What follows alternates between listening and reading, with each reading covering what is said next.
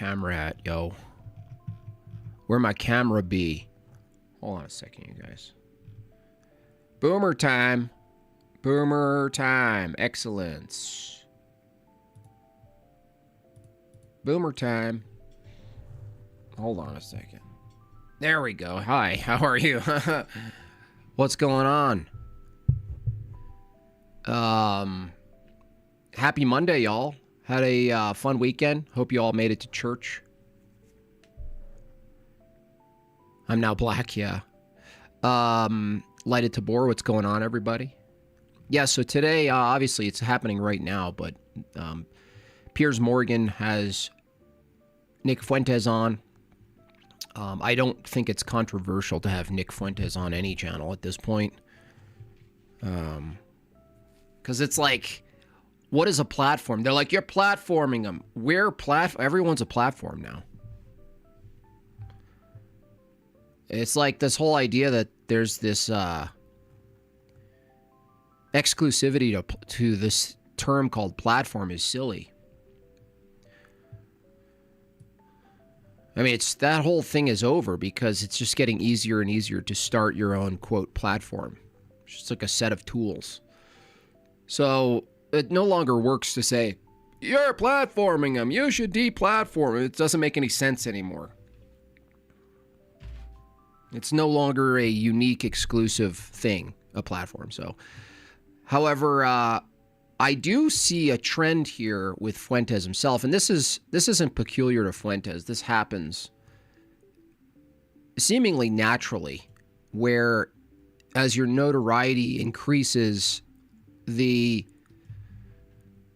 not all of the stances, but some of the stances that you'd take that you would otherwise say take a very crude, strong approach to, you'd soften it a little bit. And this is kind of the reality of politics, honestly. So I don't excuse it necessarily. I just kind of understand it from that perspective. Like, you know, he's getting a taste. Nick Fuentes is getting a taste of mainstream, whatever that means at this point. Mainstream media, when he's been for so long, you know, sort of locked in the woods, or what we call compound. So he's been locked in the compound media sector for so long, and now he's finally breaking out where it's like permissible culturally to have him on, and people are losing their shit.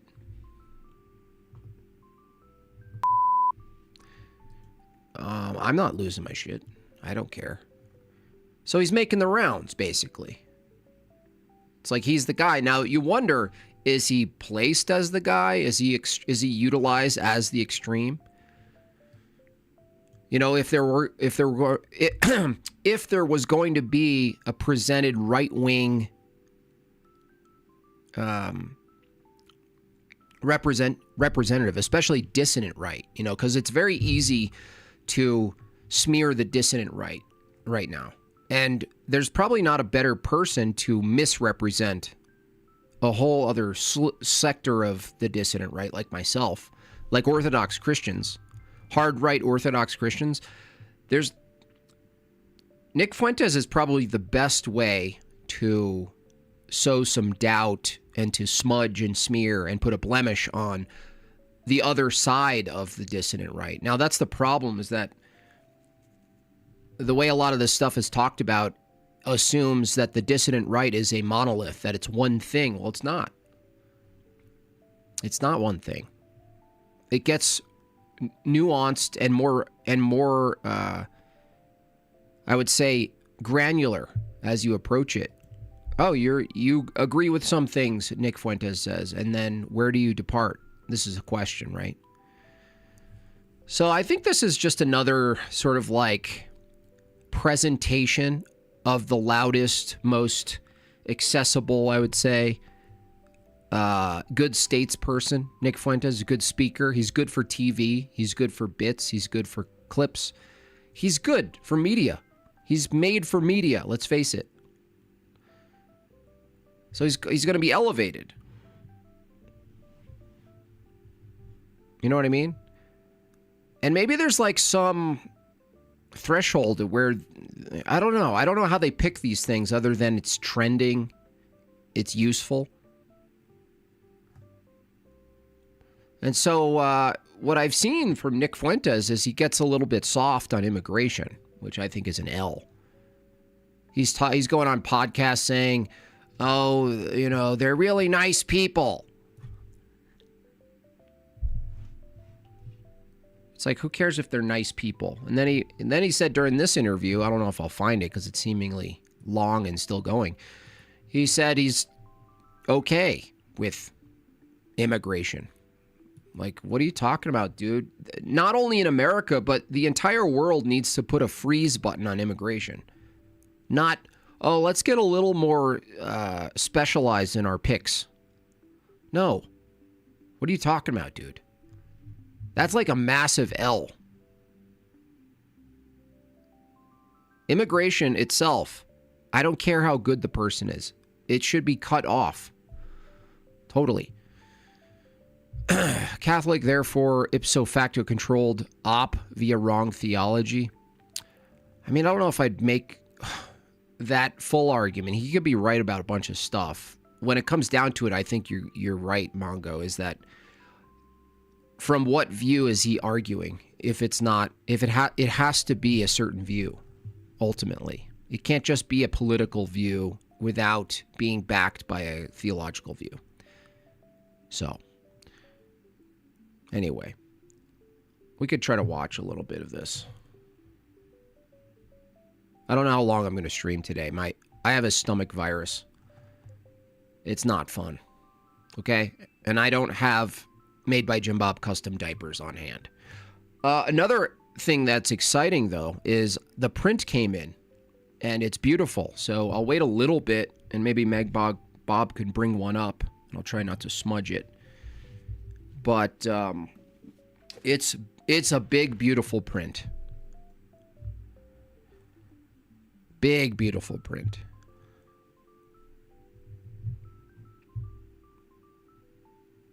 Zoobity ba da ba ba doo beep bam bam boo baby.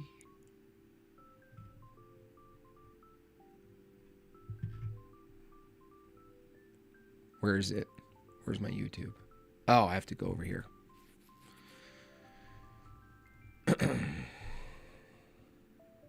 All right. Let's see where we're at with this anyway. Please, Morgan. Where is he at? Myself. Let's see where he's talking Absolutely. about. They would be wise. Why? Because it's a lose-lose proposition. If you're Irina Zarutska and you don't walk the other way, you get... Where you as a family would eat red lobster that ambush you. It's the person. And, you've talked a lot about me on your show over the years, and this is the first time you actually extended the invitation. I think it might be the second, actually. I think we talked about doing it during A24 a few years ago, but you've talked a lot about me with the panel, and now you've extended the invitation to talk to me. And I think it'd be interesting for me to maybe clarify some positions and maybe get to know you a little better as well. So I'm looking for... See, it's this all just doesn't it all just read soft? It's like, well, let's understand each other, and and it's the right career move politically. It's the right move, but I just don't like it. It's like, let me soften everything. Let me just it's all reframing. It's like, well, let me get this straight. And even Crowder did this with him. He gave him the opportunity to sort of get clear. Like, let's make it clear for the audience. It's almost like the apology tour people make. Okay, let's settle this. No, I love black people kind of thing, right? Forward to it. There is a belief that you have two personas. There's one that you roll out now for podcasts and for shows like mine, where you come across as reasonable. And then there's your show on Rumble, where you often come across as having, a very unreasonable view on things. This is what Coleman Hughes said about you. Nick Fuentes knows exactly what he's doing.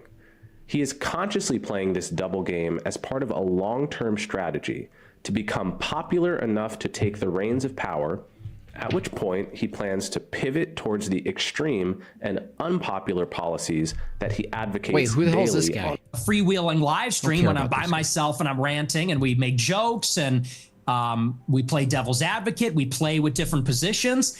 But then when you sit down in an interview like this one and people ask me a good faith question, what do you actually believe? Well, then I clarify and I say, well, here I'm not joking. Here I'm not being hyperbolic. I'm not being rhetorical. I'll tell you precisely what I believe. As far as this idea that I'm going to get power and then turn into Hitler, that just sounds totally insane to me. I'll be honest. I actually don't think he can get power, really. I don't think Nick Fuentes. You know what I think is actually happening is as Nick makes his way out of the darkness of compound media, which it is depressing over there, I must say. I don't think he knows what to do. Honestly, I don't think. I think he's kind of going, "What the hell am I supposed to do now?" You know, when you're so used to saying the most crazy things in the woods, basically, it's like Owen Benjamin style. It's like you're locked away for so long. And so you finally get lifted out of it and you're in the more fluffy cloud area. You're in the meadow. And you know what I mean? And it's like at this point, what do you do with it? I don't know if Nick Fuentes knows what to do with it. Is it political power? Is it a political movement? Does he go political? Does he go more entertainment? I'm not sure he knows what direction to go in. You're such an irrelevant hater. Why don't you cope harder? I'm not even being hypercritical of him, dude. I mean, this is the other part that's unfortunate for Nick Fuentes is his own audience, and he knows this. He knows his audience is mostly incel, single, childless spurgs who can't even go on dates with women.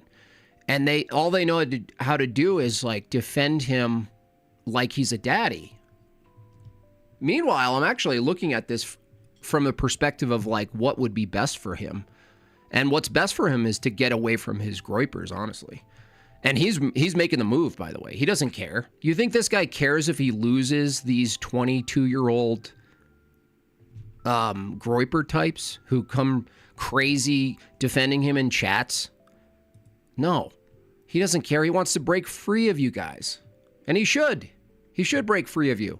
You guys hold him back, just like Owen Benjamin's Bears hold him back. It's the same shit. Be honest, it just sounds insane. Do you have aspirations for political power? I don't even hate it. I don't even hate him. I think he's a good feature of American politics, entertainment. I think he's good. I think he's wrong about obviously Catholicism. He's in the wrong. I think he's in the wrong church, but he's better than every pundit, you know. He's better. I don't actually know one right-wing pundit that I know of who isn't a soft classical liberal in the end, who I can't even watch for like 2 minutes, dude. Really? I think that if I wanted to run for office, I wouldn't say a lot of the things that I say. I don't know that a lot of people would vote for me. I tend to offend everybody, even a lot of people that like me. So no, I'm a truth teller. I like to tell the truth. I like to do my live stream. Who is Nick Fuentes? Tell me. Nick hates his own fan. He does. If you watch the tail end of his most like recent streams in the last year, when he gets to the super chat, he hates it. He hates that he has to sell hats and t-shirts and read super chats from these poor men who are asking for his advice on things, and he doesn't have it. He's done with it. He wants big time. You know what I mean? He wants the big time, and he's going for it. Good for him. Go for it, Nick. Go for the big time. You might as well. Get away from these people. Tell me about your upbringing. I know you grew up in the suburbs of Chicago. Tell me about your early years. Or early how? Like my childhood or a little bit later? Yeah, your childhood, yeah. Well, I grew up in the suburbs of Chicago in LaGrange Park, as you say. He's better than Michael. Oh, yeah. By a lot better than Michael Knowles.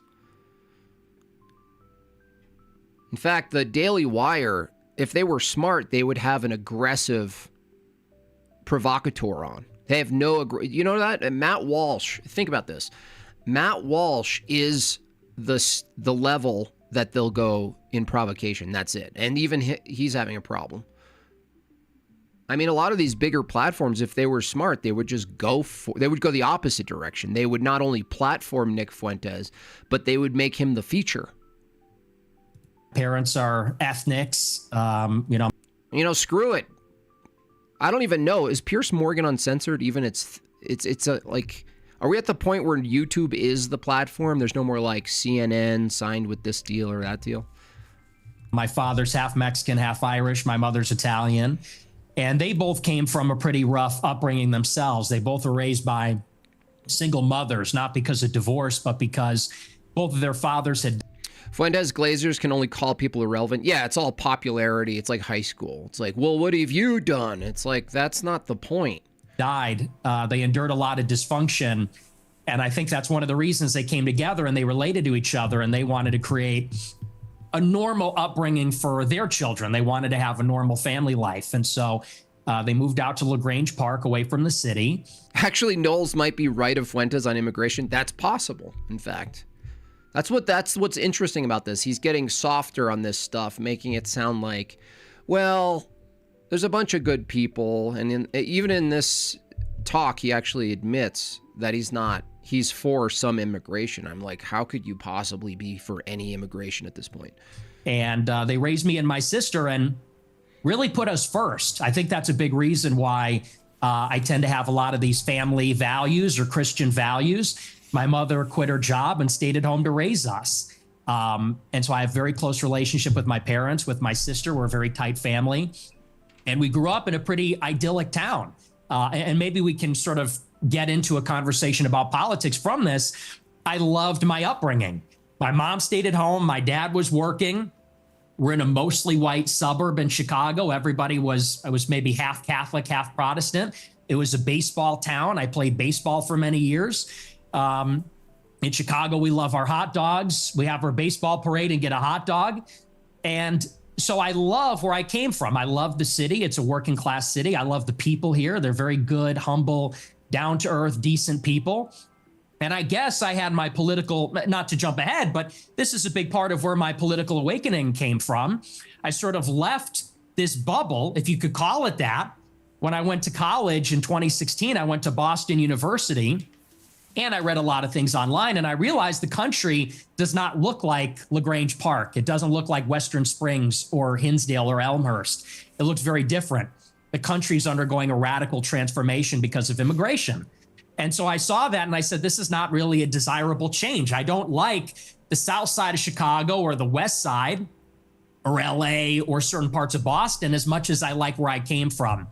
And I guess that's what made me an American nationalist. I said, I want to preserve my home and the things that are familiar to me and the things I like about my home, what makes it America.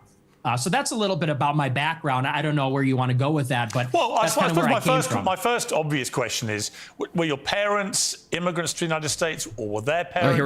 Here we go. Their grandparents? In other words, at some stage, I presume. Here we go. There were immigrants in your family who came to the U.S. Is that correct? There were. I believe my mother was fourth generation and my father was third generation. So their ancestors came here on my mom's side in the 1860s, I believe, the first wave of Italian immigration. My father's ancestors, I think they came around in the turn of the century in 1900. So your view of immigration, and we'll get to the specifics about your views on immigration, are they not affected at all by the fact that if it wasn't for immigration, you wouldn't exist as an American? Well, I would certainly exist, but like you said, maybe not as an American. Certainly that's influenced in some measure. But I think that the kind of immigration that we had for a long time in the country, it's different than the immigration that we have now. And let's just say for openers, it's different immigrants. They're coming from a different place with a different culture, a different religion. It's not the same as it was. So first, you have a qualitative difference. My ancestors, for the most part, I have 3 European grandparents from Ireland and Italy, 1 from Mexico. They came from Europe. They came from a society where there's a common ancestry, there's a common religion, common civilization. The people that have come in since 65, since Hart-Celler, they're coming from China, India, the Northern Triangle, Mexico, Venezuela. And so first, they're just different people. Secondly, it's a quantitative difference. There's way more, and it's an unceasing, always increasing wave. For the first 3 or 4 waves of immigration, you would have a major influx of immigrants and then it would stop. And then you'd have another wave and then it would stop. This one, it just keeps going up for 35 years and it's too many. So that's really where I would draw the distinction between maybe where I originate from. See, I agree with him that immigration from the very beginning, a different time, maybe more cohesive cultures, right? So, and from where, right? That's important. From where? Definitely from where is an important aspect of immigration. If you were to get soft and be like, well, let's do some immigration, certainly you'd be very skeptical. It would be very difficult, almost impossible, let's say. But there's no standards, so he's right there. The standards were different, the people were different, the amount was different. Okay, I grant that. But at this point, why any, though? You know what I mean? Why any? There's no reason right now for any. Would even just simply call that immigration. What this is an invasion. It's a completely different policy. But you mentioned, can't even call it the same thing. But you mentioned Mexico in that list, and your father is half Mexican. So, yeah. I mean, by your criteria, part of the invasion would include your father, presumably, and his immediate descendants who came from Mexico. Not really true, because when my father's ancestors came here, it was a small fraction of the total immigrants that came from Mexico. I don't believe that we should have 0 immigrants forever, or even... See, why? 0 immigrants from non-white countries. Wait, why? What is that? What is this? I don't believe we should have 0 immigrants forever. I would say forever until I would, like, I don't even know what would convince me. If I could have a magic button and stop all movement, not only to my country, but to every country, stop all movement. I don't know how I would be convinced against that at this point, unless it was 100 years in time and there was some emergency. I don't even know, honestly. But he just said, oh, no, I'm not against immigration altogether. Also, I'm not even against immigration from non-white countries. Why? What? Where's the Groypers? But you have to draw the distinction. Okay, just listen again. I don't understand this. It's not about, oh, he's not based, he's this base, he's not based. I don't care about that. I mean, that's secondary. What I'm talking about is his popularity has been based on this hard notion, right? All of this rhetoric, which everyone agrees with, right? Right? That's how he just got his name, right? Being the sharp, well-spoken, brave, dissonant right-wing, generally pro-white European culture, right? That's his bag, right? This is weird. This is like a massive shift in what he's arguing for. Part of the invasion would include your father, presumably, and his immediate descendants who came from Mexico. Not really true, because when my father's ancestors came here, it was a small fraction of the total immigrants that came from Mexico. I don't believe that we should have 0 immigrants forever, or even 0 immigrants from non-white countries. But you have to draw the distinction. My father's father... Why? Dude, tell me one reason, Nick Fuentes, we should have any immigrants from any non-white countries at all. Please. Was here in the 40s and 50s. It was his parents, or I believe either his parents or grandparents, that came here even earlier. He's getting all soiper on us. Up until 1965. See, where's his Groypers right now? They come in early and go, you're irrelevant, you're a hater. Tell me. I'm not even hating on him. Tell me, where are you guys right now? 90% of the immigrants were coming from Europe. I have no problem with that. If we have 10% of them coming from Mexico or Latin He's going full Tapusa. It sounds like it. America, maybe that's reasonable, but that's not. Keep in mind, the meme that I made that went super viral of Charlie Kirk saying demographic replacement is okay as long as it's done legally. Legally, right? That's the meme I made. Millions. Shared millions of times.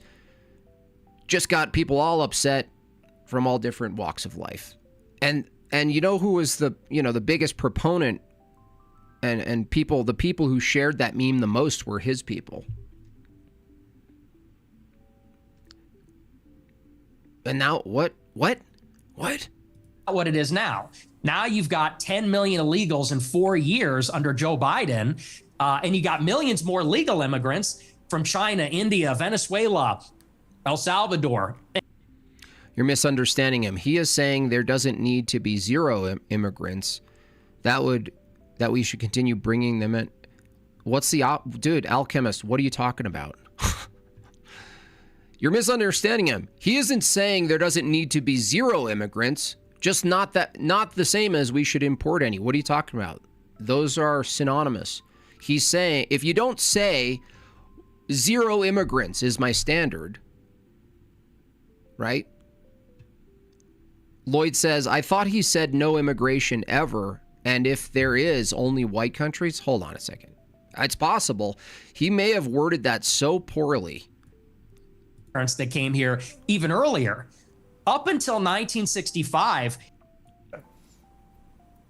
not really true, because when my father's ancestors came here, it was a small fraction of the total immigrants that came from Mexico. I don't believe that we should have zero immigrants forever, or even zero immigrants from non-white countries. But you have to draw the distinction. You know what's really, I gotta be honest, it's hard to say what he just said, honestly. Can anyone else weigh in here what he just said? It sounded like not really true, because when my father's ancestors came here, it was a small fraction of the total immigrants that came from Mexico. I don't believe that we should have zero immigrants forever. See, it's a question. I don't get that. I have a belief that we should have zero immigrants forever. I don't know. Maybe that's what I'm misinterpreting here.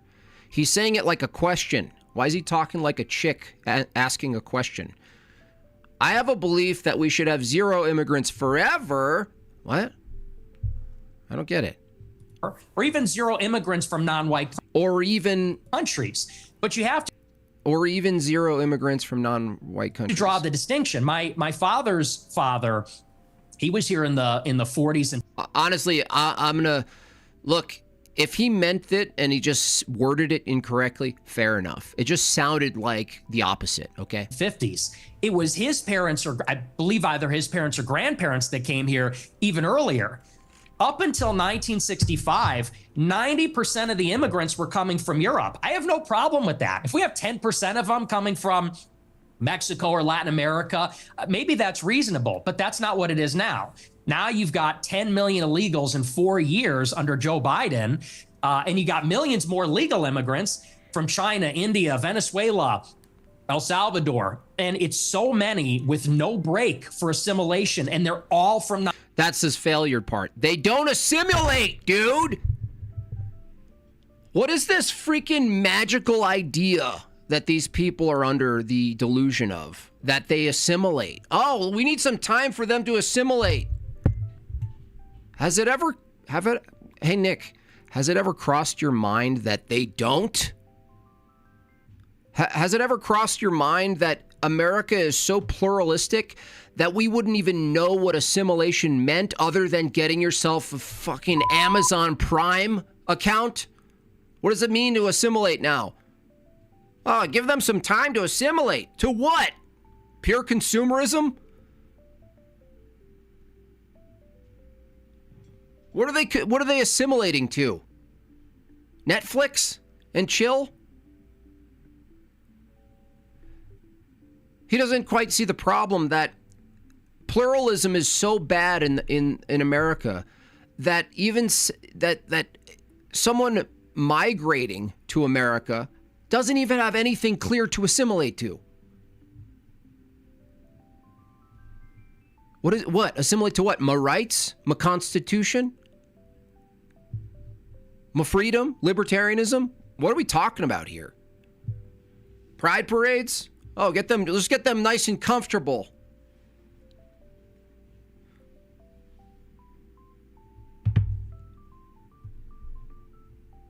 Non-white countries, it's transforming Assimilate right into the mall. Yeah, assimilate right to the mall.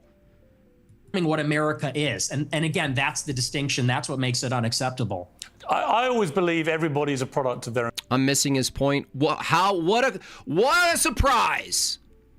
You're missing his point. No, I'm not missing his point.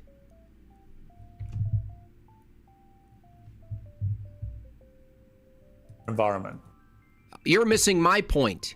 Obviously, you didn't just hear what I said. Assimilate to what? How much time, Nick Fuentes, does it take for a Somalian to assimilate? Assimilate to what?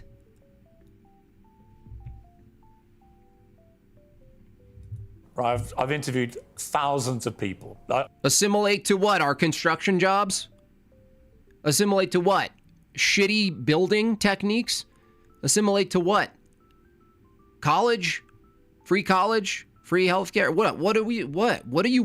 What are you expecting these people to assimilate to? I mean, maybe 3, 4, 5,000 people from all different walks of life. But the one... I'm missing my point. Yeah, you don't have any arguments, dude. You're just a typical Nick Fuentes faggot.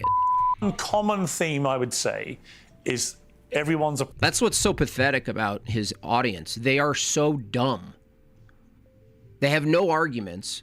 They just get spurged out if you even look at their daddy the wrong way. You know what I mean? They like see a stream that has Nick Fuentes in the title and they put on their fucking frog socks and tighten their mask. And they're like, I can't wait to just say endless nothings in the chat. Product of their environment. And I was reading some stuff about you in the last few days. There was an episode of your podcast where you talked about your father, Bill Fuentes, and how he wouldn't take the family, including you, to certain restaurants because he believed they were associated with African Americans. We would be deciding where to go to eat, you said. What are we going to do for dinner tonight? It was a running joke. Me and my sister would say Applebee's, and my dad would say we would never eat at Applebee's. Not in a million years should you be caught dead, Fuentes said about Applebee's.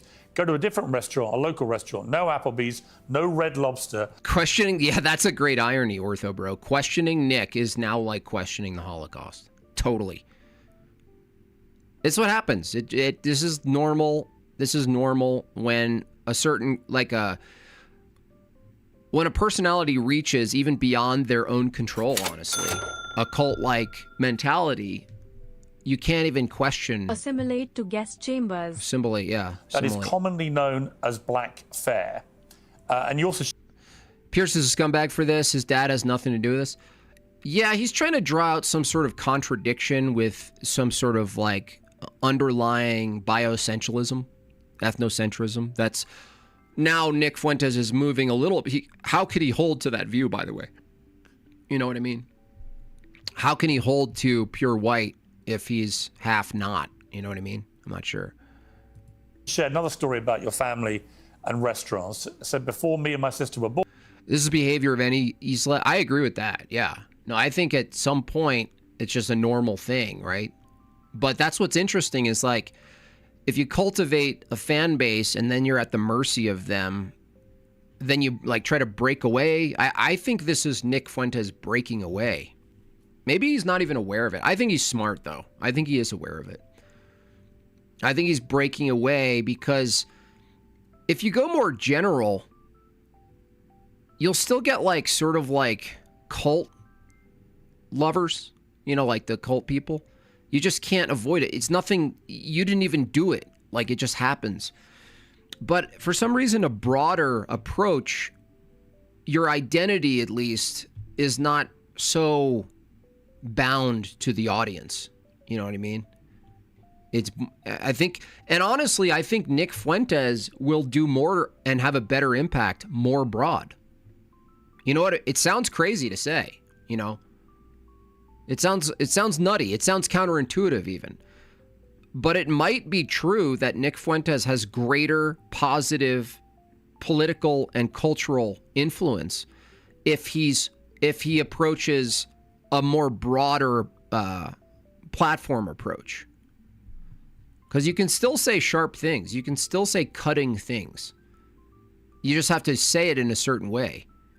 This is what every one of us talking head retards has learned. You know, I learn it less. I try to use the beep, but I think he's going to do better broad than compound, like strict Groyper shit, right? My family had a saying about olive. Nick is the teen beat of politics. Yeah, I always thought of him as the Carson Daly of right-wing politics, like VJs. Remember VJs were like the first thing ever. We were like, VJs? Video DJ? What is this? MTV? On the beat. Olive garden that contains the N-word that we're not allowed to say. So my question, based on that anecdote that you say on your own podcast, is do you think you grew up in a racist environment, that your father was inherently racist, and that thought process moved to you? Can you imagine in this day and age looking at the statistics of Black Americans and how they treat each other and how they kill their own babies and how they leave their own babies behind? Their crime being that they take up about 5% of the total population and commit about 53% of all the crimes. Imagine thinking that saying the N-word with a hard R is the thing that's really going to make the difference here. Are we kidding? Are we joking? Is this a joke? Or what? Oh, I'm sorry. If we stop saying the hard N, will they stop shooting each other? If we stop saying the hard N, will they stop teaching their 5-year-olds to twerk? I mean, it's so pathetic, Piers Morgan. I mean, look at the problems, dude. The word coming out of someone's mouth is not a problem in comparison to the real problems. The soulless consumerism of the USA is a product of Protestantism and bagels, but a nation of Orthodox cattle ranchers and mountain men. Give me green card. Yeah, right. Well, I am realistic, at least. I'm not a black pillar, but I'm realistic with about the reality we live in and how long, perhaps not even my own lifetime, will it be transformed. But it can be. It can be. Well, I would say it's a new low. I've been attacked for being a racist many times, but to attack my father, to attack my parents based on anecdotes, I would say that's sort of a new low. Hang on, it's your running. Yeah, I mean, there's no reason to bring the father in. If you don't have any talking points, Piers Morgan, about today, if you have to go to like the father, why? Ask him about his beliefs. Ask Nick. You're not interviewing his father. Don't. Yeah, but he's not here to defend himself. You are. And my parents are. You told the story. And I will. And I'll I'm defend not trying them. to ambush you. As I said at the start, Nick, to be clear. No, it's not an ambush. Nick, Oh, that's a projection, Pierce. I'm not trying. He's identifying that he's ambushing, and he's going, I'm not trying to ambush you. I think everybody I'm understands. not ambushing you. I'm That's an L for Pierce. That's gaslighting. literally reading an anecdote that you revealed on your podcast. It's you that's put it in the public domain. I know. I'm simply asking you whether my assessment of that, which is that your father didn't want to take you to certain restaurants because of what you refer to as, they were commonly known as black fare, whether that attitude to African Americans. So what? Who cares? Bite the bullet, Nick. Yeah, my dad didn't like being around black people. And? Is that unreasonable? In that instance, permeated to you. That's like, every one of us has preferences for who and what we want to be around. You know what I mean? There's even people among the right wing that I don't want to be around. Who cares? preferences. What's the problem? It's a reasonable question. Yeah, no, like I said, I think everybody knows what that is, but I'll address it. I'll engage with it, and I'll defend my father from the charge of racism. Who wants blacks making their food? I mean, except when we all fall short at the drive-thru. When we all fall, when we just look away. When we order and look up and grab the bag, the disgusting bag. Honestly, they should have these like booths at fast food restaurants where nobody can see in. They're like little hideaway booths where you eat your food in the dark. And there's like a door connected to the outside, so you don't even have to make your way out through the entrance. You can eat in the darkness, in the shame, and you can just leave. Nobody has to see it. Jiggy Jones, $10. Black fan here. Nice. Are you fully black or are you like Justin? Are you a half? I usually attract the half blacks here. Racism and the police have always been the least of my worries. The gang members in my neighborhood scare the shit out of me, though. Yeah. I mean, an honest black is looking within and going, dude, what is this culture? What are we doing? And then you have to ask the big hard question, Jiggy Jones, which is, were things better off for us, generally speaking, before the civil rights? And I think statistically, they actually were. Which is not an argument for the lawful segregation, but rather an argument against the lawful assimilation, the forced assimilation. I think we're all starting to realize that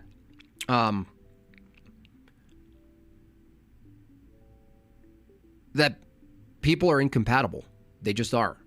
Cultures, beliefs, they're incompatible. And it seems to be only one small group of represented Americans and Europeans and people from other nations that are recognizing the incompatibility. And the problem is you can't even assess and talk about the incompatibilities between cultures and races without someone calling you a racist. You can't even talk about it. You can't even bring it up. Sure. No, my parents are not racist, and they've never been racist. I'll tell you about my parents. They used to have a school in Chicago in the South Loop where they instructed people on how to shoot firearms. It was a security school, and most they were correcting all the side shooters. of the clients were black. And I believe actually one of their clients was Larry Hoover's. Honestly, one of the scariest things you could see is a bunch of black gangsters at a shooting range. If you ever see that, you just leave. It's not because they're going to shoot you because they're gangsters. It's because they're so terrible with safety. They're so unaware with safety that you should just leave. Son. But this is mostly true for younger people as well. So if you go to a range and there's a bunch of youngins and they're all grouped around the shooting booth, you should leave. At one point, sort of a funny story. And so most of their clients would come in from the south side of Chicago. My grandmother, she grew up in the projects in the city. Oh, gosh, here we go with the freaking story. He's going, dude, he's running for politics, definitely. Absolutely. With this talk, this is like, hey, man, I grew up in the projects. My grandma grew up in the projects. She's not racist. She grew up in the, if you grew up in the projects, you should be racist. At least it would be understandable. He's like, my grandma grew up in the projects. She's not racist. Really? And so my family, being in Chicago, being ethnics, being Italian, Irish, Mexican, in the West Side on Taylor Street, all over the city. My family for many generations have lived near and around black people. And are we doing this? Look, my views about black people and their views about black people are shaped with experiences with black people. And what they will tell you, what my parents... Wait. He might be turning it around here. He might turn it around here. He's going to argue for individualism right now, I bet. Ready? Watch. He's going to pull his Thomas Sowell on us. Would say if they were here, is that for many, many years, the older generations of black people were very respectful, very humble. That's true. Very decent. In fact, my grandma used to have an anecdote. She grew up in a lot of dysfunction. Her mother was mentally ill, and they would be having dinner in the projects, and there'd be so much chaos and dysfunction and disagreement and fighting. And she would look across the way out the window at a black family in the other apartment, and they'd be holding hands around the table saying grace. That's when they were a part of the church, even if it was a false heterodox church. Statistically, he's right. The culture of blacks, especially pre-civil rights, were whole. They had a whole family. They owned businesses. They owned their own property. They had their own locations. That's the benefit of in-group preferences. That's the benefit of living around people who are like you. Guess what? It doesn't change anyway. Notice how, generally speaking, black people still live around each other. Generally speaking, Asians live around each other. Generally speaking, people generally prefer to live around people who look like them and generally act like them. That isn't to say if I suddenly moved into Portland and I was surrounded by a bunch of blue-haired whiteys that I would fit in. No, but that's an exception. But it's true. They were more unified. They wanted to increase their reading, for example. They were actually quite quick at learning how to read post-slavery up until civil rights. And they valued the family. They valued church. They valued decency. They valued being dressed properly. They, in a sense, saw the value in becoming more European. The irony is the blacks did better in America when they mimicked white people. So is there white privilege? Hell yeah. Why? Because we produce better cultures. There, I said it. White people produce better cultures, and so adopting their cultural habits is better for you. It's really simple. You don't even have to paint your face white. You just have to talk properly, hold yourself respectably, keep your family together, don't murder your baby in the womb, stop shooting each other, pull your fucking pants up. And suddenly, you can be placed into a working society as a part of that society and a functional element of that society. It's not that hard. Yeah, but the white people won't let us. You keep saying that it's wrong for us to expect you to act more like Europeans, like orderly people. So if that's wrong to expect that of you, why are you surprised you don't get any of the gains from it, dude? All men in Christ over all nations, cultural ethnospecificity, specificity, hate that word, already has this figured out hierarchically. Yes, Orthodox does have this figured out. Orthodoxy, the beauty of Orthodoxy is that the theology and the doctrines and the dogma and the sacraments are all high tier priorities. They come first. But you can still deploy and share and build new churches, parishes, proper to how the culture operates, absent things that violate the doctrine and dogmas and stuff, right? So that's the beauty of it. And the beauty of it is, like he said, AC said, the priority is Christianity. That's why Christ transcends the goy and the rest, right? But without a church, without an authoritative church, you can't have a proper reflection of this in society. And I think all of the problems with ethnicity and race is because it's downstream from a flawed paradigm. It's not reflective of a true paradigm. It's always going to fail. It will always fail because it's not reflective of a true paradigm. It's like a false lower tier dialectic that's being used, and it'll always fail people. St. John Cashin says, discernment is the mother of all virtues. Yeah. I listen to Nick here and there for geopolitics, but you're spot on your criticism. And don't get me wrong. I want Nick to win in the way Nick can win. I do. I want him to become orthodox. I don't think he can grow a beard. But I pray for him to get away from his frog leeches. They're terrible for him. His His audience currently that he's getting away from, clearly, they're terrible for him. This is sort of the culture that used to prevail. But now what you have in the city is that there's no accountability for the black people. And now Chicago has become a complete dump because these teenagers go out and they take over the city. They call them teen takeovers. That's the euphemism for it. They're teenagers, but they all come from the same neighborhood. They drive up there and they... You would argue that Christianity is the reason race mixes in the West? No, because I don't grant you Christianity. When I'm talking, I'm being specific about orthodoxy. You would have to argue a form of Christianity. That's like saying Martin Luther King Jr. was Christian. Well, yeah, I don't think so. They mug people and attack people and they destroy cars and destroy... Orthodoxy acknowledges the differences in cultures, languages, and doesn't hold that suddenly, just because they all believe the same thing and practice the same sacraments, that they could be just intermixed, you know, and it's all fine, right? They're just different sprinkles on the same ice cream. No, there's a functionality of culture. There's something functional about culture, about homogeny, about things that work together, things that work well together. It's a part of the process of living. Destroy shops. That's a no true Scotsman fallacy. No, a no true Scotsman fallacy. You could actually argue that there's a true Christianity. No true Scotsman fallacy would be if you didn't have a standard for Christianity. If you just said, well, that's not a real Christian, and you didn't have a defense for it.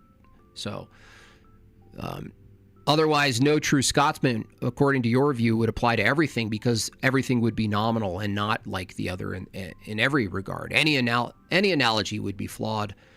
Any reference to a universal, you'd say, well, that's not a real one. That's just a particular one that's not like another. That's like saying, go get me that cup over there. And you're like, no true cup fallacy. How could you say that's the true cup? Like, that's nominalism. We had the classic textbook. No, I just corrected you, dude. Festival of Lights a couple of weeks ago. It's supposed to be a family event. And they light up the trees and they, you know, there's a big parade. What are the failings of orthodoxy? Orthodoxy doesn't fail. The failings that could be, you know, for the sake of pragmatism, be lumped in as an umbrella, it would be ecumenism. The question isn't the failing of orthodoxy. The question is, what is the movement clearly away from orthodoxy? That's the failings, the movement away from. That's not a failing of orthodoxy. That's a failing of heterodoxy. That's a failing of heresy. That's a failing of schisms. No, I can define what a Christian is by better standards than you. Arbitrary parameters, really? Define it then. I was in the parade. That's a contradiction, dude. Parade one year, and you had a bunch of black people there shooting each other. 7 people shot, a 14-year-old killed in the Magnificent Mile. And I know there's a lot of black people that feel the same way about this. They say, we've lost control of the city and we're looking for accountability. We have a lot of black people that are always outraged about racism. They are. Fake and gay neo-pagans are so quick to critique Christianity without knowing the first thing about orthodoxy. Well, the only way they can argue is generalizing Christianity. And so when you get rigorous, they go, no true Scotsman, and then they don't have to deal with your claims. Outraged about attitudes from white people, but they're never ashamed of some of these behaviors, never ashamed of some of the things that go on. What position has he flip-flopped on? Well, E-war mapping, I may stand corrected in this interview when I heard it like 3 different times, and still now I'm still unsure of what he meant. He said it like a question. But there was a moment here where I thought he said, I'm not even for, no immigration, right? Or even no immigration from non-white countries. Maybe he was affirming that, perhaps. He said it like a question, though, so I misinterpreted it. But if it's not a true flip-flop, and I'm totally happy to be wrong here, he's definitely getting softer on his positions. So even if I retreated and retracted the hyperbolic statement of a flip-flop, he's getting soft. There's a little softness here, but I understand the softness. I think it's a career political move. I think it's going to make him more palatable, and there is a question there. Is it better that Nick Fuentes is more palatable? Is it? Like, is it better for Nick Fuentes to be more palatable if it means that publicly he softens his approach to certain topics? I don't know the answer. It's for you guys to answer, because I don't care. You know, in the end, I'm not led by Nick Fuentes. And that's why I think there's a lot of negative attitudes these days. And so, you know, again, I think those attitudes. Brian says, so-called orthodoxy failed in 1054. How did that happen? You say I'm a product of my environment. I am. And so are my parents and my grandparents. Unlike you, because you're not even American. Oh, burn. Chicago, we have to live in a big, diverse city where there's a lot of different kinds of people. And I think anybody in Chicago will tell you the same. I live in London. It's one of the most... Oof, fail. One of the biggest and most diverse cities. We've got curry. There's 12-year-olds being graped, but we got good curry. Have you ever had it? Have you ever had it? In the world. But it's not the same. Yeah, no, wrong answer. You should have said it's a shithole now, dude. Why is it a shithole? That's what you say, Nick Fuentes. Yeah, you live in London. It's basically Islam. It's going to be a Muslim nation soon, if not now. Well, actually, it's a big, diverse city. The only difference is we don't have the gun violence because we don't have guns. That's a whole different story. I don't want to get into that with you. I have got into that before in America. You got a knife problem. You got sword problems. We have problems with Aladdin. We have problems with violent crime. I make no pretense of it. So the idea that somehow I'm cosseted in London because I'm not in Chicago. I didn't say that. Well, you kind of implied it. But I guess my point about the environment, I'm not saying you are a product of your environment. I'm saying most people are in some capacity. Mm-hmm. When I read that anecdote, which just to remind you, it's not something I have put out there. You told this story, right? And you said that you said this. We're looping. You said this already. No, but you haven't really directly, I think, responded to it, which is whether your father would not take you to certain restaurant chains because he associated them with black Americans. Is that true? No, well... See here, if you're in America, you would say that Olive Garden is not real Italian food. Applebee's, TGI Fridays, this stuff is a load of crap. My dad was just a food snob, but no, it's got nothing to do with that. My best friend in first grade was a... Hey, Gnostic, I'm still waiting for your non-arbitrary definition of Christian that is superior to orthodoxy. Black guy. We're not a racist family, so... Okay, so when you told the story, I'm just curious. So when you told that anecdote... Definitely Suzanne, yeah. That's what's funny is that this is an indicator. I'm not even harsh with Nick Fuentes. You know what I mean? Like, if I get this much backlash from just approaching Nick Fuentes, what I see is his trajectory here. Can you imagine people who like don't like him, how they react to that? Which clearly, on the face of it, is racist. Right? You're basically saying your father made racist decisions about where you were... He is falling for a trap. He's doing the whole, no, I'm not. No, I'm not. It's a trap. You're right. It's a trap. Your dad was a racist. So? Just say, so what? What does that mean? How is that relevant? You should just bite the bullet. Yeah, my dad, I think he was, actually. So? Would go as a family to eat. Are you saying... No. Who cares? See, Nick should have just said, who cares? Yeah, he was. Seems him softening has made him less ideologically consistent. Well, that's what happens. That's just kind of, that's the point, is like, you grab a bigger net of people so you're not dependent on frog people to buy your hat for the 15th time, right? To buy your t-shirt for the 15th time. You can strike a big deal. You can get on a huge network. You could be a big guy in the world. You don't have to sell hats and read super chats anymore. So he's like, hell yeah, I'll do that. Oh, I'm just going to ask you a question. Are you saying that when you told that story, you didn't mean to infer that he was racist? And do you understand why when somebody like me reads that anecdote for the first time, as I did this week, I reach a different conclusion? Well, I understand what you're doing, which is a sort of making of a murderer. How did he become racist? Well, his father No, didn't I'm eat at literally Olive reading Garden out. because No, he no, said that's hang not on. real Italian Hang food. on. No, Hang on, I'm can not. I? I'm not. What's with the I'm interruptions? literally- Can I I'm explain? literally See, Remind- this is Nick didn't have to do this. reminding you of something you said on I your know. show, which led me Well, to, and it- which it led was me to said in conclude a jest. certain thing. If I'm wrong, tell me. Yeah, it was said in jest as a humorous anecdote, and now you're trying to spin it into a narrative, which is his parents. And I don't think this is always an excuse or a cope. You know, people sometimes use this as a cope, where they just say, I was just kidding. I understand how that could be abused, but having watched Nick for at least a number of his episodes for here and there for like 4 years, honestly, just seeing clips and stuff, I do think he is a humorist. I think he has a comedic element to him. Now, just because that's the case, it doesn't mean he doesn't make excuses. Like, so I can't right now determine whether he's now making excuses for things he said instead of just biting the bullet and be like, yeah, I said that, and here's the reason I said it. Straight talk. Here's the reason I thought that.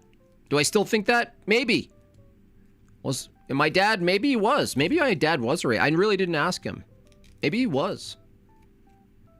The question is, did he have any reason? Even if you said it was wrong to be racist in the more strict version, by the way, of the definition, which is just by the ontology of people of different ethnicities, you're better or worse than them. Just by that alone.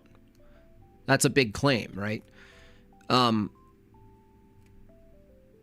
so he should have just said, yeah, maybe my dad was. Parents are racist. He comes from a long line of racists. And I think everybody knows my parents are boomers. And these Roar says, sorry, sadly, my dad wasn't. people come, well, you're a boomer, I guess, too, in a I'm way, 60. right? You were born I'm in what, 60. 19? Yeah. So This is the problem. Nick just recently, not too long ago, said, everyone's a little racist. And I agree with that. The question isn't like whether the question of whether that's good or not or should be mitigated is a different question than the first, right?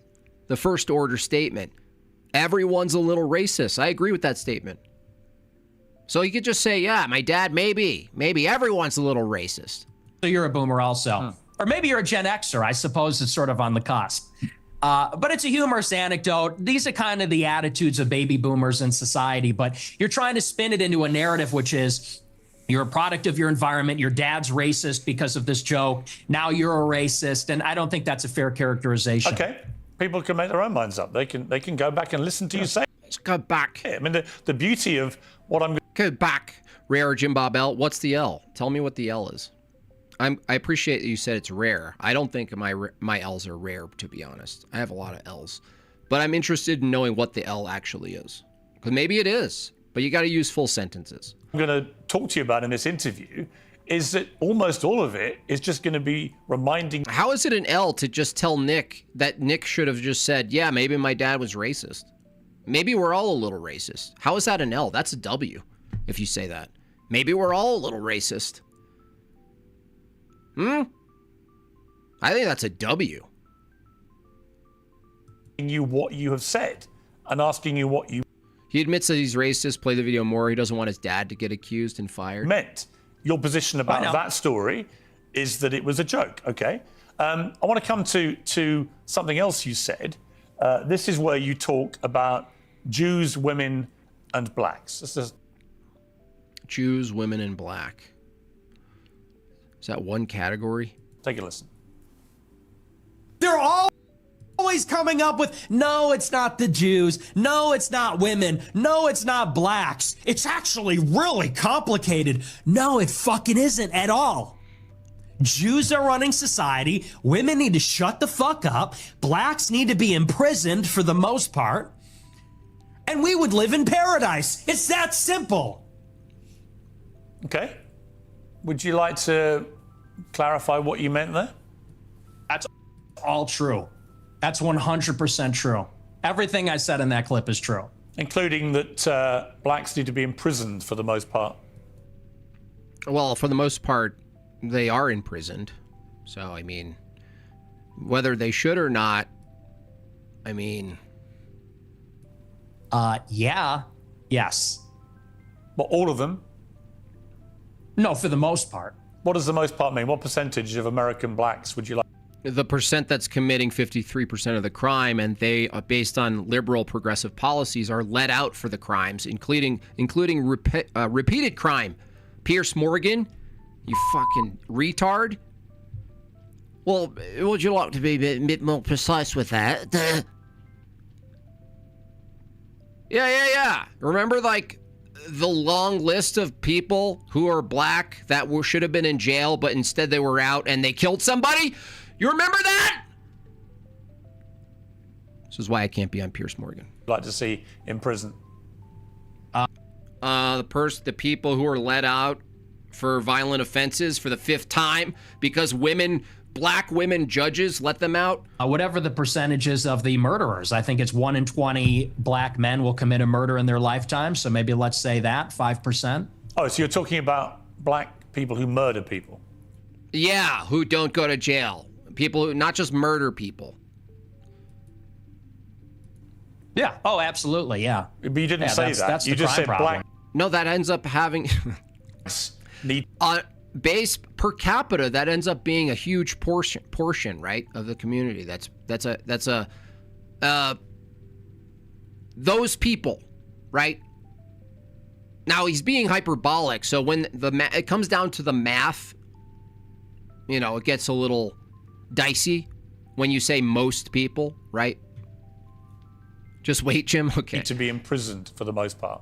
You didn't clarify that you were talking about black murderers. Right. No, you're right. That's a good addition to that. That's a great point. Do you think it's funny or? I do. I think it's hilarious. I think it's totally true. Do you think a black American would find it funny? You think he'd find it funny? You think he'd find it funny? Who cares, dude? You think that's funny? Piers Morgan is such a pussy. You think that's funny? The term racist is a commune Bolshevik creation designed to reframe the discussion. It's all about the melting pot and the rest of it. It's all about people coming in and nomadic tribes of people coming into different countries and making it so you're the wrong one for rejecting them. Why shouldn't they be able to have their own homeland? It's just constantly the same shit. Notice how they can't do that in Japan. That blacks should be imprisoned for the most part? Blacks are my biggest fans. I get high fives all the time. They say, Nick Fuentes, I love your show. They agree with me. And you want to know why? Here's the difference. Black people are the most victimized by other black people. You think black people want to live in the hood and the ghetto and get shot all the time? That's what happens in the south side of Chicago. You should come here. I'll take you there. We could go to Garfield Park. My son went to Chicago Inglewood. University for a year, actually, several years ago. Yeah, that's a bubble. Colin says he's black and Orthodox, glory to God, starting a career in EMS and hopefully contribute to society. Yeah, absolutely. Yeah, you're out there. You guys exist. I got a couple at my own parish. What up, my neutrals? Bubble. You think you're in Chicago and Hyde Park? Oh, by the way, speaking of blacks, you know how we used to call them neutrals because of the Mormons, which is a really good meme, the neutrals. My son was talking to his mother and was talking about like certain like toy dolls and things, and he was saying he didn't like the skinny dolls. And my wife Meg Bob is like, what? Skinny dolls? My 3-year-old son's into some plump dolls already? What's going on? And so she pressed him on it, was like, what is skinny? Skinny how? So she asked for examples. So my wife's trying to find examples and photographs and stuff, what he means by skinny. Apparently, my son, so creative, he calls black people skinnies. And I started to conceptualize why he thought this, and it made sense. It clicked. And it was that they're skinny, like they have skin. Like it's too much, like it's like he's referring to this color. The color of their skin, they're skinny. And it's funny because that actually kind of makes sense in a really weird conceptual way. Skinny. So I'm going to call them skinny now on. I'm going to retire neutrals for a while, and I'm going to go for skinny because that's really funny. Like he actually sees the color of their skin like too much skin. Like too many layers or something. Got like dark from the layers or something. What's up, my skinny? You don't know Chicago. Go a little bit west, see what it's like over there. And I'll tell you, black people agree with me because they're tired What's up, my skinna? of it too. And maybe not most of them, but a lot of them agree with what I say about that because they know how it is. That's why the first thing they do when they make a little bit of money is they go and leave to another neighborhood. Okay, so what was They don't stick just remind around. me again? Yeah. So Pierce, I don't know if you got this, but black people also want those people to go to jail. And the percentage of black men who commit murder in America, what was the percentage you gave me? It's 1 in 20. 1 in 20. It's 1 in 100. Would I debate Brian Shapiro? Probably. It depends on what. I don't know what does he debate? He's like politics. I would debate anybody on like metaethics. If they have an argument against Christians using their Christian ethical system for law, I would debate that. We're really short on good debaters. James from Modern Day Debate reached out and was like, can you debate this Monkey Boy? You guys remember Monkey Boy? These are low tier people. It's almost an insult, honestly. It's like, can you debate these low tier philosophical nerds who are trivialists who run Discord account debates? Come on, man. Am I not famous enough? Speaking of fame, you guys are in luck. For those of you who ordered, check it out. That's how big it is, you guys. So if you didn't get the, damn. It's just, there we go. Look at that beauty. It is beautiful. So they came in. There's 100 of them. I believe there's about 30 or less now. So definitely go to madebyjimbob.com. Get yourself your print because as we start packaging these and people start posting them when they get them, you're going to want yours. So there it is. In real form. It's a big honker right there. 100. No, it's 1 in 20. No. Less than 1 in 100 black US men commit murder. That's the most up-to-date crime statistics in America. That's not true. I've seen other statistics. They say 1 in have? 20 will eventually commit a murder. So your rate means that you're saying that 5 times as many black men commit murder as the official crime statistics say. Per capita. Yeah, there's a report, I believe, on X by Data Hazard. I'll have to go and double check that for you. But yeah. And this is another sneaky thing that people do. They'll say black men, and then the stats will include all black people. Now, I don't know if they do this deliberately. Obviously, some people do.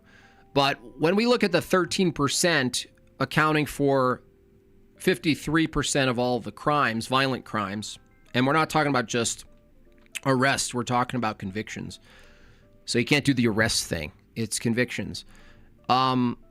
It's actually worse than that. It's worse than that. Why? Because it ends up being the males. Not only the males, but males of a certain age as well. So the number of the percent that's committing all these crimes, the set that you're using gets smaller and smaller when you look at it. It's horrifying. We're short on debaters, but since I've started popping into panels, is that Dane? Dane. I've had probably half a dozen people I challenge accuse me of trying to imitate you and Andrew. Well, what they'll do, Dane, is you'll take a talking point that's established that they can't refute, and they'll say you're impersonating them, and that's just their cope and not being able to like counter whatever the position is.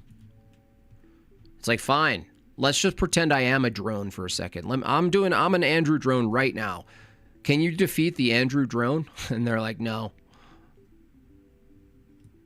Yes, there's It brings a new meaning to the word skinheads. That's hilarious. Yeah, skinnies. some pretty shocking evidence that says that it's far more alarming than you would think. Okay, but you would accept that the official crime statistics are 1 in 100? Or you wouldn't accept that statistic? I don't know. I don't have it in front of me, but I've seen other evidence. Like I said, Data Hazard on X, I believe, produced a report about a year ago. It said 1 in 20. Debate David Wood. I wouldn't know what to debate him on. On what? But I mean, whether it's 1 in 20 or 1 in 100, that's a lot of people, Piers. I mean, Sure, this is a lot real of white problem. people commit murder too. A lot of people commit it. Not in comparison, dude. Unbelievable. This guy's a scumbag. Well, they do, don't they? Okay, but it's about proportionality. I mean, white people are 65% of the population, blacks are 13%. Mm-hmm. And I think anybody would tell you that more black people proportionally commit violent crime than white people, and people vote with their feet. People would rather pay a much higher property tax. Most mass shootings. What's with the interruptions? Whoa. Thank you. I appreciate that. You know, you look at in Chicago. True capitalist, weren't blacks called skinnies in Somalian war? Really? Damn, my son is knowledgeable. The most mind-blowing stat to me is that black women commit more murder per capita than white men. Jim Bob is stooping to speakeasy mod to discuss morality. Is he? Who's a mod? Which one's a mod? Oh, him being a moderator? I'll debate on any platform most of the time. Like, I don't care. I'm not even like, you know, my gig isn't really mostly debating anyway, so I don't care. As long as I could get through the night. Chicago, in New York, these neighborhoods are so stratified. People would rather pay a high tax. I have to improve. I have to get a better Nick impression because I could probably do some good animations of this guy. Tax rate, they'd rather pay a much higher property value to live in a less diverse, less black neighborhood because they don't want to live around the violence. And I think that when you look at even on the public transit, the subway, the blue line, you know, people don't want to go there because they know who occupies and menaces the public transit. It is these people like Daniel Penny had to deal with. It's people like Irina Zarutska had to deal with. I think Speakeasy is actually a good moderator. He stays out of it. He breaks in when he needs to, and that's it. That's all you could ask for. Deal with. And that's just the uncomfortable reality. Reality. I think I tried this once, but I couldn't make my mouth like he does like he does his E's really out there. I would have to do like those stupid actor mouth practice things. Not those. Not that. But you know, the sound where you're like e-oo, e-ah-oo, e-ee-oo, ah-ee-oo. You've also debate Wood on support of Israel. No, I'm not developed enough in that topic to debate him. It would be really rudimentary attack I would make. Said you don't want to live near black people. Let's take a listen to this clip. I'm a new generation of white person. I'm not living around blacks. Sorry. You know, I want white kids, and I don't want my white kids bringing home black people to marry. It's an Irish thing? The mouth thing? Eh. It's racial for me. And call me racist. Oh, very Christian of you. I don't give a fuck. I mean, yeah, who wants to... Dude, look, Pierce, do you want to live around a bunch of black people when you know the culture itself is going to look a certain way? I mean, why are we so wrong about this, right? There are black people who don't want to live by white people because they're all prim and proper and orderly. You know what I mean? I don't blame them. I don't want to live around Indians. Everyone makes it about black people. They always forget about those black people. I don't care. Look, Indian people aren't crunking out at the mall. You know, they're not misbehaving in the same way, but I still don't want to live around them. You know what I mean? Obviously, there's some deeper thing being protected and guarded than just that. So the way I explain it is that I can ride a bike. You and Andrew can ride bikes. We are not imitating each other riding bikes. I think what they notice is that we are all three some level of entertaining, whereas most of these debate channels are boring even if they have sound arguments. Yeah, that's why you know what's going to happen, right? You guys know what's going to happen, right? Because we got Scud coming. You know what I mean? So that's why it's like, I agree with you. There's a missing in the debate sphere. Savage Carnage Unlimited Debates. Well, that's why we're going to bring the heat.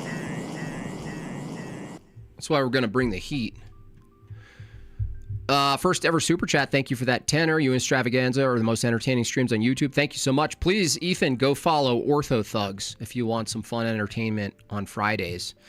And definitely stick around for the Scud debates that we're going to have on this channel. Couldn't be clearer, really, unless you want to say that's another of your jokes. But you're basically saying, yeah, I'm a racist, aren't you? I'm a cultural supremacist. A racist is different. A racist is actually saying your ethnicity itself is superior to another one, just ontologically speaking. But the problem with that claim is you're going to point to some traits or outcomes, and then you're going to have a problem attributing those outcomes to split race things. So it's silly to argue from that perspective. All you have to do is argue that you have a preference to be around people who look like you, and that's not a hateful preference. And you could argue that you have a preference for living around cultures that you value. And it just so happens to be the case, for some reason, that white cultures that are produced and maintained by white people generally, produce cultures of lower crime, higher trust. Why is that? I don't know, and I don't care. I don't care why. You're going to tell me I shouldn't prefer that if that's the case, Pierce? Are you going to tell me that? Well, why do you prefer it? Because I like it. I like walking around outside. By the way, this goes for not wanting to live around a bunch of gay people. I don't want to go to my conservative playground and see 3 dads pushing their little bought child, okay? Well, why? Isn't that a bit discriminatory? Yes! What culture survives without discrimination? You tell me. None. I'm 8 minutes behind, but that's what the army called Somalians back in the 90s. No way, dude. Megbob, do you hear this? Are you kidding me? My 3-year-old, for some weird reason, knew the term? That kind of sucks because now I can't... It would be a mistake. It would be...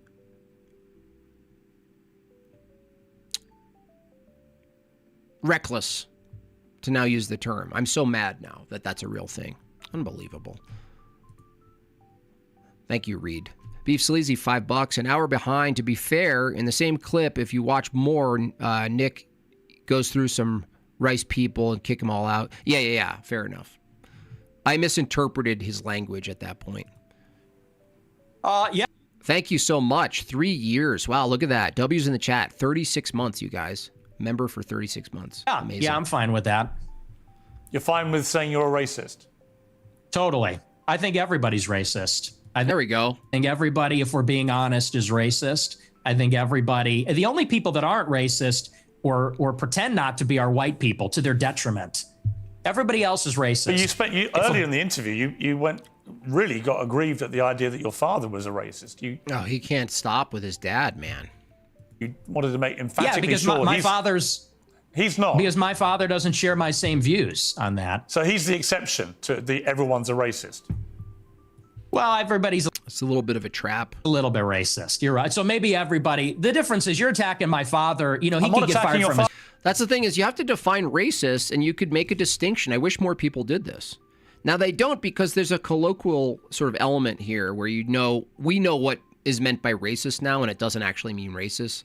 So culturally we've adopted the term racist to then define what's ultimately just cultural preferences, that you have preferences against and for people. That's unfortunate because you're not getting clear on the term. You're aware of the Soviet Scud missiles. The entertainment is what made people like Limbaugh, Savage, and so forth superstars. But the entertaining world is usually left-leaning. One guy in chat kept saying I sounded like Foghorn Leghorn. Gold. I say. Nice. Gold. Nice. I say. Foghorn Leghorn was definitely a boomer oil tycoon. Was he a chicken? He was a chicken. His job. I'm not attacking your father. You are. Anyway, all this takes is a clear discrepancy, or word discrepancy. Say, racist means you are superior or inferior just on race alone. That alone. Just that alone. Well, that's not what's being said. What we're looking at is outcomes that are habitually associated to groups of races and ethnicities, and we're making preferences based on the outcomes, and there's nothing wrong with that. I wish people would get a little more clear. This is a trap. Again, someone in the chat said this. He fell for these traps. Yes, he fell for this trap. This is a trap because it relies on the ambiguity, the obfuscation of the word racist. This whole tactic from Pierce relies on this, right? No, I'm not. I don't know your father. And to be clear, I have no knowledge about him at all other... Oh, eat an egg with a spoon! Well, then let's leave him out of it. There's so much curry raining down from the heavens that I need a brolly. Well, Let's leave him out of it if you... At least it wasn't a shooting. It was just a stabbing. No. Hang on now. What do they call the train? I need to learn British. If I'm going to suck at British accents, at least I could get their references right. What's a train? You put that story into the public domain on your show. Oh, thank you very much. Oh. I'm simply reminding you of what you told everybody, That was Dane. Thanks, Dane. millions of people, about your father. If you now want to retract it, fine. If you This is such low-tier, stupid shit from Pierce. want to say it was a joke, which is what you're... This is all just process. What do they call this? Isn't this a term? What is it called, you guys? A struggle? Is this a... I'm out of the loop. I'm a boomer. Is this a struggle session where you you get to process through all of this? Your position was earlier, fine. But I'm allowed to put to you things you've said publicly. That's not unfair. That's not me targeting your father. You put that story about him out there. You know what you're doing. You know what you're doing. I'm asking you about a pretty shocking anecdote, which... Shocking? No, it's a shock. No, it's not shocking anymore, dude. Nobody's shocked by it anymore, Pierce. You're way out of the loop here. Look, a couple of things people aren't shocked by anymore. Any sort of judgment about ethnic communities, whoever they are, and their behaviors, and pointing out Jews and their behaviors. Nobody's shocked anymore when people call it out, Pierce. This is over. They're trying to it's like they're purity spiraling, but they're protecting purity for the wrong reasons, right? They're like, we need it. White Leghorn is a chicken breed, and therefore it's Fuentes approved. You can't hold this position if your mixed race is a very feminine ad hominem. Yeah. To me, looked like you were saying your father made decisions about where you as a family would eat based on skin color. Yeah, and who cares? Ask a black person, would you rather go to a restaurant and be surrounded by black people or white people? Ask an Asian. Maybe some of them say, I don't care. But when it comes down to it, for me, I would rather avoid being around a lot of black people. Why? Because I've seen enough first-hand events and second-hand events where you're in a group of black people and they get a little rowdy. Even if it doesn't break out into a full-on shooting. They're loud. I don't want to be around loud people, Pierce. Well, that's rude. That's shocking. No, it's just true. Even if my own kids get loud, I don't want to be around them. Okay? The tube is slang term for underground train. Oh, the tube. Right. How did I not know that? Tube. Wi-Fi, thank you so much. Seems like Nick was caught off guard a bit. Maybe doing so many podcasts recently made him unprepared. Well, he's on this is like big time. I mean, considered big time in the grand scheme of things. So he's like, I can't tell if he's caught off guard because he's been accused of this so many times. Being unprepared isn't really an option. This kind of talking point, this attack point. Maybe he just didn't learn.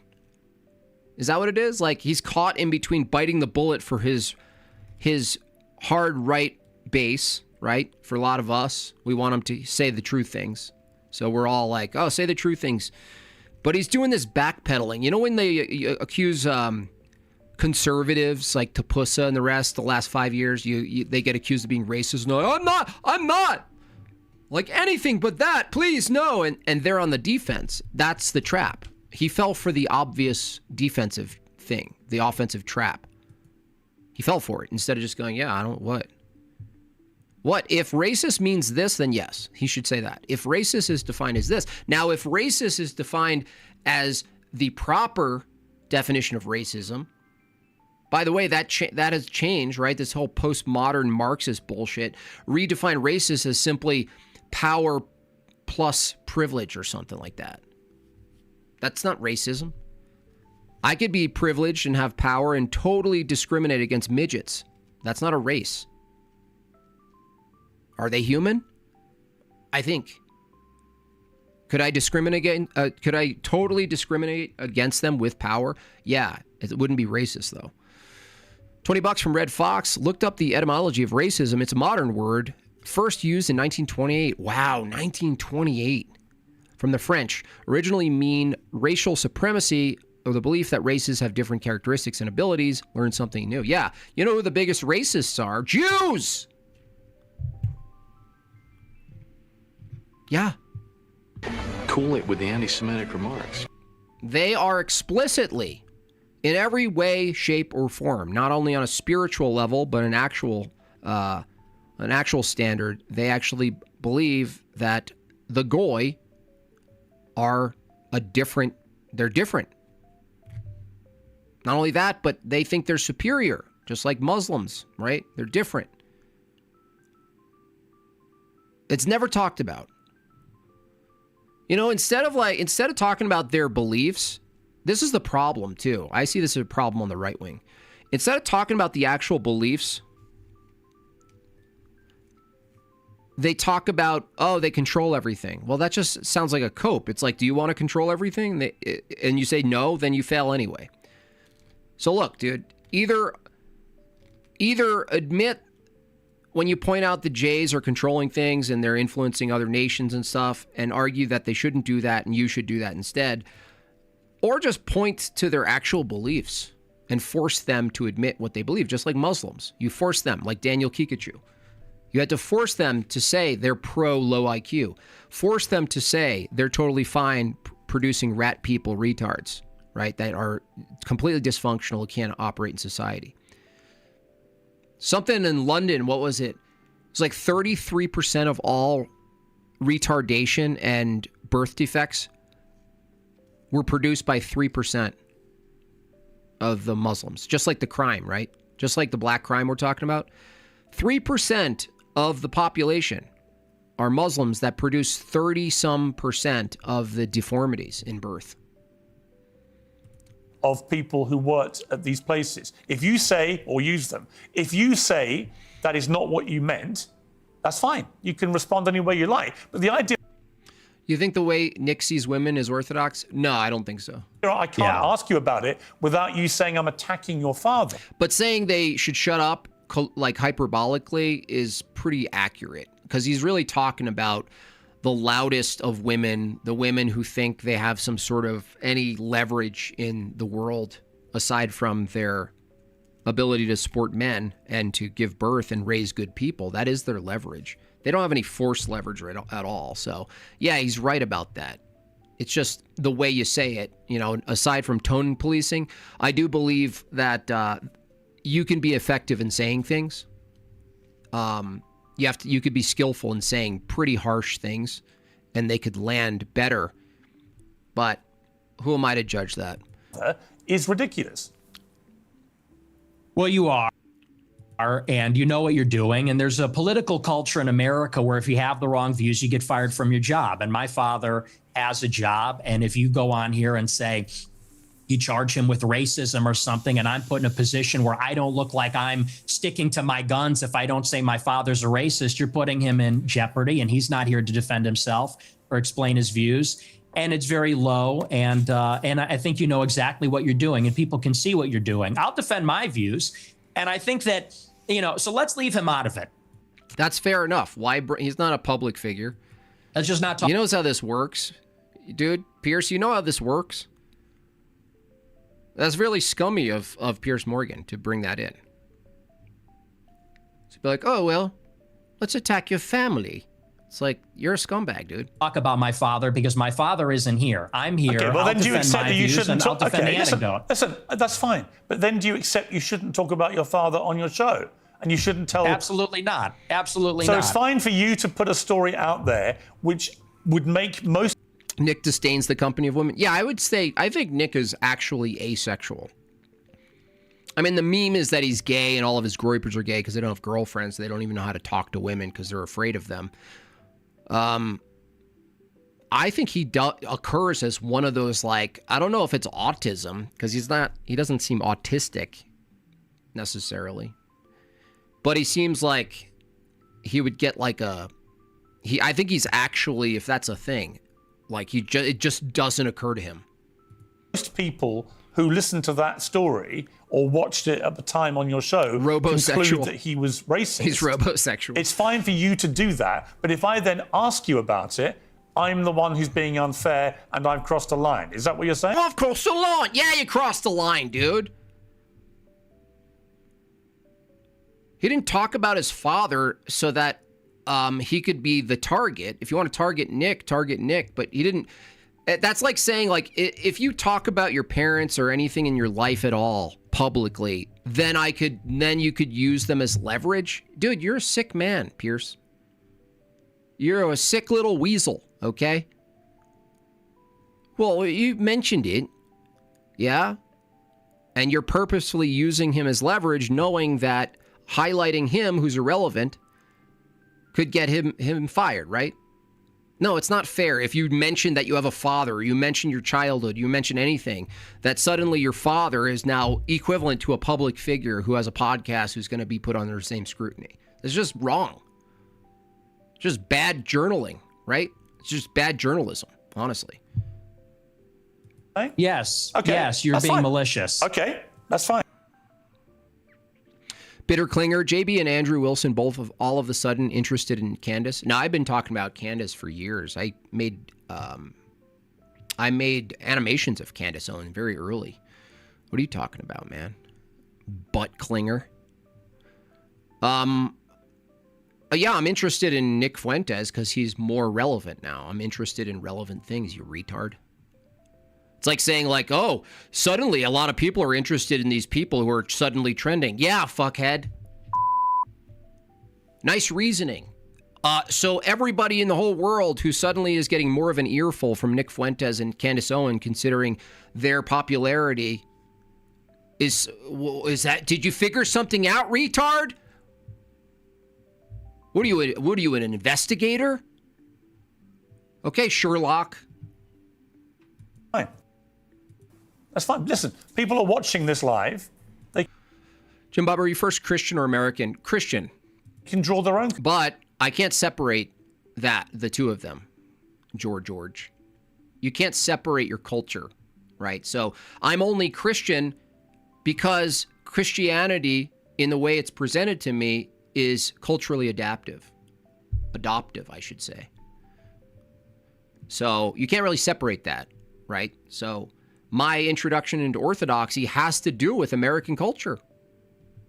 So, but when it comes down to it, it's Christian. Because America is meaningless to me if it's not downstream from a Christian deontology. Conclusions about whether what I just did. And they will. Yeah, and I'm sure afterwards, by the way, you'll say, he ambushed me. Boo, let's talk about your father. With your own words. With your own words. That's a little presumptuous. I'm not going to say it's an ambush, but I think that's a low blow.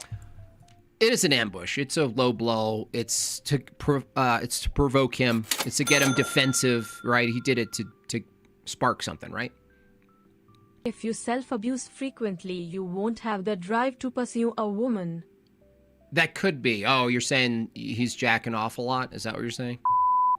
And I think you know what you're doing, and that's fine. You're a tabloid journalist. I expected that. I don't think it's an ambush because I knew it would be like this. And people will see what you're doing, and I think they'll say it's low. But as far as you want to talk about racism, I do. Let's talk about racism. Let's leave my dad out of it. Look, you've admitted you're a racist, correct?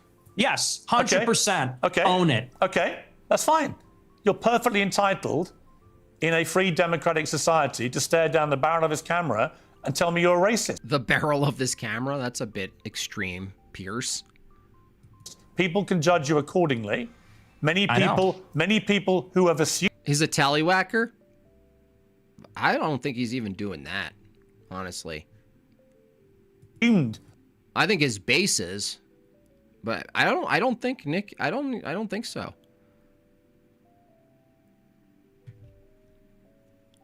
I think he's doing like Rubik's cubes. that you're racist will now have heard it from your own lips. That's fine. There you go. That's the point. The point of this interview is to go over the things you've said, which have led people to. He called him a tabloid journal. Yeah, he's pretty much that. I mean, it's silly. It's silly, and again, it's the nature of Piers Morgan's show, though. I mean, it's about these angles and stuff. You got to understand what you're walking into. Nick Fuentes has to understand what he's walking into, and he said it. He knows what's gonna be covered, and he knows that he's gonna get a couple of curveballs or whatever. But I don't know what this accomplishes other than if Pierce is trying to, like many others, just smear right-wing politics by using Nick Fuentes. Like now the thing is, okay, Tucker sat down with someone who admittedly on Piers Morgan said he's a racist, right? Right? So now anyone who sat down or will sit down with Nick Fuentes now gets to be jeopardized, smeared in that way, right? Even though they're still, even with him blatantly saying that, if you know anything about Nick Fuentes, what he's calling racist isn't actually what most people think racism is. That's what's kind of frustrating about this, because I can understand Nick Fuentes' position where it's actually not what he's saying he isn't actually how you would normally define racism. It would be some sort of cultural prejudice. It would be like discrimination. It would be in-group preference, this kind of stuff. And I just wish he at least defined it. He said, can you define racism for me? And I'll say yes or no. And then it's clear. Reach conclusions about you. But I understand what he means. And he means what I said, the former, not the latter. That's what he means. And to ascertain whether those conclusions are fair and reasonable or not. That's it. So I want to play you another clip. This is what you talk about. Clarifies it later. Yeah, he should have clarified it right there. He said, look, if you mean racist, I have a preference to be around people like me. Yes. Okay? If you're saying racist means to use statistics to generally judge, to make generalizations about ethnicities in America, yes, I'm a racist then. But that's not what racist means, Pierce, you wiggly worm. I would have called him a wiggly worm. And I would have done a bad accent at him. I would have been, you're accusing me of being a racist? You got to tell me what it means, dude. Tell me what it means. Still an hour behind, but yeah, Nick is so unclear on the assimilation point because here he says they don't assimilate because there's too many, but in other interviews I've heard him say they never assimilate. They don't. They can't assimilate. There's no assimilation. Like, this is a dream. I don't understand, like, where this happens, where they finally hit the threshold where you're like, oh, congratulations on your assimilation. It's like the beard paradox. Is that what it's called? Or the pile of sand? You don't know when it happens. I just don't think there's anything you can point to as a referent in American culture to know if someone's assimilated, being that we're at the tail end of pluralism. We are at the bottom of the barrel of pluralism. Assimilate means nothing if not simply adopting to a pure consumerist, individualist, enlightenment approach to society. And that, why would we, honestly, you think about it this way. Why would you want them to assimilate? Look, if assimilation means adopting to a individualistic freedom above all, let's buy shit. Why would you want people to assimilate to that? There's a much deeper problem here. Much deeper. Thank you so much. $5. Whenever Nick faces temptation, he dons his Oedipus custodes armor to defeat the force of Slanesh. That's way too smart for me. I hope at least 4% of my audience got that reference, but that's too smart for me, and I'm sorry. About why white people are justified in being racist. Let's take a listen to this. First, white people are every single bit justified Hey, Meg Bob, could you put on the air conditioning for me? in being racist. Every It could be just me having a stomach virus. single bit It's bad. I have a bad stomach virus. justified to the extent that So Warhammer. Oh, I didn't get the joke. I'm means going out of your way to Else in avoid the chat. black people when you see them. You stand by that? Absolutely. Do you stand by that? You stand by that? You stand by that? Absolutely. Absolutely. See, it has nothing to do. What? See, with Pierce, if you bite the bullet, he has nothing to say, right? Bryce. Oh yeah, I didn't get it, dude. I'm sorry. I didn't get it. I don't. I was gonna say I don't play it. I hope it's a video game. I don't even know what it is. It better not be another anime, dude. It better not be. See what happens? The silence when you bite a bullet, because he has nothing to say. It's like he wants you wiggling as if you're in a corner and you're about to bite a bullet, but you don't. But he thinks you should. And then when you finally do, he's like, oh, okay. Okay, I don't then. know about sand, but I can tell you there's about to be a new pile near me. Yeah. Yeah. I bet you that's true, Vagine. Disgusting, by the way, your culture. Disgusting. So white people should go out of their way to avoid black people when they see them. Yes. Black people also, for the most part, will avoid many black people when they see them. Pierce. Yeah. Absolutely. They would be wise. Why? Because it's a lose-lose proposition. If you're Irina Zarutska and you don't walk the other way, you get stabbed to death and you die. If you're somebody else and you walk on the subway and you stand near a black person or something, maybe it's fine. It's a lose-lose proposition. So no, I think that white people have been beaten into submission, that we're afraid to tell the truth about it. And the truth is that when you go into these major cities like New York or Chicago, I believe she was in North Carolina. Look, it's so simple. Dude, this guy's such a gaslighting piece of shit. Pierce Morgan. If you're walking on the street and you look ahead and you're a woman, let's say especially, but even if you're a man, and there's 4 black Utes approaching you on the sidewalk, you cross the street. Right, Pierce? No? No, that's a bit racist. Why wouldn't you walk right into them? You retard. You isolated retard. You don't live in the same reality as us, Pierce. I don't know where do you live at your office? Is the lower half of you in a jacuzzi right now?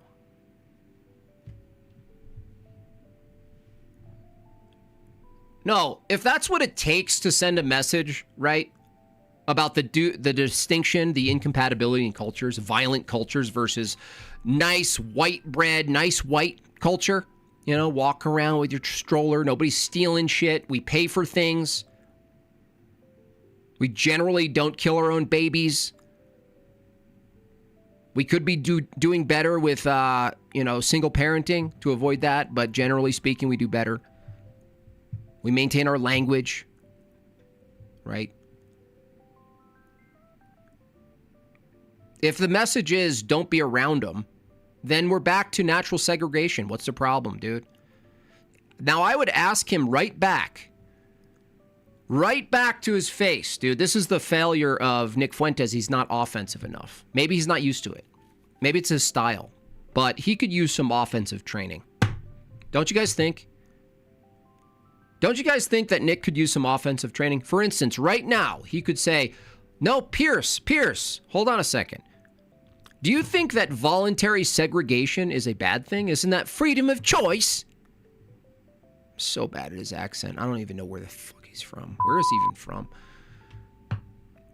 Are you for voluntary segregation? Well, that's reality, dude. Okay?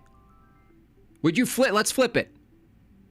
If a bunch of black people want to avoid white people, is that racist now, Pierce? You fag.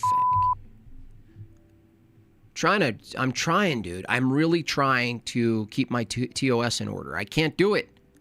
I can do it. I'm just not doing it. All you got to do is flip it. Now, he's not offensively trained for some reason. He's been isolated too long. He's been talking to his groypers for too long. He's not had sufficient debates. This is why debating would be good for Nick Fuentes, or at least panels. Nick Fuentes, you need to beef up your offense, dude. You're all defense, man. You're all defense. You need offense. You need to attack these people offensively, flip it on them. Right? So easy, dude. Oh, is it wrong for Chinese people to avoid non-Chinese people? How is your free will to associate with people who you want to not necessitate discrimination? It does.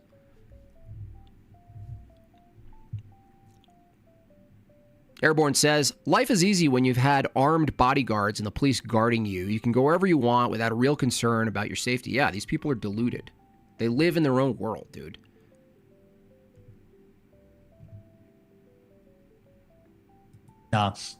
There is a menace, which is young, black, adolescent men. They're extremely violent. And we have been told that we have to pretend like they are every other person. We have to be colorblind to that. And we're supposed to go and be in the midst of all this danger.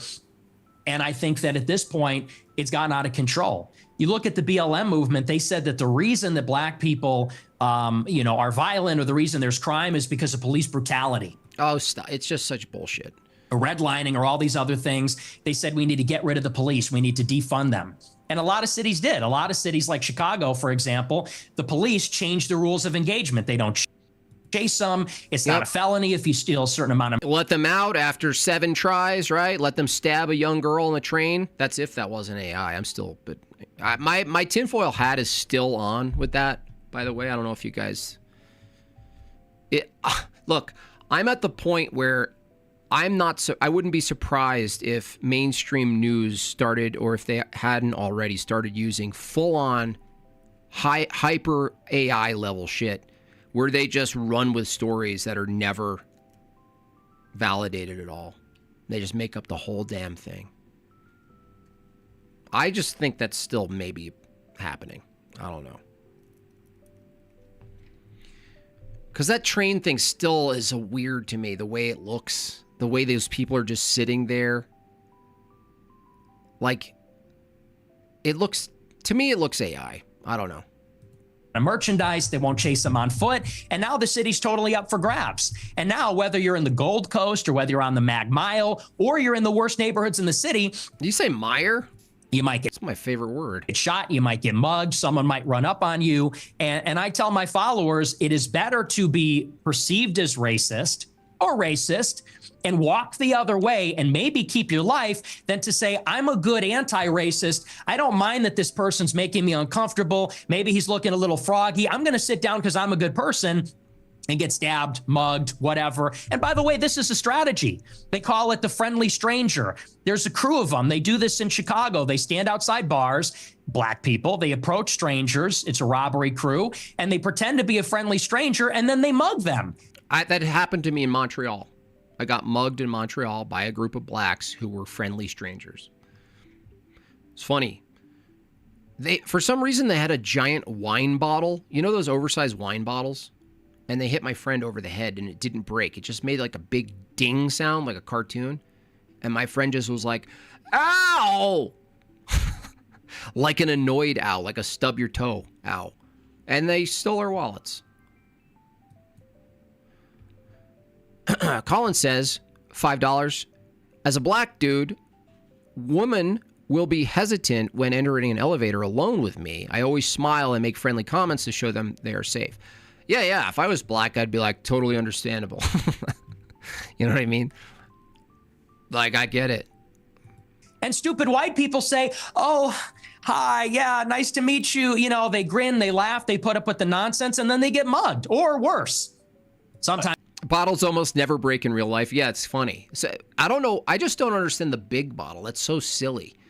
Like, so cartoonish to have that overly, you know, those big ones, right? Who was that cheap wine?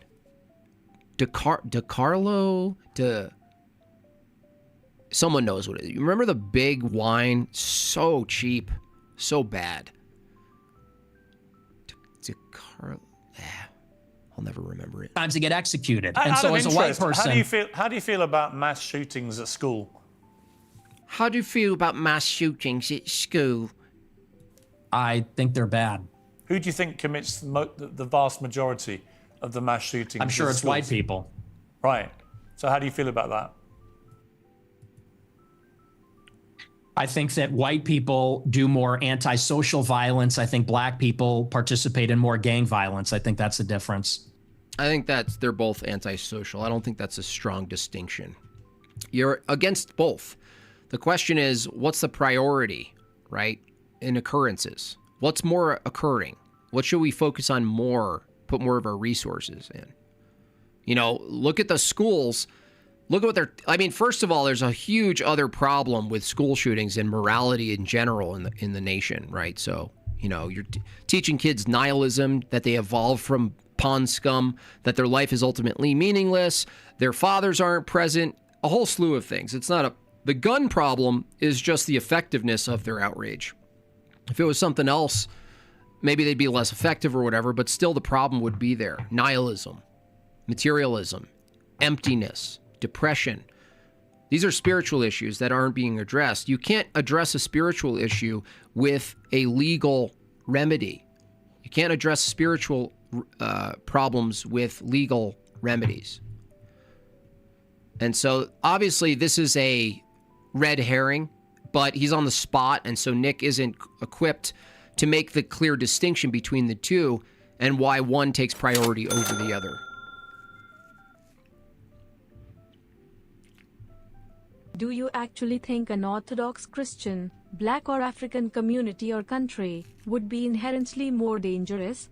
What if they had multiple generations of growing up in and practicing Orthodoxy? Am I just really that naive? I don't see many blacks converting in church, but whites, Asians, Latinos, all sorts of other people are coming in. Well, yeah, I would say violence is a cultural issue in general. So, you know, it's not, you can't just take I'm not saying it's a fix. I'm not saying that you can just take a bunch of fatherless blacks and out of their, I don't know, take a bunch of fatherless blacks in Chicago and out of convenience, let's say, maybe they get free food or something. I don't know. They come into Orthodoxy and they're not like super interested in the theology. They're there for the wrong reason, let's say. I'm not, just being Orthodox doesn't solve the problem either. It's a big problem. It's a multi-generational problem, this problem. Because even if you get a bunch of whites and go, look, they're not at the same proportion per capita committing the same level of violent crimes. Oh, that's true. But you could look at other sinful crimes. You could look at white collar crimes. You could look at fraud. You could look at usury. You could look at banking. You could look at war and say, well, that's primarily by far per capita. You could say committed by this many people. You could even point to Jews and say, look, per capita, these people commit these types of moral, these moral transgressions occur. So it's a big spiritual issue, and that's the problem with pure politics, even in this conversation we're watching. Everything is from a political sphere, not a spiritual. Nobody talks about it. Nobody talks about the spiritual problem. They talk about a political problem. They talk about a pragmatic problem. They talk about a utility problem. They never talk about the spiritual problem. What's the difference to the victims? There's no difference to the victim, but it's a different kind of crime, and it's a different proportion also. Do you know what percentage of white people are school shooters? I know that the vast majority of mass shootings in schools in America this century were perpetrated by young white men. And what proportion of what proportion? I'm curious. Christianity let in the Jews and blacks, you clown. Well, I would say Protestantism. I wouldn't say Christianity let in the Jews. You know, Orthodox Christianity has a long-based tradition of being skeptical of Jews and knowing who they are. For instance, you could look at St. John Chrysostom's Homily 1 to see culturally, traditionally, you know, what's going on here. So, no, televised lies, I would say, no. You're using Christianity ambiguously. I would say a Protestant reform, like all of these new iterations, these heterodox, liberal paradigms, I would agree with you. I'm curious. What proportion? I'm curious whether your advice would be to people who have kids in these schools. Is my mic working? What proportion? Should they avoid? Yeah, what's the proportion? It's still, even if I listed all of the worst, like fraudulent crimes, we're talking about violent crimes. We're talking about people dead. We're talking about rape. We're talking about assault. We're talking about all sorts of things, dude. Child abuse. Pierce Morgan is like a professional red herring slinger. It's like a tu quoque. He's just like, what about? He doesn't engage with anything. Should they avoid white people at school? Should people with the kids at school avoid young white men? What? At school? No. Okay. Do you know what per capita means? Do you know proportionality? There are more black people proportionally that engage in violent crime or are involved in gangs, especially in these major cities, than there are white people that are school shooters compared to the entire. It's not even close, and it's not even close. White population, and everybody understands that. Not even close. By the way, and school shootings, you know, the fact that Pierce Morgan, his policy he pushes is actually less people armed, at least from what I remember. Maybe he changed his position on this, but schools, if they're going to be, not that they should ever be these places, we should have a high trust society that schools are a Christian place. This is what happens when you make when you take Christianity and morals out of the context of learning itself. You get a secular position, and you don't have any reason to learn. You don't have any reason to respect your fellow man. They're not made in the image of God from this perspective. They're beasts.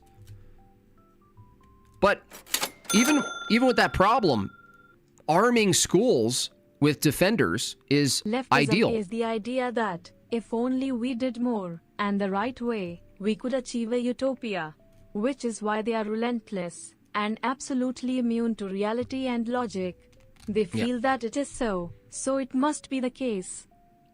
Yeah, I agree, Vagine. Sometimes Vagine comes in and you're like, are you really from India? Two-thirds of mass shootings at school perpetrated by white people. Oh, no. But what proportion of white men commit school shootings? That's the question. I've just told you. It's 60-65% of school shootings. Dude, Pierce, this is deliberate, man. He's not this dumb. Guys, he's not this dumb. You're telling me what proportion of school shootings are committed by white people. I'm saying what proportion of white people have committed school shootings. Are you playing dumb, or are you just not that smart? Is he playing dumb or what? That's what I thought, Nick. Does that make to the children? Well, what about me being dishonest? Lying dead on the ground. See, now you want to jump on the victims. The difference is you're asking, would you fear white people or black people? And that's the difference. The difference is in terms what I'm saying to you is by your logic, if I wouldn't even agree that proposition that Christianity, I mean, could be zero smoke. That's what I'm saying is progressivism. I would equate Protestantism with a type of progressivism, zero smoke. That's what I'm saying is like Protestantism and the rest, everything we're seeing is a form of liberalism. It's an act away from the authority. It's a rebellious, I would say progressivism and liberalism is rebellious in its nature. Very Jewy, by the way. That's what I'm saying. But yeah, if you're going to get strict about it, we can hyper reduce it down to something more specific like progressivism. But I'm saying that they are a part of the same rebellious pattern. That's what I'm saying. If we now have agreed that the vast majority of mass shootings in schools are committed by white people and predominantly young white men, then presumably your advice would be... Yeah, his advice is nothing changes. Why? Because the mass of the percentage difference in per capita, you idiot, is that for the most part, the majority of white people you're engaging with are not going to be that. Whereas when you look at the stats from the black position, a higher percent are going to be aggressive. Therefore, it justifies your reasoning to maybe distance yourself or assume the worst. You think we want to assume the worst, dude? Do you think we're invested in assuming the worst? No. We don't want to live in a society where we are correct about the ill intent of a stranger. Pierce Morgan, you retard. To avoid young white You're such a moron, dude. men, because they perpetrate these massacres. But it won't be because they're white, right? No, dude, you just didn't listen to what Nick just corrected you, you idiot.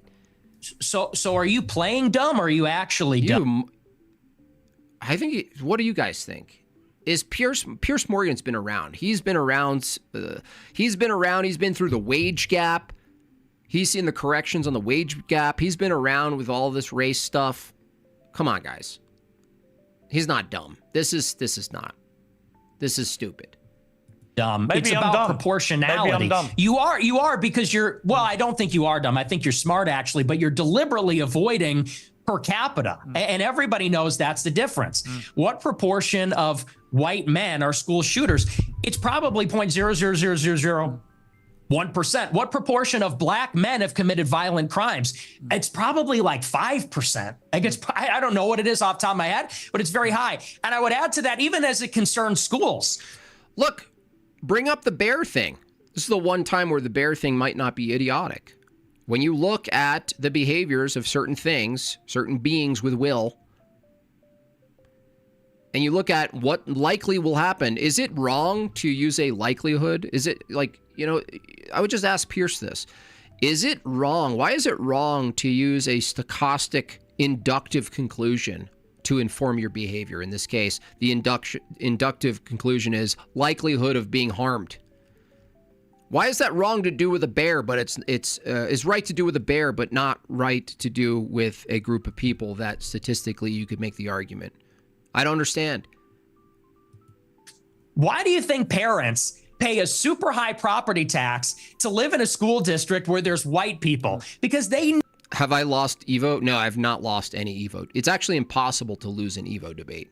know that if they go to the black school, it's going to be the Bloods and the Crips. It's going to be gangs. It's going to be, you talk about school shootings. Nobody talks about all the school shootings that are committed by gangbangers in and around the.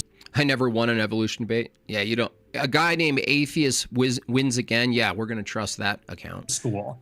And all the other violence that's associated with that. I mean, these schools in the south side of Chicago, it's just not livable. I have an answer for you, Nick. So the proportion of the population who carry out mass shootings is actually the same for black and white. No, dude. He's just a liar, man. This is just lies. White people, the proportion of no. The proportion again, of the population. Are you hearing it? No. So this guy is such a bad faith piece of garbage, man. I think the trouble with your statistics is a lot of them don't bear much scrutiny. We have a bunch of fact checkers checking all this in real time because you do have a tendency to just come out with a lot of old baloney. What a total cope liar, you slithering pig snake. You slithering pig snake! You pig snake!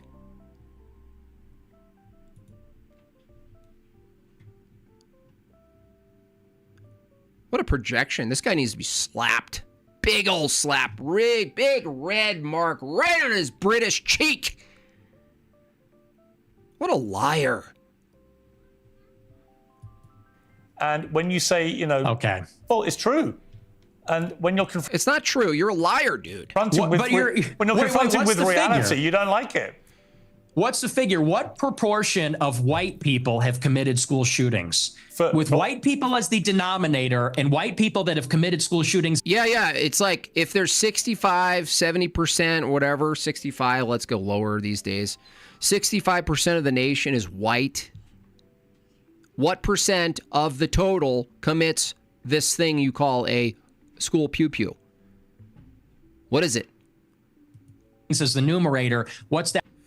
Pig snake. That percentage. For both black and whites, the proportion of the population. See, I go to violence. I honestly think violence solves problems. There's the irony of this conversation and me going, you know what would solve this problem? Carry out mass shootings generally is about the same.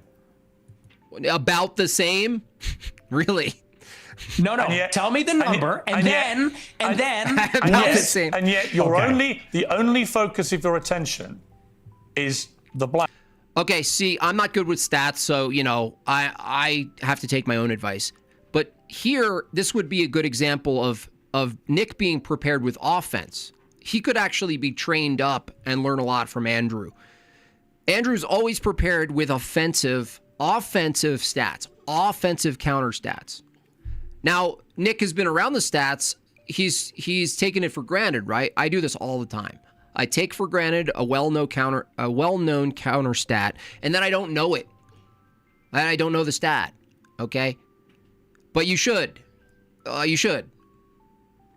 I wish I did. I wish I retained this stuff better. But this is a perfect example of when you exactly know exactly what the counter stat is, and it kills you. He needs to go. Like if Andrew was talking right now, he would come with the counter stat and the source, FBI source. He would have it. Be ready if he knew that was the topic, especially. And Nick kind of has it, but he's not correcting him. Like, he's not doing it clearly. Black shootings, the black crime. You don't want to live around black people. You want. Yeah, but Andrew is highly emotional. I disagree. I'm way more emotional than him. Andrew doesn't lose his cool often, if not at all. So that doesn't make sense. He's mostly calm. He's mostly just waiting, and trying not to be interrupted. But for the most part, no, that's wrong. No. In fact, I almost wish he was more aggressive and louder and yelly. But that's not his style. Want to avoid black people. You don't want interracial marriages or relations. Well, you guys take one clip from a 5-hour thing where the chick has nothing and she finally just goes after your wife and he reacts, and you guys take that as just stop. Just stop it. That may produce black people. And yet, when I point out to you that there are many parts of crime in America where actually there's a majority of white people that perpetrate them, you don't care. If he's emotional, I must be off the charts. Wi-Fi says for $5. That's why it can be harder to debate dumb people and people who lie about and twist stats. You don't expect them to get it so wrong. Yeah, it's true. That's actually a good point, dude. It's a good point. You don't expect them to say something so insanely dumb and wrong. It's like that. You know what it does? You're going to think this is coping for me. When Not So You're a Tard asked me the 3 branches of government, that was a moment where I was like, wait, what? But it was effective for her because, I drew a blank. Now, what I should have said is, legislative, judicial, and Israel. At least I would have had a good joke. But yeah, that's a good point, dude. You're not prepared for the stupidity. Care. You don't have any interest in that. It doesn't exercise your mind. Maybe because you don't. Andrew's not that aggressive. No, he's not aggressive.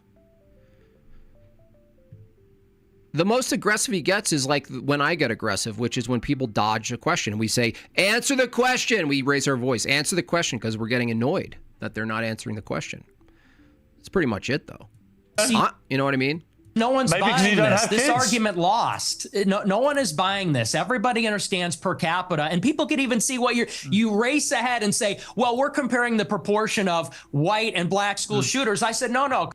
These women didn't like Andrew's tone. It's all the same. It's like tone. He can't win anyway. If he's well composed for 5.5 hours and there's 5 minutes where he flips his switch, he gets a little more animated, that's a loss, right?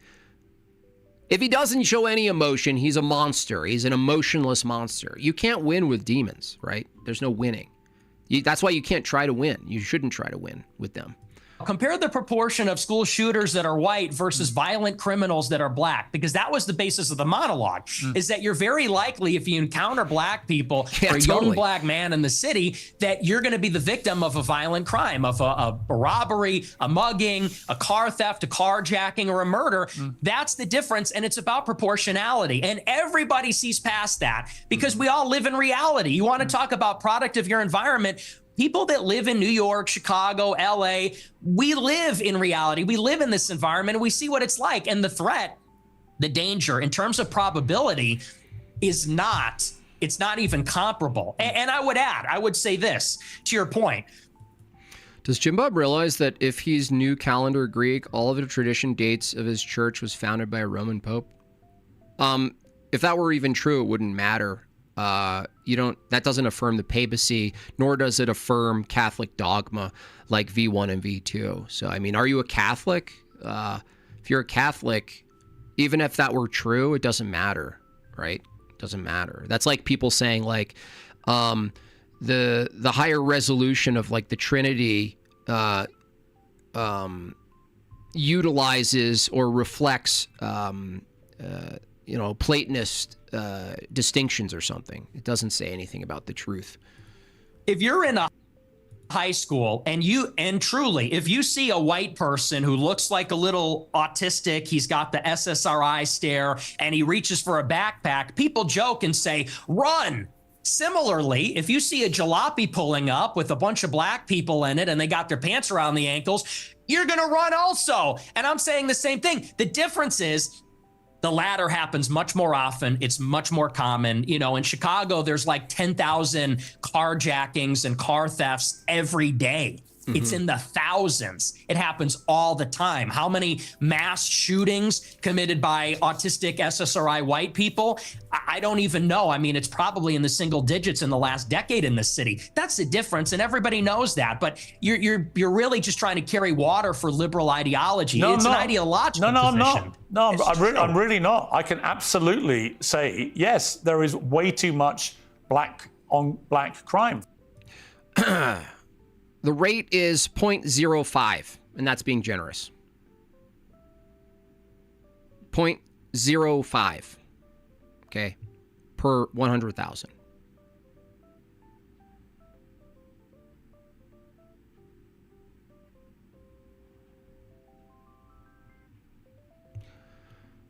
This guy's just, we're talking about such a massive difference in percent that no, it's not reasonable to avoid school base. It's not even reasonable to avoid school. Like, you could make the same argument that it's schools, not white people. Like, the place matters now too, okay? Well, the place does matter. You find a high percent of chance of being killed when you go out on the road. That's a place. The road is a place. The car is a place. So it's like, what? I mean, this is so deliberately dishonest from Piers Morgan. It's almost embarrassing, honestly. For example, involving guns in and Chicago. And black on white also. Yes, but there is way too much gun violence in Chicago, right? I mean, it's indisputable. I've got no problem saying that. The difference is I don't then lead myself into a thought process where I have to avoid all black people in case they shoot me. And you've already conceded that you are a racist. So when people hear you then say, I don't want to be living anywhere near black people, they already have heard you say, I'm a racist. So they assume you're doing that because of people's skin color. Speaking of skin color. According to the left, all cultures are the same. All people groups are the same. Anything that disagrees with this are liars and are racist, whatever is that can label them with. Or if there is a difference, it is because of the ists and the ism that they have received that it is so. They can fix everything with their utopia. Why do you resist their utopia?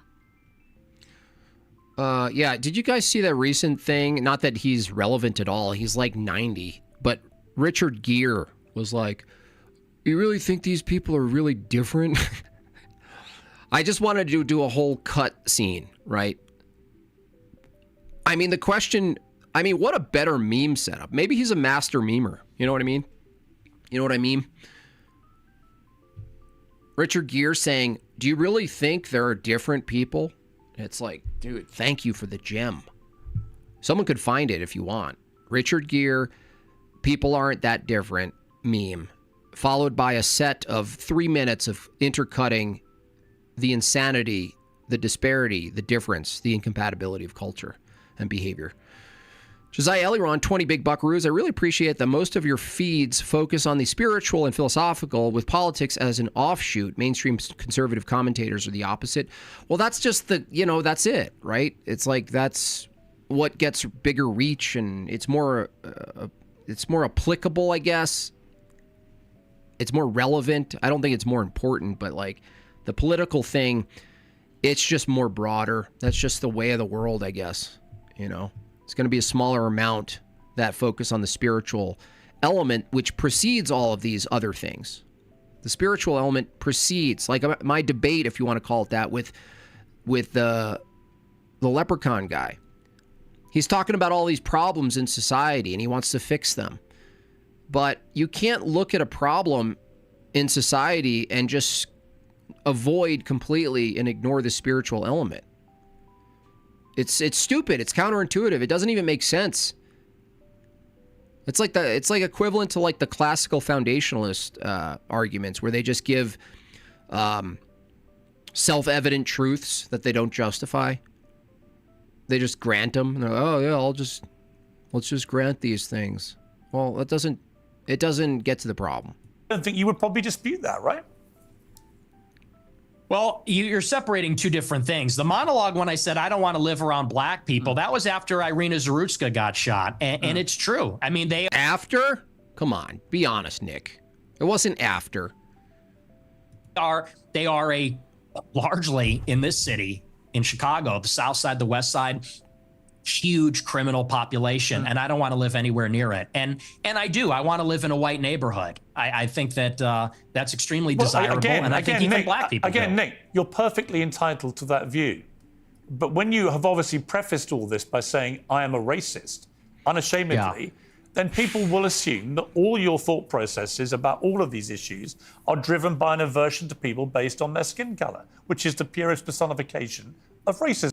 Oh, he's saying the monologue was? I got it. He's clarifying the framing of when he said it. I got it. I still think, like, who cares? It's like, I think what's being avoided here is getting clarity on what is meant by racist. If you get clarity on what you mean by racist, then yes, a lot of people are racist. I think that's important to clarify. You know what I mean? Well, it's not an aversion. I would say it's the opposite. I look at Pierce Morgan, and I feel like, who was that British cook, that fat lady? Like, he might even be related to her. Julia Childs. I feel like I'm watching Julia Childs. I can't believe you said that. I can't believe you said that. You said you're racist. He's just clutching food around him in his like full cooking getup. I mean, that's an AI worth doing. Full Julia Childs setup. Pierce Morgan just clutching pearls the whole time. I like. Oh, excuse me, I'm famous. I need to autograph books. I'll let this play while I sign books. By the way, if you want a signed book, grab them at madebyjimbob.com. Also, for those of you who are here, there's almost 1,000 of you. W's in the chat for me today. This epic print, can you see it? It's fading out. Hold on. There, can I get it? Can I get it? Come on, stupid camera. Come on. Come on, dude. Here we go. Oh, okay, there's better. Massive print here, 11 by 14, hand-drawn. All of your favorite political characters. Where's Waldo style, except based. So if you like this type of content where you want to find a bunch of crazy stuff going on, I got the Wall of Israel there. Got the Wailing Wall there. Bunch of shills in the top left you can find. Grab this. There's only 100 total, and we're already about mid-70s. So once I print them, they're all printed. That's it, okay? So get yours. They ship by Christmas. Made by Jimbob at Gmail.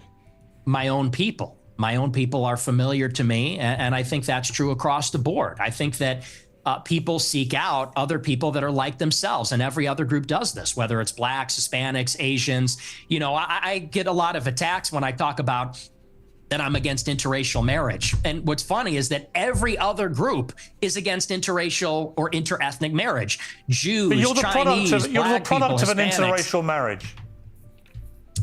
Yeah, I mean, that's debatable. Not Let's really. say for the sake of Not argument, really. sure. No, you're the product of an interracial marriage, and your father is part Mexican. You're literally, For the sake of you're argument, literally we the can very say person sure. you've just told me you want to Overweight avoid. rabbit. He does look. He kind of reminds me of a bird, like a seagull too, like he's sitting on a perch, just looking down at people, just bothering them. It's like, did you really do that? When has my emperor flip-flopped? I might have to redesign. I don't think he flip-flopped. I'm standing corrected here. I misinterpreted something he said early on in the interview. And to be fair, he said it in a really weird way, like a question mark about immigration. So I stand corrected. I'm going to have to change the thumbnail, in fact. And well, you won't see the thumbnail because I already violated TOS today. What race is Hispanic? Is that a race? Well, what do you think it is? I'm asking you, what race is Hispanic? Hispanic. Of course it's a race. It's called Hispanic. It's a mix between two races. It's a mix between indigenous Americans It's not and white, though, Europeans. is it? It's not. Wait a second. That is a weird way to go about this. If you're saying, no, it's not mixed race, but you say it's mixed race. It's a double mixed race. White. So my fourth rewording of an SC joke to meet TOS. There you go. Yeah, exactly. I'm trying. I'm really trying. Well, you're more of a racial purist than me. You got like Not a one really, drop. you just- rule. Yeah, exactly. Clickbait. Yeah, I have to eat my words now. That's really weird. Did anyone else get that, the confusion though, or was it just me? When he said, he said it in like a question. He was like, I'm for immigration, and I was like, what? Well, the fact that I wasn't surprised by it, even though I was wrong about what he said, it's still generally softening things, isn't he? He's still Saying you only want to live in a kind of. white neighborhood, but you're literally Wrong from a neighborhood. mixed race background yourself. You've literally and I got live in Mexican blood. I know, and I live in a non-white neighborhood too. I'm trying to get out of here though, but I'm Right. trying to get out. But here's the thing. Do you have any As I was non-white? His dad was Chicano. Do you have any non-white friends? Genuine question. Most of my friends are non-white. Most Right. of my friends are not, and non-white people love my show How many because are they black? respect the honesty. How many of your friends are black? Men, Pierce Morgan making me reconsider the Civil Rights Act. Well, dude, it shouldn't take just Pierce Morgan. Just reevaluating the civil rights movement and MLK 2 should get you questioning that for sure. Jim But- Rage Bob Mad. Yeah. Hello. I just remembered that we found out why I'm so weird. Why I occasionally say smart things and most of the time I'm a dirty third world poor. I was taken to a doctor's appointment by a nice Christian fellow and they found out my brain is really messed up. I am partially a literal schizo. I think that's because some of my ancestors were Muslim. So now you know. Oh, there is some armpit cakes I can get from a street vendor. Talk later, Jim Bob.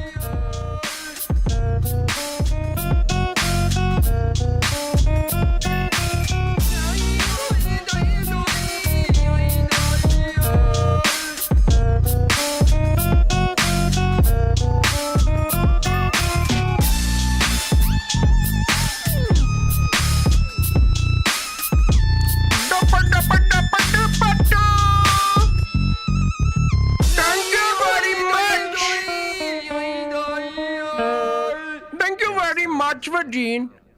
any of them, like at least a dozen. Wow. Ye being one Yeah. who you know, Sneeko being another who you also know. Yeah. Sneeko. Oh, man. Sneeko's flailing. And so how do they feel when you say you just want to be away from any... Fuentes is literally paid by bagels. Is he actually, though? I mean, I get people say that. Is it possible? Yeah. I'm not going to defend him impulsively. Who knows? I don't know. If you know, I don't know. Let me know. Name the bagel. I mean, go, name it. Cool it with the anti-Semitic remarks. Black people, walk away from them. Well, you know what Ye told me? I'll tell you verbatim what he said.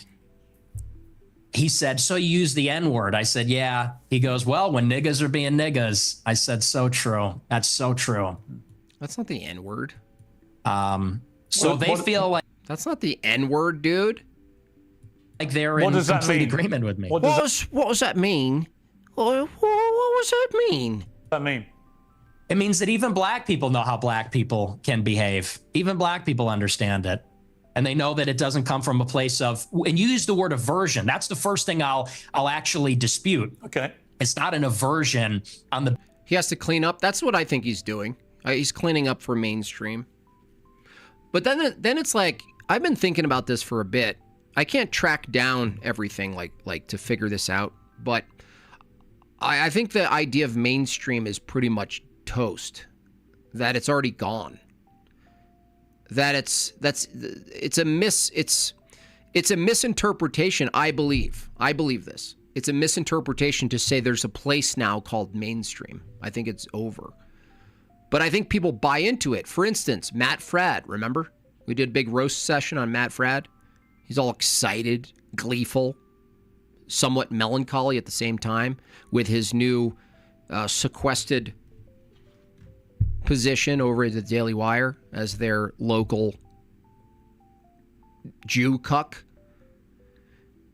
And with this idea that oh, it's a massive thing. It's Ben Shapiro. It's massive. Come over here, Matt Fradd. We're looking at Matt Walsh, and he's not doing quite well. He's not really holding up to his end of the bargain. We need another Catholic here that we can control. We need another Catholic, soft Catholic. Matt, what do you think, Matt? We want to do a Matt for Matt swap. You know, because we can't even control this guy anymore. We gave a leash. We made an electronic leash with a bunch of Stars of David on it on Matt Walsh, and it still didn't work. We shocked him into oblivion, and he still didn't care. Still didn't care. But the point is, like, Matt Fradd thinks, oh, I'm going to be a part of this big thing. What a huge opportunity. This is massive. What we're seeing with numbers is that, no, it's not massive, actually. It's no longer massive. It's dying. It's dying. The whole classical liberal infrastructure, including its media, is crashing to the ground. They don't even know what to do about it. They're like, how could it be? This was beautiful for 20-something, more than that, but at least for the time I've been alive. The dialectic, the classical liberal, the true conservative liberal on the right versus the bad liberals, the blue-haired weird ones. We're the good liberals. You know what I mean? The whole thing's crashing. They're fighting for it, though. You see them coming out of the woods. They're like, no, we got to maintain the soft, classical liberal lie that conservatism has to do with classical liberalism and constitutionalism. Nope. That's failing us. Oh, Israel's our greatest ally from a conservative position. No, it's not. That's failing. And you look at how they strike out at you after, right? Look at Mark Levin. Totally irrelevant, by the way, but super loud in his grievance. 12 super chats in 25 minutes. Yeah, for real. All you freeloaders, there can't be that many hate watchers, right? How many people? 900? Almost 1,000 people? Let's go, freeloaders. Help me hit my goal, even if you hate me. Let's continue. The basis of skin color, because that would seem to suggest it's like a stubborn, irrational bigotry. I don't consider myself a bigot. I consider myself a racial realist. I'm realistic about how the races are, and I speak provocatively about it. And I speak provocatively about our tribalistic instincts and tendencies as human beings. And I'm not a liberal ideologue that says that over time and with enough education, we're all going to see this great brotherhood where we're colorblind and everybody's the same. You know, I don't think that's ever going away. I think that race is real. It's not just skin deep. It matters to us and it matters to each other. And black people know that, and Hispanics know that, and Asians know that. And people like me that have partial Mexican ancestry, we know that too. And I think on that basis, we can have mutual respect and understanding, not aversion based on skin color. The reason I use the word aversion is you literally said, Thanks, Jay, that you should walk the other way if you see. I can't do Pierce Morgan though. It's literally impossible to do British accents for me. There's something wrong with my mouth. It just doesn't do it. Black people, that Black people, black. is He also does this thing once in a while. He goes, oh, no, an aversion to it's raining outside. black people based on their No. skin. Getting bit. Well, you're my personal assistant. Where's my brolly? See? Can't do it. $10 from Kate. Thank you so much. I guess I'll contribute for the poors in the chat. Yeah, all these poor people. I mean, let's be honest. They saw Nick, Flip-Flop Nick, a huge section of frog people are probably here. They're like mad that I'm not hating on Nick more because that's what they came for. Thank you for your contribution. Steelborn, I sent you a picture in Discord of what I mean by Pierce Morgan. Yeah, I'll check it out. Jorlandia tax is incoming. Yeah, please. Thank you. Are you including the Jim Bob chat purchases in this calculation? No. Oh, no. No, that's called economy of information. That's economy of information. That's safety. And I said in the same monologue, if you watch it, it's like, I feel sorry. The problem is you clip the 10 seconds. I don't know if you watched the whole show, but in that monologue, I said, most black people are not violent or criminals. I said, and it's unfortunate that we're going to offend them when we turn and walk the other way. And by the way, those people are also turning the other way a lot of times. So that's the point that Pierce Morgan's not getting, is that the people he thinks he's defending their sensibilities and their, oh no, you can't say that about them. They're the ones also avoiding people on the street. You know what I mean? I said, but the problem is we don't know. We can't tell. And someone like Irina Zarutska, she sat down in front of a black man with her headphones in and wasn't paying attention because she was being a good liberal and said, I'm not uncomfortable by this. Get some India-made Christmas cookies? No, I did see that clip, Darth.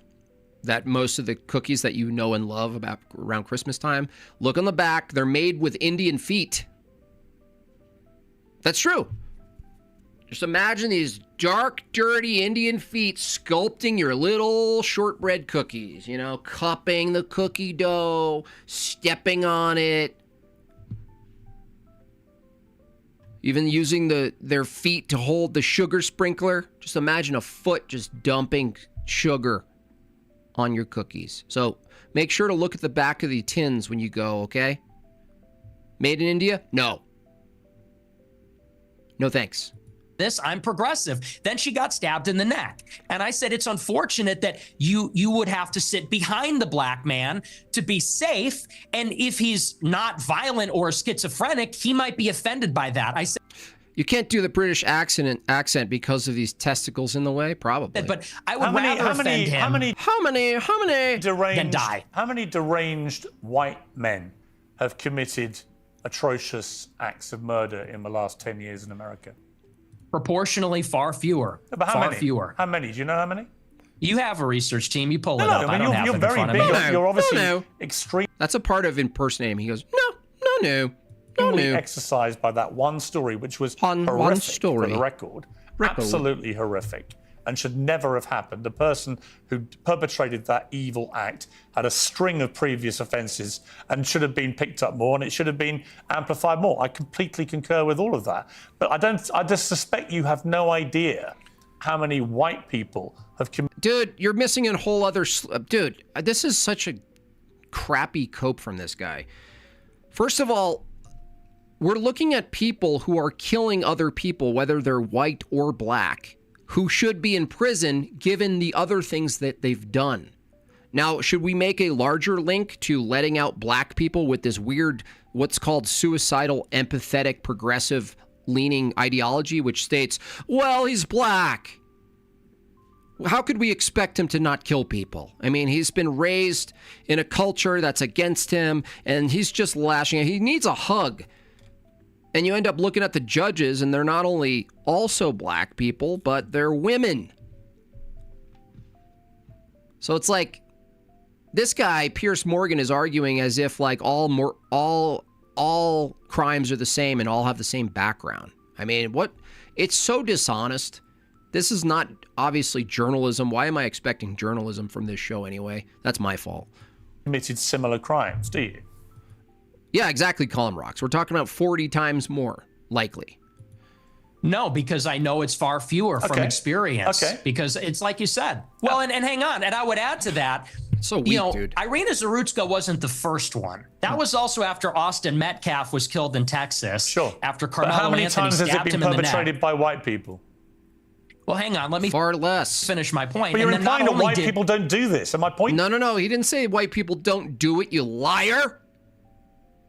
to you, Nick Okay. Fuentes, is of Yeah. course, Oh, I never said white people don't of course, do it. deranged a white liar, people man. commit heinous I just acts. hate liars so much. But you don't either No know. disagreement. You neither know nor care, or maybe both. Maybe you Liar, man. do know but don't care.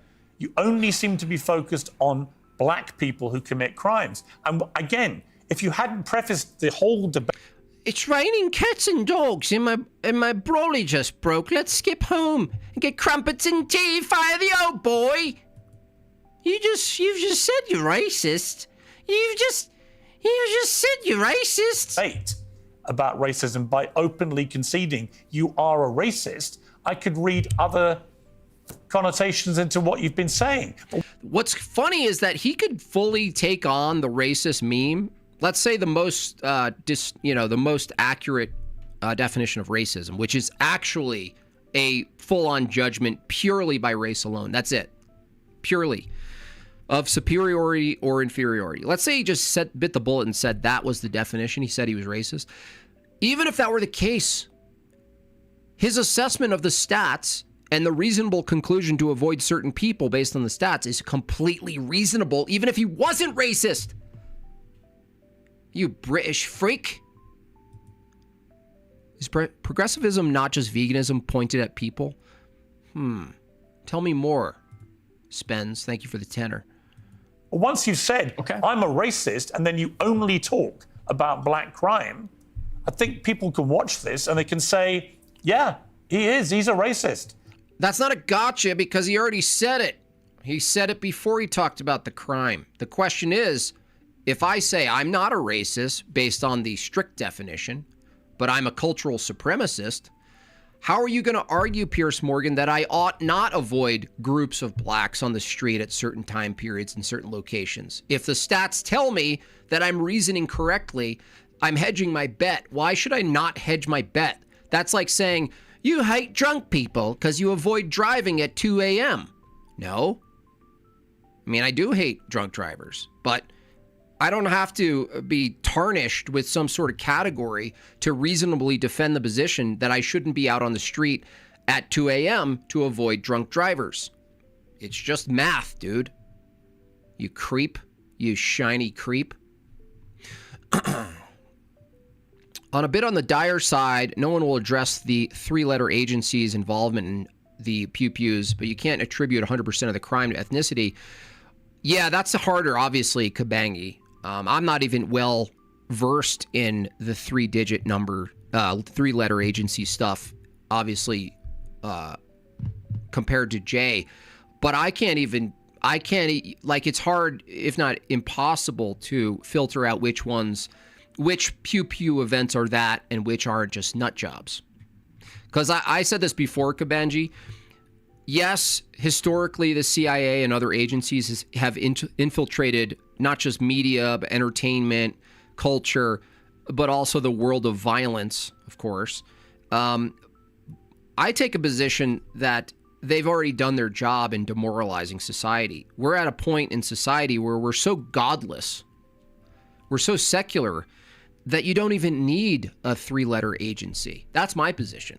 You don't even need that influence anymore. You just have the culture. The culture does it itself. It's like, okay, full nihilism. People believe they evolved from pond scum. They believe that their value in the world is non-existent, that it's all meaningless. We're all going to die anyway. There's nothing worth preserving. There's nothing sacred. There is no God. Man's not made in the image of God. There is no God. This kind of thing. What do you expect? What do we expect? You don't need a 3-letter agency at this point. And everything that he says about crime is driven through the prism of being a racist who judges people according to their skin color. But you could get hit by a drunk driver in the middle of the day. Yeah, I'm just looking at percentages, though. Yeah, exactly. That's what he would say. But you can get hit. You can get hit in the middle of the day. You can get hit. You can get hit in the middle of the day. I'm getting close to the essence. I still can't get his accent. It's weird. But his voice, I'm starting to get his voice a little. Nick should have pulled a Tucker. Noiga, noiga, noiga. Yeah. Well, it's funny because Skinny, skinny, skinny. Skinny, skinny, skinny, skinny. because it's quite on the contrary. And I said this in a similar monologue. You know, the problem is not that I wake up and I walk down the street and I see someone that doesn't look like me and it makes me angry. The problem is there's a pattern of behavior, which we've all seen. Blacks in America, you don't get to ask those questions, have become narcissistic. And they become narcissistic because they've been told they're victims of racism, they're victims of slavery. They've been told, really, there's no accountability. If they're rude, if they're inconsiderate, if they're criminal, they are told that they have no agency for their actions. They're being told, if you act in this way, it's because the white man made you that way. It's because the system's rigged against you. And so we have been telling Black people this for a generation, and now there's no rules. Now they go, and what we hate to see as... Yeah, and how do you say this? The blueprint for that, by the way, and obviously Nick knows this already, but the blueprint for that victim ideology, that victim schema, is the Jews. The Jews are the blueprint, right? Because what's equivalent to modern slavery that the blacks use as a shield because to alleviate responsibility and all this stuff, the original would be the Holocaust go. By the way, I want to make a shirt that says Holocaustco. Costco. It's the normal Costco logo, but it just says Holo on the top. Same system, right? That's why they kind of like work together. That's why they work quite a bit together. Or they kind of understand each other's worldviews or each other's experience. Oh, you guys got burned. You guys got put in ovens like cookies. Well, we got hung by trees, so I get it. I get what we should do. Here. Just constantly use the past as the ultimate excuse for not progressing or the ultimate excuse of no longer doing bad behavior that doesn't actually help society. Oh, it's because you were put in ovens. Oh, it was because people chased you around with a truck in the 40s and before in the 1800s or whatever. Just get over it. You know what I mean? Like, what part of slavery caused a bunch of biatches to be shaking their fat asses in public in front of children? Tell me. What part of the slave trade produced the effect that you have to wipe your butt on everything in public, you freaks? Oh, is racism. Why are you grinding a pole in public? Racism.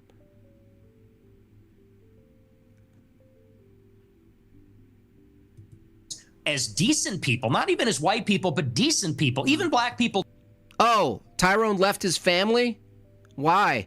Oh, because of white systematic racism made him abandon his obligation to be a daddy.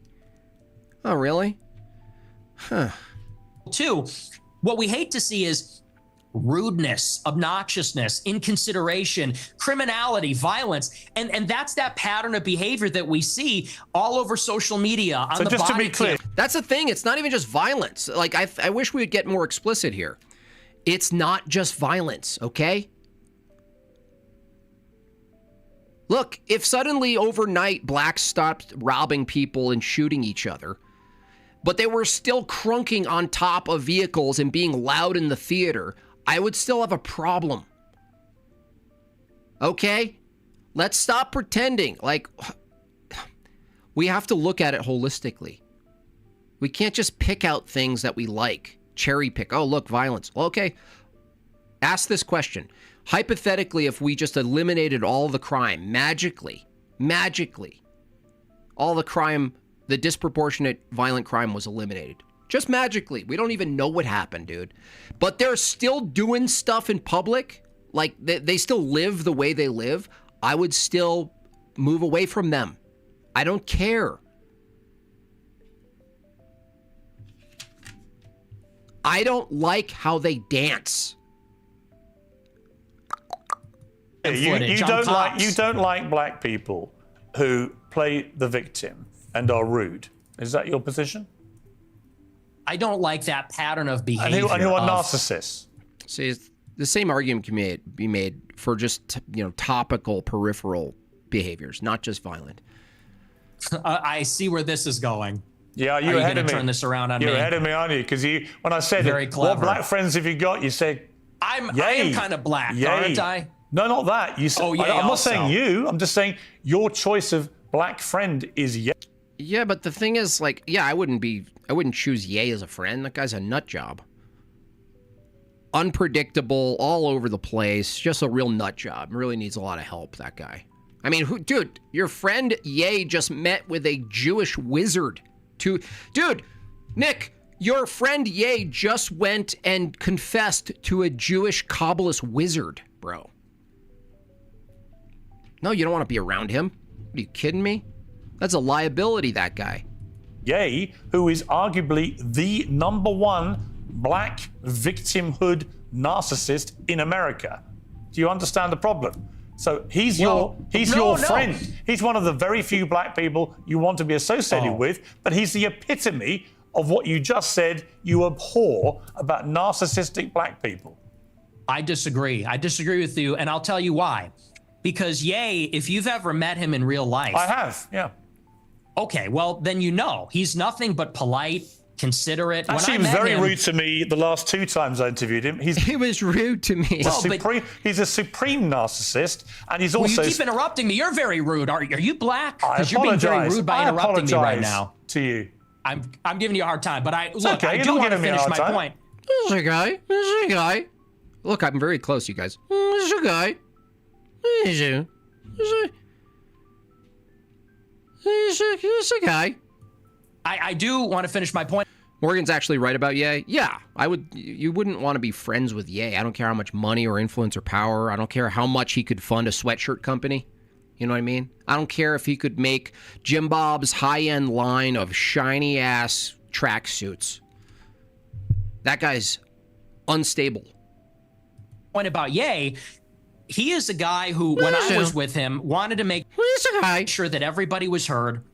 Everybody felt included. He's actually a very soft-spoken guy, very polite, and by the way, not violent. When you look at all the rappers that are in the music game, many of them, especially from Chicago, drill rap, he's a nut job, but being friends with him, I would be peripheral. I would be associates with him. I would, like, if I had Ye's number on speed dial, I wouldn't delete or block the number. But as far as, like, being around my children, like, when you say if someone's a friend, you trust them around your children. That's what a friend means. I don't even think, well, I mean, Nick doesn't have children, so he doesn't know whether he'd have Ye around his friend. I wouldn't have Ye around my children. Kidding me? No, hell no. I wouldn't leave that guy alone with another friend. they're talking about killing people, shooting people, they gangbang. He notably, if you know about him, he got his start because he was a nerd. He wore a backpack and a polo, and he wasn't a gangbanger. He rapped about his feelings and girls and his dreams and his ambitions. So no, and by the way, he would tell me all the time, he doesn't even feel black. They make him feel not black because he doesn't do those things, because he's soft-spoken. All you need is to get Pierce's hold on. I'll study him. I don't want his voice in my head. You know what I mean? Any other impressionists out there? Once you start zoning in on these people, you lose your mind a little bit, honestly. Because he's artistic, because he's a bit of a nerd or likes fashion. So I would disagree. He's actually not like that at all. Okay. We're talking about he's also a Hitler-loving anti-Semite. And we're going to take a little commercial break. Yeah, let's do a commercial break right after that. Yeah, and we're going to come back and talk about that's why I like anti-Semitism and your views about Jewish people. And see, I would say I'm pretty anti-Semitic when it comes down to it, because if we're talking about Jews, and that's what Semitic means, which is, I mean, they stole that too. But these are people who are not only passively, not even covertly, they're explicitly anti-Christian, explicitly, actively, like attacks, like expressive, creative attacks on Christ. They are my enemies. Cool it with the anti-Semitic remarks. Indeed, what Yaya said about the same subject matter. Angel Studios are back with a new must-see documentary. It's called Thank You, Dr. Fauci. Stream Thank You, Dr. Fauci, and be part of the conversation demanding. Dr. Fauci's still alive? He probably didn't take any of his jibby jabs. Truth and accountability. Okay, back with Nick Fuentes. Let's just turn to Nick Fuentes. Anti-Semitism. Oh. In your interview with Stephen Crowder last week, you answered emphatically that you don't hate all Jews. Is that correct? See, if hate means biblically reject, I hate all Jews. I reject all Jews, all of them. They reject Christ. They're active in that pursuit. They want to subjugate the rest of us goy, to their position. They infiltrate societies. They know what they're doing. So yes. You should be very skeptical of that tribe as they nomadically go from country to country, invading their infrastructure, okay? I don't care if you call me some sort of anti-Semite. That's reality. Yeah, but they're just such a small amount with such massive amount of influence somehow. Yeah, I don't blame just them. I blame also the evangelicals and the Darby dumpers, the dispensationalists, all of them. They're not your friend. Correct, that's your position. Yes. Okay, so I want to play you this clip. Well, I don't hate any Jews. Let me just amend that. I don't hate any Jews. Okay. Let's play this clip. The reason I've had it is because my opposition to world Jewry and Israel is rooted in absolute, uncontestable fact. We have the truth on our side. That's why we're winning. Because we are telling the truth about the historical antagonism between Jews and Europeans, between Jews and Christians. The theological, historical, racial, cultural, and political antagonisms between organized Jewry and the Christians, organized Jewry and Europeans. And the reason that we are winning that argument is because it's real, it's true. I can prove it, I can show you, I can name the names, I can show you the paper trail, the money. That is why we're winning. That is why all of this is raising the consciousness. All you have to do is ask these people directly. Now, a lot of them lie. Like if you ask Muslims, some of them will lie or some of them will tell the truth. You just ask them what their goal is. You just ask what their goal is. You can definitely find theologically not based in any meaningful way, but I mean they're basing their position on their theology. You can find Jews who admit that what their goal is to do, right? It's very similar to the Muslims' goal. And we're just supposed to ignore this. We're just supposed to, oh, well, yeah, but that's their religion. I mean, it's not that big deal. It's like, dude, stop. That's why I think it's better, instead of saying they control stuff, even if it's true, right? A lot of the worst behaviors in society, the worst products that are available in society somehow habitually are tied to these people with very specific names. But the problem is that you got to go to the root. Is it something they believe that these behaviors are downstream from? Because you can attack beliefs. And you have every right, not that rights exist, I mean, you have the position to do it. You have every obligation, I would say, to point out what people believe and see if their behaviors are downstream from what they believe. Isn't that what we call hypocrisy? If we could find a view that someone believes and look at their behavior and see if it aligns or doesn't? Well, there's two answers. For this set of behaviors that different nations habitually in history don't like, if they're downstream from a belief system that permits it, not only permits it, but advocates for it, whether it's Judaism, Talmudism, Kabbalism, Islam, or the rest, you got to look at it. Do you guys believe this? Man or Berenstein bear? You know what's funny? I put a Berenstein bear in this print. So if you bought this print at madebyjimbob.com, there's only 100 of them. There is a Berenstein bear in it. So I couldn't do it without including one of them. You say you have this opposition to hip-hop technocracy? That's hilarious. World Jewry. I mean, it's one thing to criticize, for example, the Israeli government over what it's been doing in Gaza. I've done that myself.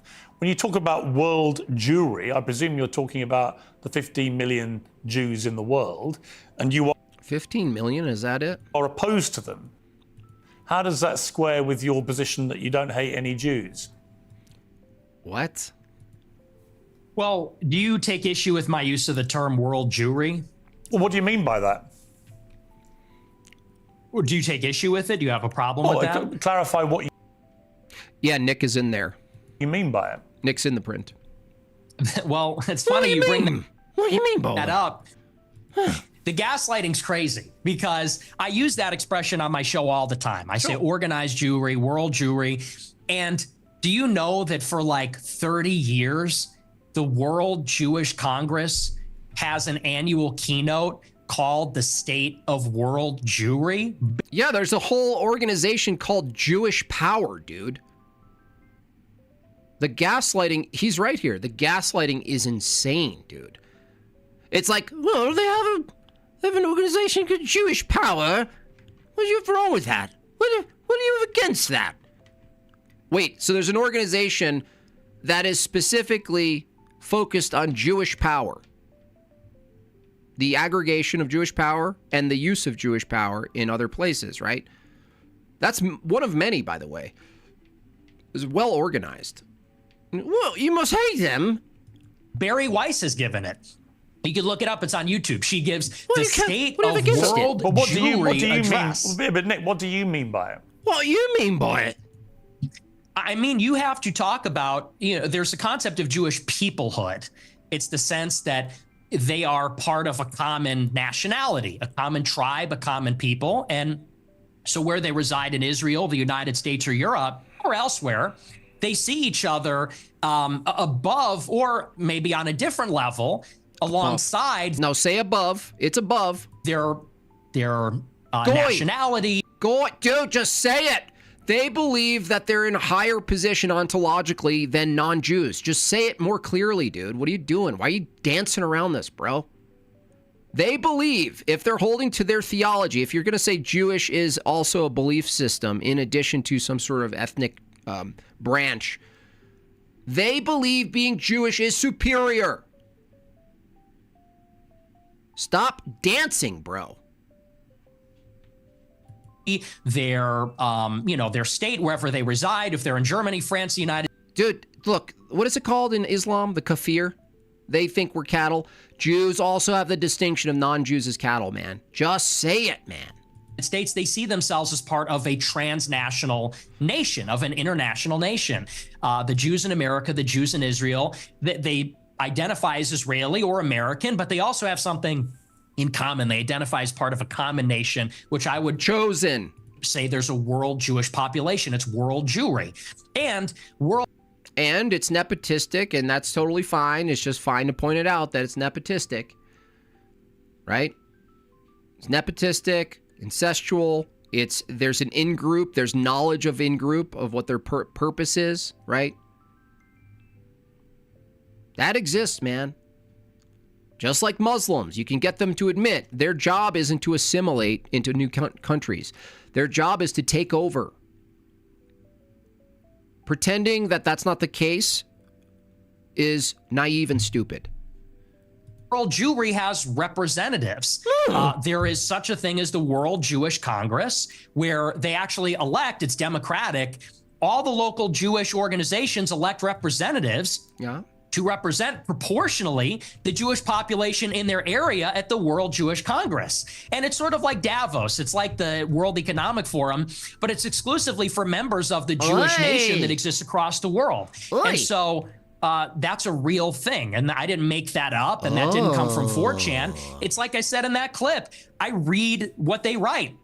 I read their books. I watch these speeches. I watch a speech from Barry Weiss. I pay very close attention. So that's what I mean by that. There is such a thing as it's a nation that exists across borders on a global scale.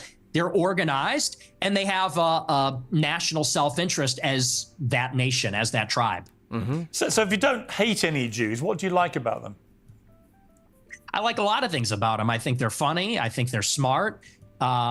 I think that they're pretty remarkable people. And as Christians, especially as Catholics, we say they're remarkable. And this has been... Is this where I read, remarkably in rebellion? Adjudicated in... The hell, dude? What am I going to throw up in my mouth? I'm going to throw up in my mouth! I gotta admit, I threw up in my own mouth on that one.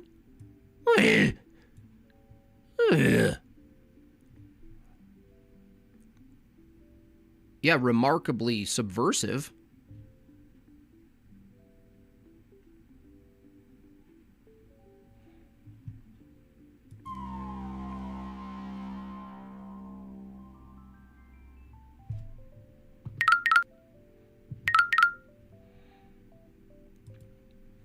I can't believe you said it.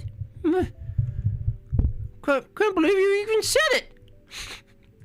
Catholic doctrine for thousands of years. We say that they're a witness people. And so we actually... No. What they were is different than what they are.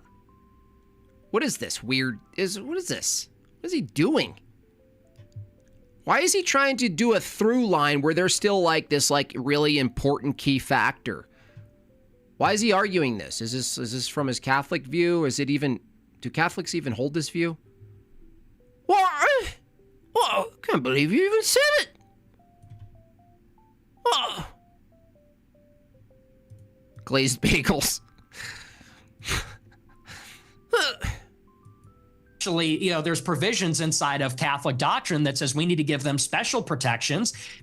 Ugh, gross. See? This is the problem, dude. Special protect. Why? We're not even talking about the same Jews. My church has a family where the dad is a Jew that married a Gentile, and he has talked about squabbles with his side of the family for becoming Christian. Of course, dude. Of course. Why would it be otherwise? I mean, it's the same problem. Oh, don't say Christ around the table.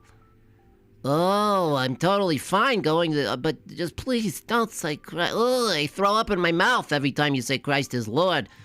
Because they were a witness to Christ's passion. So, this is why you can't clip the show. You have to watch the whole thing. I say this repeatedly in interviews. Is it Vatican II? I figured second actuality. I was wondering, because if there's another line, right, they're like, they're all simping for the Muslims or simping for Hindus. Why wouldn't they include the Jews, right?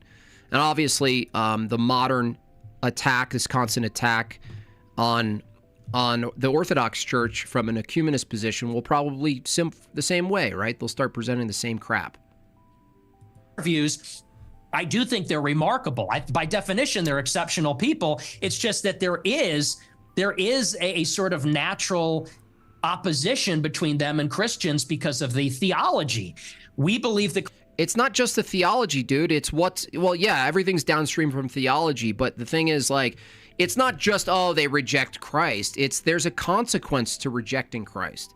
It's not just that. It's the Talmudic negotiation of all things, dude. It's super lawyerly. It's super legalistic. It's like, we put up the strings. We can push up the thing. Every refrigerator comes with a Sabbath. So I don't have to push the ice. The ice comes out automatically. I'm not working. I have a giant toid. How do I flush it on the Sabbath? I didn't touch the flusher.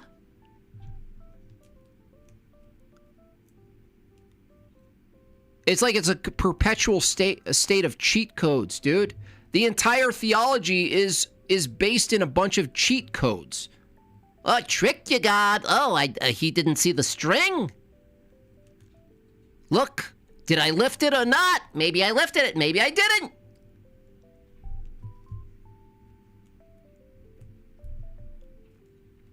This is why, if he gets stronger in his theology, he'll eventually leave. Obviously, to my view, he'll leave Catholicism. But this is like, at least he's looking at theology like everything we're critical of has to be downstream from theology.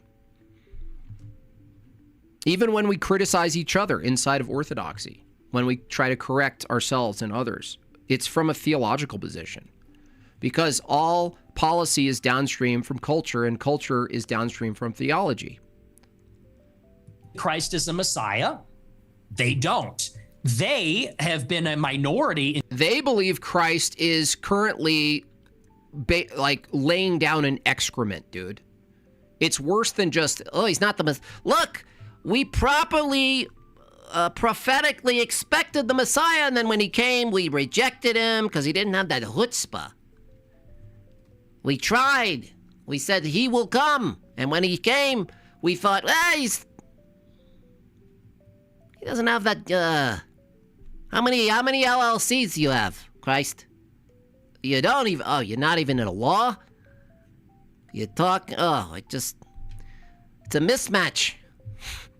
Oy vey, we gotta wait another 3,000 years. In Christian lands for thousands of years. And they have been pushed around and expelled, and they've been persecuted. And No, dude. Oh my gosh, dude. What the Do I have to play this?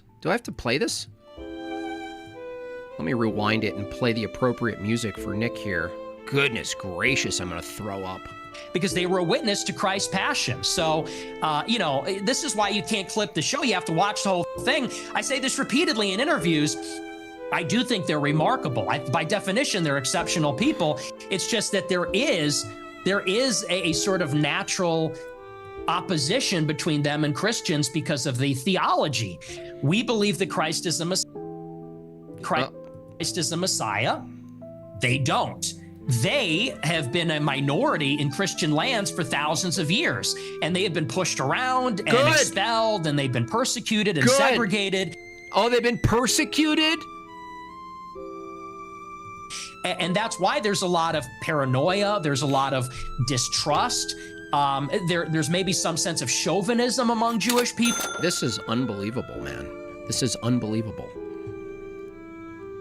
Roman Catholics love legalism. That is how they get assurance that they are going to heaven.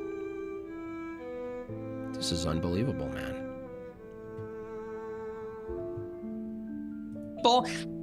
So there is, like I said in that clip. Oh, why did they get expelled, Nick? Why did they get persecuted? Why did they get sent out? Huh? There is an historical antagonism between these two peoples, between Christendom and... Well, no. Who's the antagonist? What are you talking about, dude? What is this? Jewry, and that has always been the case in Europe. But I don't hate them, and I think I actually sort of understand them in a weird way. Oh, yeah, you understand them now? Wicked Wally, $5. This is their plan to test everything. They figure their real Messiah will negotiate for extra bonus miles after an extra... Yeah, they do it. Seriously. They're like, oh, well, we'll see if he makes a good deal. We'll see if he's good at negotiating. Look, when our Messiah comes, he's going to be the best of the best negotiator.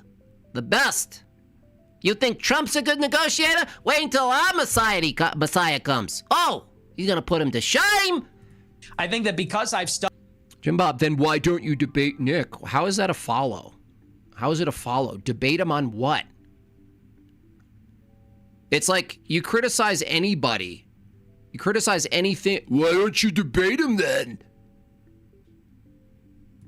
Studied a lot of their politics. I think I really kind of know them in a way. And it doesn't come from a place of hatred. Do you have any Jewish friends? Do you have any Jewish friends?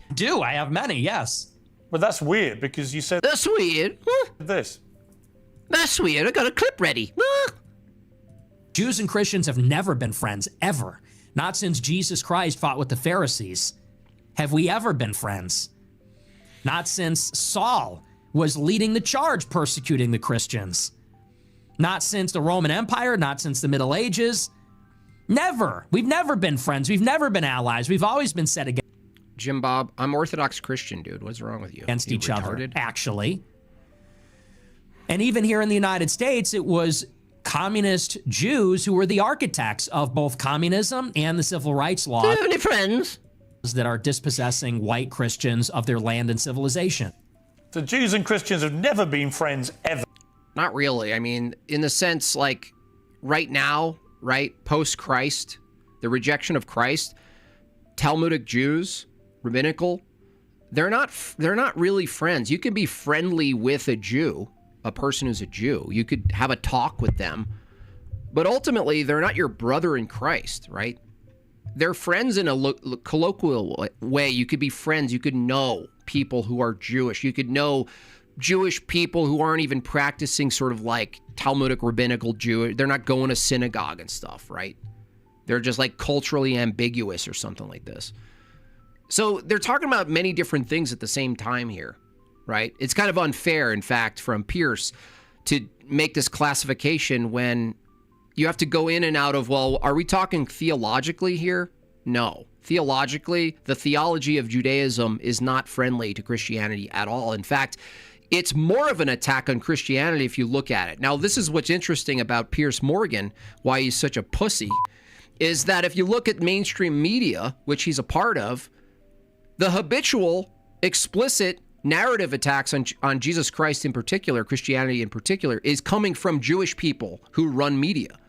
All of Hollywood is run and written by media. It's always attacking deliberately Christianity, always subverting it, always perverting it, always throwing it on the ground, always spitting on it. But where are the aggressors? Get the fuck out of here. Except for you Fucking cigarette. and your Jewish friends. Yeah, so easy. As peoples, as nations. Got it. Not saying every individual. See, during the fast, we don't buy the limitations of food because it defeats the purpose of the fast. Bagels do everything they can to find loopholes. Yeah, there's always these tricks, dude. It's not about lowering yourself. It's about legalism and tricking the legal system. Well, there's a workaround. I wasn't looking. It was a robot that fed me. Christian, and of course there have been Christians and there have been Christian converts to Judaism, Jewish converts to Christian. You're nodding your head, but you're asking this. I'm saying as peoples, they've never been aligned. As a Roman, I'm a Catholic. Yeah, there is a difference here between a groups like when he says, generally speaking, Jews generally, since the rejection of Christ and everything that manifests after, right? Well, by the way, including them breaking the covenant, right? The historic biblical and historical narrative of Jews is a rejection, a rebellious people constantly rebelling against their creator. That's been the theme. This is a generality that's true. So he's like, well, you have a Jewish friend. You play Magic the Gathering with friends who are Jewish, right? Well, then you said this. Like you, and I have many Jewish friends. And I'm just trying to compute what you're trying to say, which is Jews and Christians have never been friends ever. And I'm like, well, you have Jewish friends. I have Jewish friends. We're both Catholics. Therefore, we're Christians. It sort of doesn't really quite add up.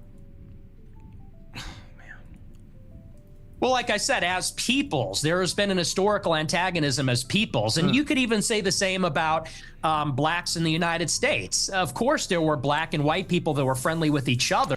Look, the whole point of being a friend of a Jew, right, or anyone else, is ultimately to convert them. Like, that's just the truth, right? Because let's face it. I mean, I don't know how old Nick is. I'm getting up there.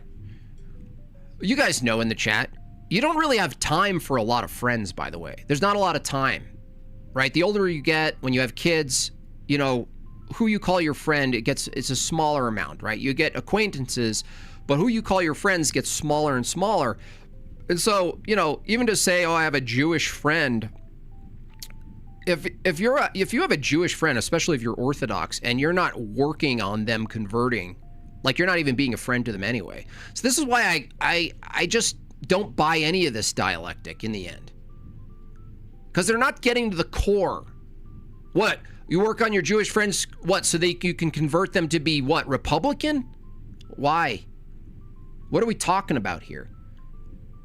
And this is kind of like the culture that's being criticized, generally speaking, for Catholics, is that they have this sort of umbrella approach where everyone's sort of welcome, but do you really need to convert anyone, right? If you really believe the Catholic Church was true, do you need to convert them? Why are you friends with these people, right? Are you friends with Muslims? You know what I mean? Like, to an extent, some people are in your family through marriage, and you can't help that you're connected to someone Jewish, or even like not even like theologically Jewish. They're just sort of culturally Jewish.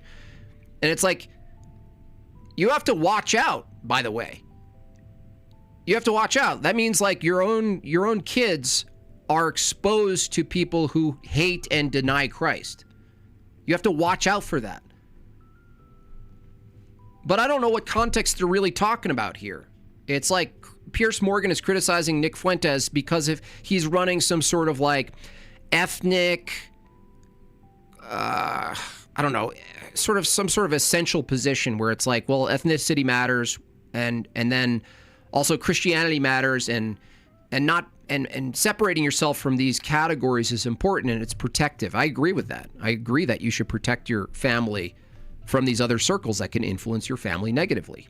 And you have to risk that when you try to convert people. When you make friends with people who hate Christ, who are atheistic, Jewish, Islamic. I don't make friends with Islamic people. But if you thought there was a moment there you saw that was hopeful where they convert, you're basically doing a risk assessment that your exposure to people who hate your God, who hate your way of life, right? Who reject your way of life. They resist it. You have to do an assessment. How much time you're going to put in to being patient with them, knowing them, loving them over time, such that eventually you might convert them. All the while you're exposed to them too, right? And that's at least to me, that's what we're really talking about here. Otherwise, we're talking about just stupid, reduced political dialectics. It's stupid. So that's why theology is so important, especially now with this kind of ideological warfare that's happening. If you don't root your ideological warfare in Christianity, in particular, for those watching, orthodoxy, go to liturgy. There's 1,000 people here. Go to liturgy. If you're going to be arguing theological debates about culture and what you're preserving, you want to get grounded in what you're preserving. Otherwise, it's useless. You're just LARPing. It's like, what are you preserving? What is it ultimately you're trying to get people to move toward? More whiteness? That still doesn't make enough sense. Conservative values? Yeah. Informed by what? Informed by what? What are the values informed by? Well, conservatism, you see? No, I don't see. Benjamin says, for $10, don't forget your meme idea. Piers Morgan sitting behind a desk saying, isn't it a bit privileged? Next slide, alternate perspective of him sitting in a jacuzzi. Yeah, dude, he's just sitting pretty. Stillborn, $5. I haven't looked into this, but I feel like bagels have had their fingers in the schism. That's true. Jay has done some good work on that, I believe, if I'm not misspeaking. Jay, he might still be in the chat or he's streaming at this point. But yeah, there is definitely influence there. I would even say they've influenced Orthodoxy at some point. There's probably some Jays in there dressed up with the hats as well. My buddy, who is an atheist, has agreed to go to Thursday Vespers with me. That's awesome, dude. It's amazing. It's amazing. I've never actually been to a Vespers. I mean, I might go to a Forgiveness Vespers, but it's amazing. But in many ways, they were set against each other as groups. And I think that's easy enough to understand. Jordan says, I know people here know this already, but in the case this needs to be said, we're friends not as a trick or anything. It's an act of love. Yeah. What's the investment with a friend? It's like tolerate them? What? Tolerate their broken view? Like that's an act of hate. I mean, that's how you could be friends with people in a sense and hate them. That's what my criticism about atheists all the time is that they hate each other because they don't correct each other when they have bad arguments. Like that's that's why Christians, when you see Christians infighting and you get like a ick, no, that's good. This constant dialogue of like who has a coherent view, who has the authoritative take, who is the true church. These are important issues. And they're often seen as like, well, this is so unnecessary. Can't we just agree? No, that's what's in question. Can we agree? No, we don't agree. We don't agree. Muslims don't worship the same God, dude. I'm sorry. No, I'm not sorry. Muslims don't worship the God of Abraham. Well, why can't we just get along? I mean, we basically have the same, I mean, we both have icons. We both have nice smells in church and stuff, and it's like pretty based. There's no bass solos in my church either, Jim Bob. You guys think that we worship the same God as Muslims. The reason that many people think you're anti-Semitic is that you have regularly downplayed the Holocaust, and in particular the number of Jewish people who were murdered by the Nazis. It's been said that you believe no more than several 100,000 have been killed. And I want to play you this clip. I mean, there's still a mathematical argument for that. People talk about, well, what about the gas chambers? Well, to the extent that that's real, I find that hard to believe, but to the extent that's real, there have been atrocities committed and genocides committed in all times and all places. Let's acknowledge why Hitler casts the long shadow. Because that confers a political benefit upon Jews. That's why. It doesn't really sound correct to me. Wait a second. Okay, going 10 years back now. Come on, guys. Come on, Pierce. Look at him. He barely has pimples. Second. Takes 1 hour to cook a batch of cookies, and you have 15 ovens, probably in 4 different kitchens, right? Doing 24 hours a day, every day for 5 years. How long would it take you to make 6 million? I don't know. It certainly wouldn't be 5 years, right? The math doesn't seem to add up there. That's a legitimate criticism, honestly. I think out of all of the criticisms I've looked over, I think that's one of the best ones for that specific claim. What do you think about that? Are you happy with that? Are you happy with that? Are you happy with what you said? No. Yeah. You think that's funny? You think that was funny? My feet are in a foot jacuzzi. There's no way his feet aren't in one of those high-end foot bath massagers right now. You think that's funny? Funny? It's funny. You think it's funny? It's amusing what you're doing because, that one was a joke. But do you want to talk seriously about the Holocaust? I do, actually. I mean, I do, because I just find it extraordinary that you would think the Holocaust could ever be something that we could joke about. Why?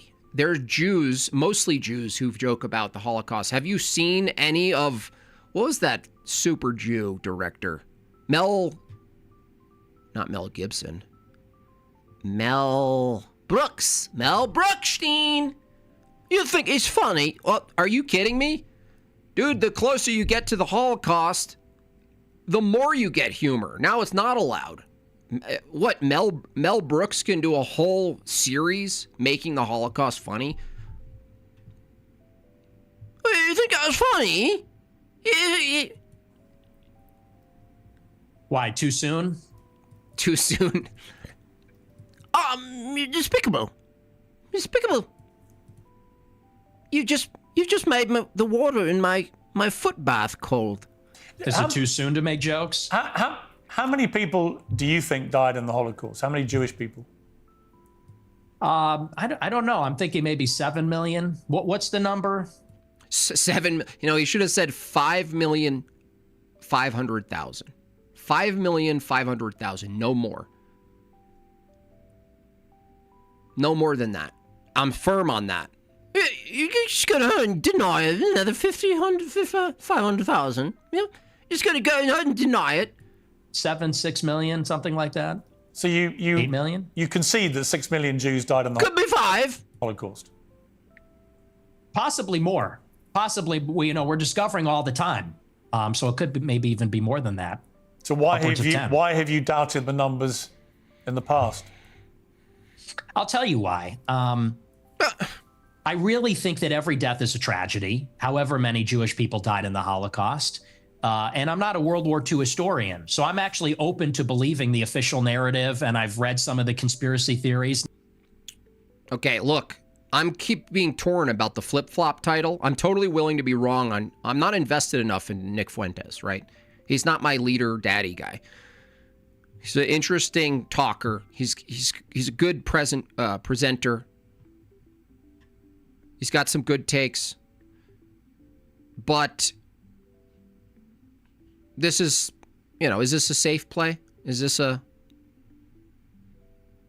little flip-floppy considering what he's established his base, right, on? The kind of thoughts, right? Is this a little safe? And to tell you the truth, it's a rigorous debate. But it's the Jews were talking about 6 million in the 1800s. Interesting about this is that True Blood logos?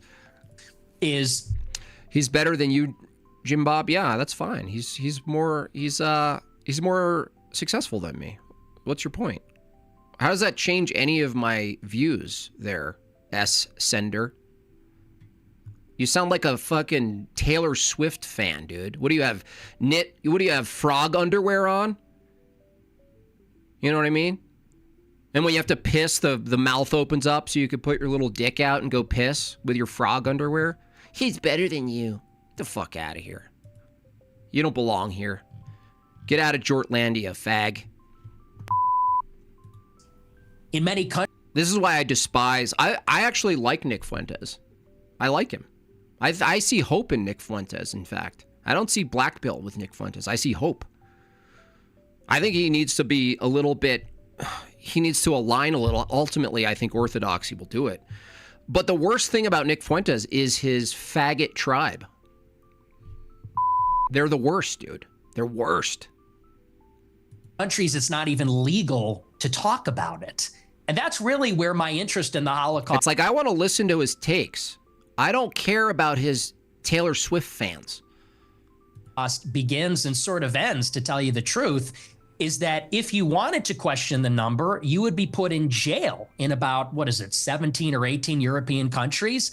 And I think that's really the more interesting conversation, which is that this is almost like a religious dogma in the West. No other genocide. Hey, come on, dude. Only 90% of us. I actually don't know the pulse. I don't know how many people who call themselves Groypers exist. I don't know if it's much smaller. I don't know. I think the best thing for Nick Fuentes is to move away from his current base and get more broad. And maybe that's what he's doing here. So you could be hypercritical and you look at him and he's like, oh, he's not being as vicious and clear about his positions, right? As he used to be in the past. He's being soft. It might not even be a bad thing, honestly.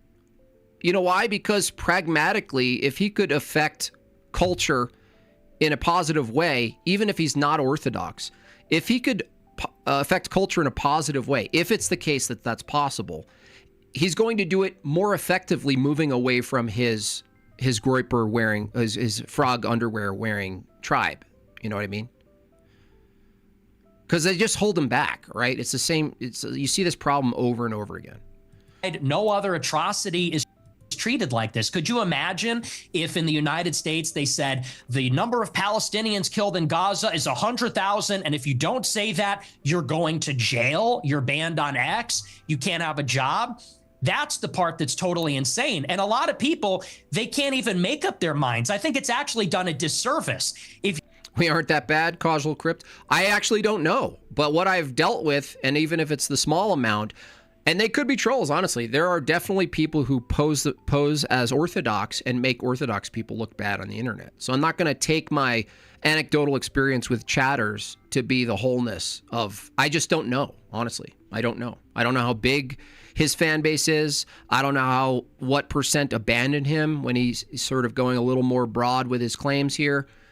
I don't know how many of you are fake Groypers acting like horrific people. I don't know.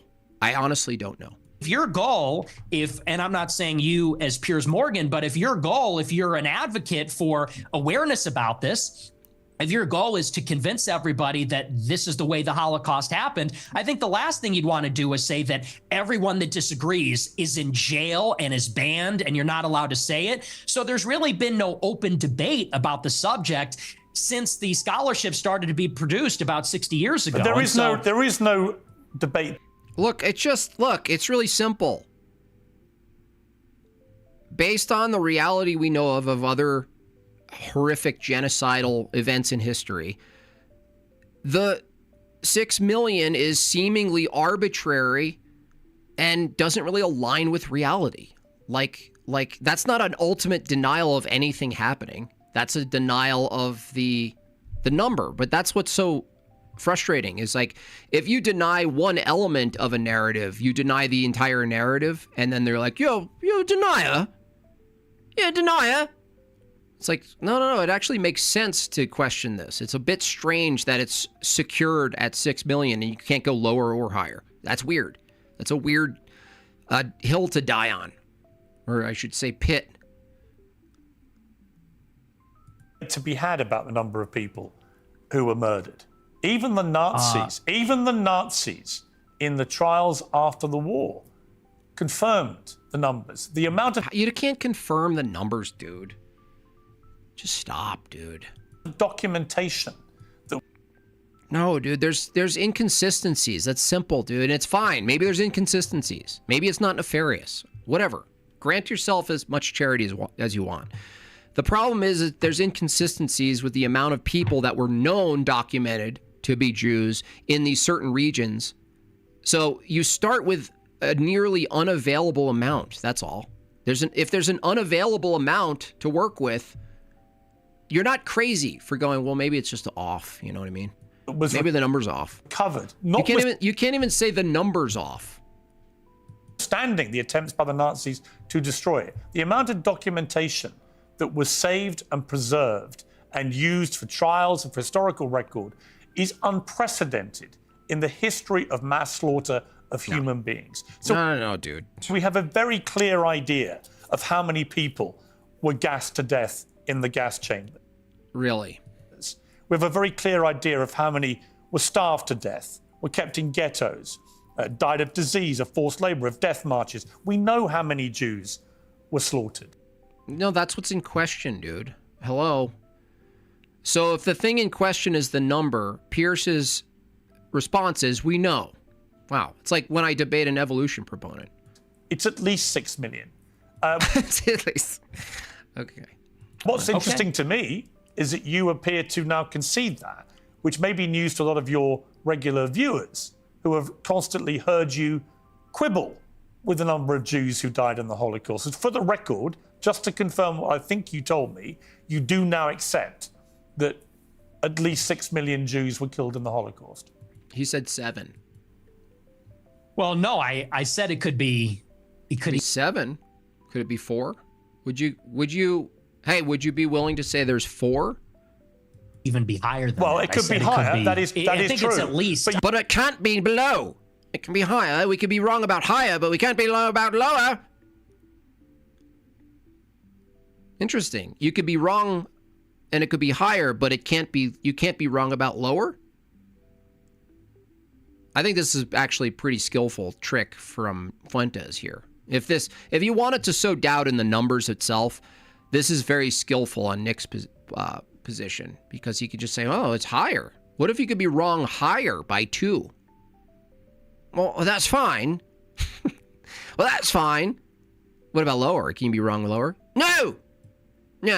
I think you're right. It is at least. Oh, it's at least 6 million. Oh yeah, he's totally trolling right now.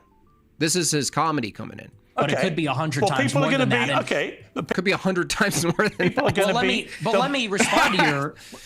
Pierce is so serious, he doesn't even understand Nick's being facetious. He just said it. He said it could be 100 times more than that, Pierce. You're so set off, dude. Your pearls are so clutched right now, you can't even hear what Nick is saying. Let me respond to the rest of your question. Sure. What you're saying I understand where you're coming from when you say it has been documented and there are confessions and so on. Let that speak for itself. Based on the bones, as you can see by the bones. But you don't see, your show is called Piers Morgan Uncensored. Based on the bones. But the United Kingdom is censored and Europe is censored. And if you talk about these things, you will. You know what's so crazy? At a time, in the 40s, where our accessibility to, mass scale documentation, effective documentation, the ability to quickly store documentation and data and stuff in like files and shit. Like the level of manual documentation required to accurately document an event, right? It took a lot. It takes something to do that. Now it takes less to do that. And then you look at Karunka, right? Which obviously Piers Morgan was a part of the parade, right? And we look at how off we are on the documentation of Corona, right? Who died of Karunka? Oh, someone who died in a motorcycle accident was counted as a Corona death. Remember? Anyone who died of a heart attack, will just write Corona. They were instructed to write Corona, dude. You could use the Corona comparison here to say, well, no, it's totally the case that any horrific event that you thought was horrific in humanity, the way in which we examine the death toll is always in question. So you think we can pull off a scam where we include anyone who dies of anything and call it, oh, they died of the Karunka. They just did. We documented it that way. You think with our improved metrics and ability to document things, with our improved systems, we're able to make such a false statistical problem, right? Statistical narrative is false. Only just 5 years ago, 4 years ago, where are we at now? 5 years ago? And yet you go back that long ago and you can't, right? You can't have that big of a discrepancy, right? That's stupid. That's stupid. Will be put in jail in many countries. And I think that's where a lot of people start to say, well, if the truth is so clear and if there's such overwhelming evidence, why do you need to throw people in jail for disagreeing? And you yourself said, well, there is no debate. I think everything is debatable. I think everything, at least. The fixation on the number is so autistically manipulative. Yeah, it's an emotional thing. It's like you hate anyone who died of anything if you say, well, I don't know, 6 million, maybe that's wrong.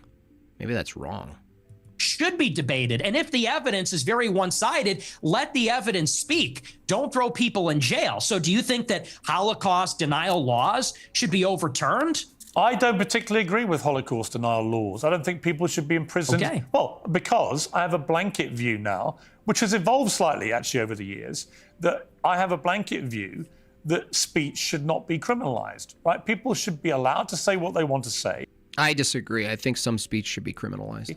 And they should be then made accountable for what they say. If you have an employer, they can make a view about whether you are the right kind of person they want for their employment, as they would make a decision about anything else you do in life. So I actually believe that... Oh, look. Vagine, an opinion from India. Check the channel Scripture and Tradition on Rumble about the event. RC Priest, sadly, but has some interesting vids. And yes, 6 mil was all over in the preceding decades in news stories, etc.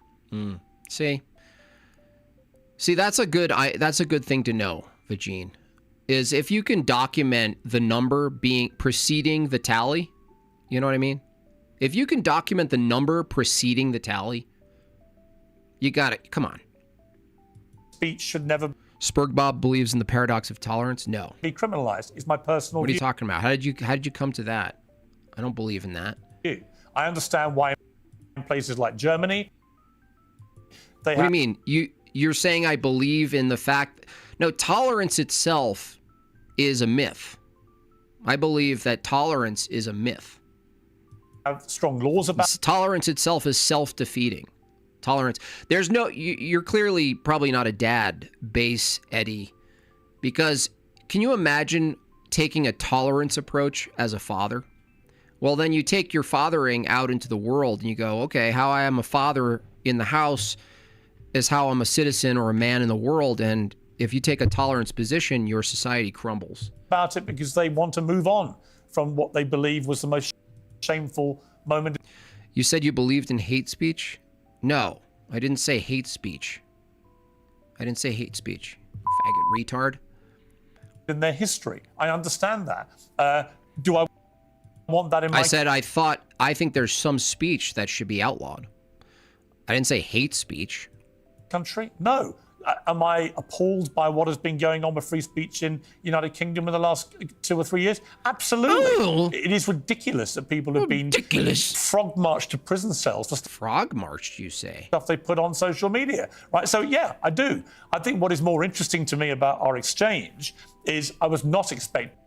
Tolerance is the last virtue of a dying society. Terrible. It's a terrible thing.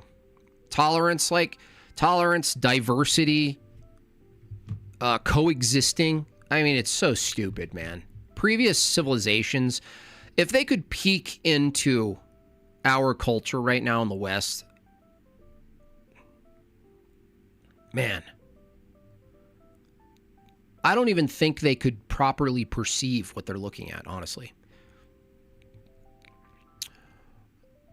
What did I say, Crayon Eater?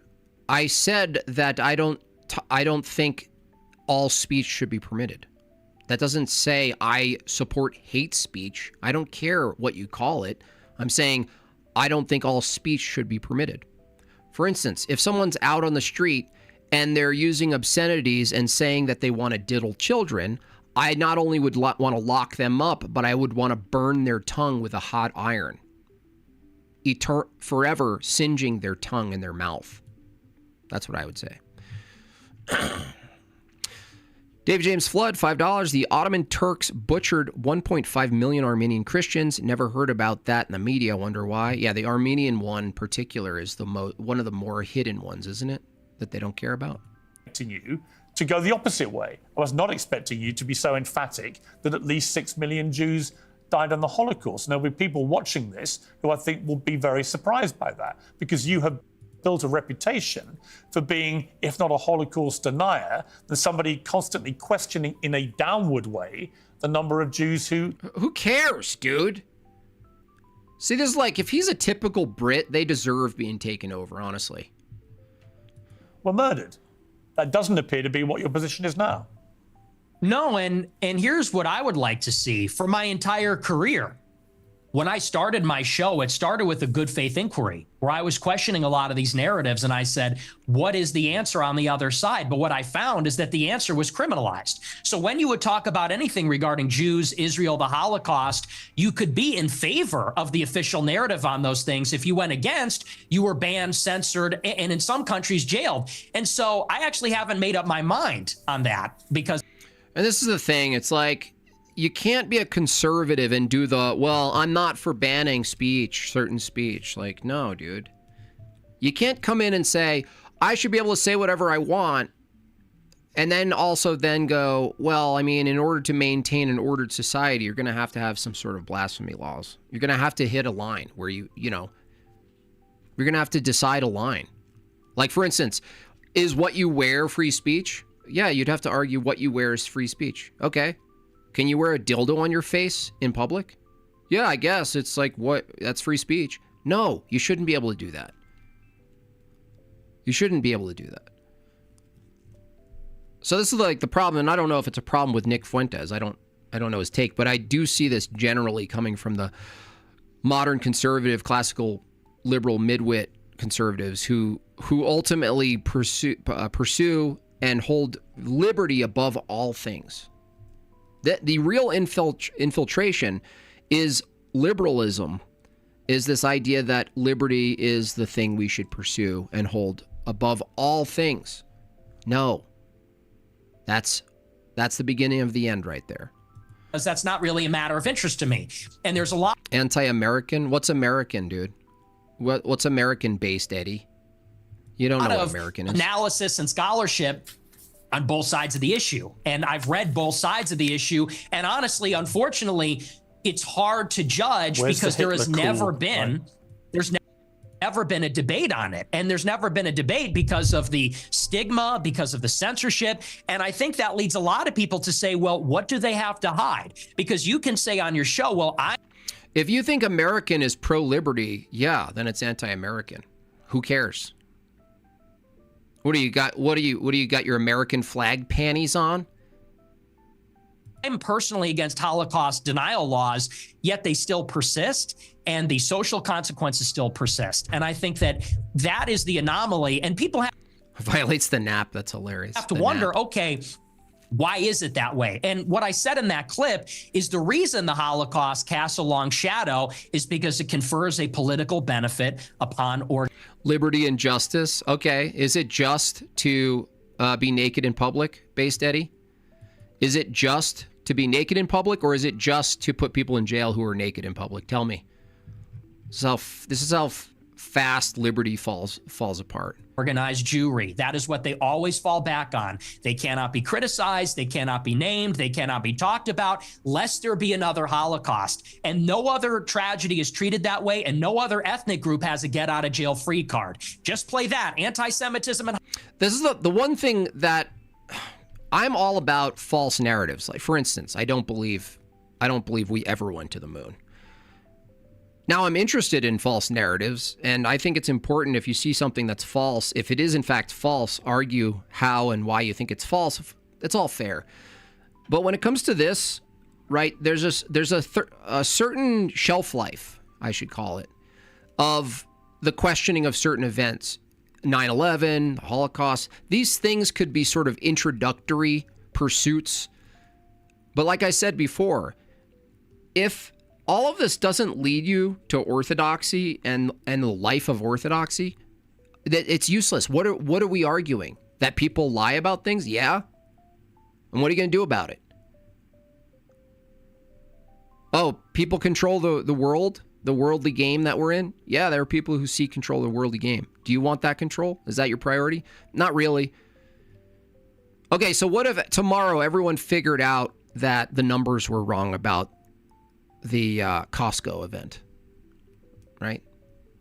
Would it change the trajectory of America being rooted in pure filth liberalism? No.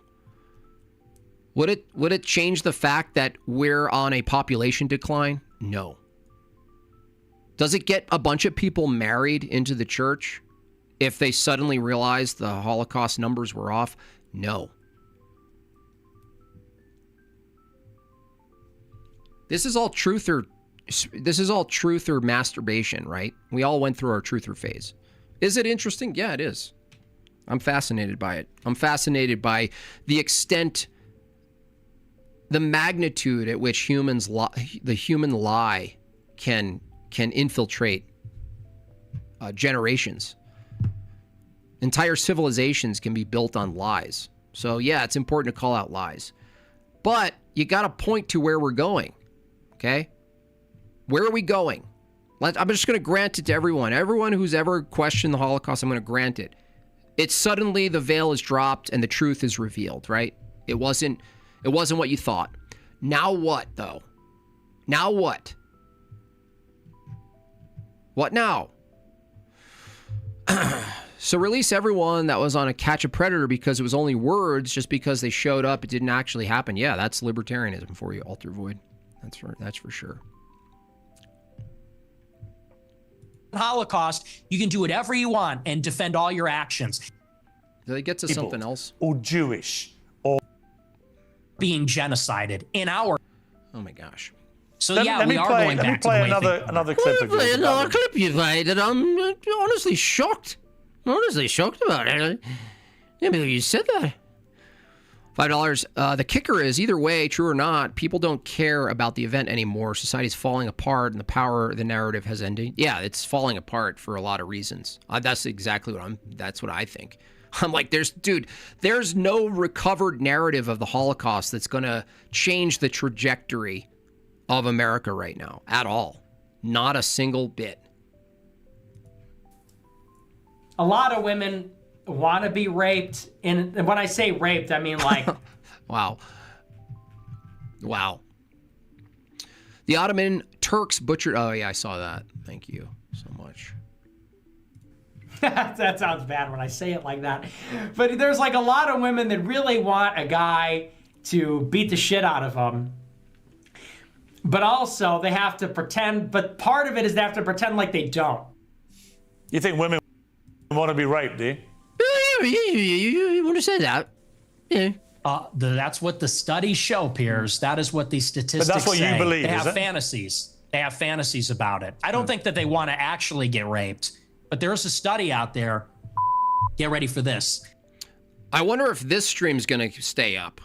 It says 62% of women have rape fantasies, and if you read anything that they're... Wait, what percent? Wait, what? Is that true? That is what these statistics But that's what say. you believe, They is have it? fantasies. They have fantasies about it. I don't think that they want to actually get raped, but there's a study out there. Get ready for this. It says 62% of women have rape fantasies, and if you... 62%?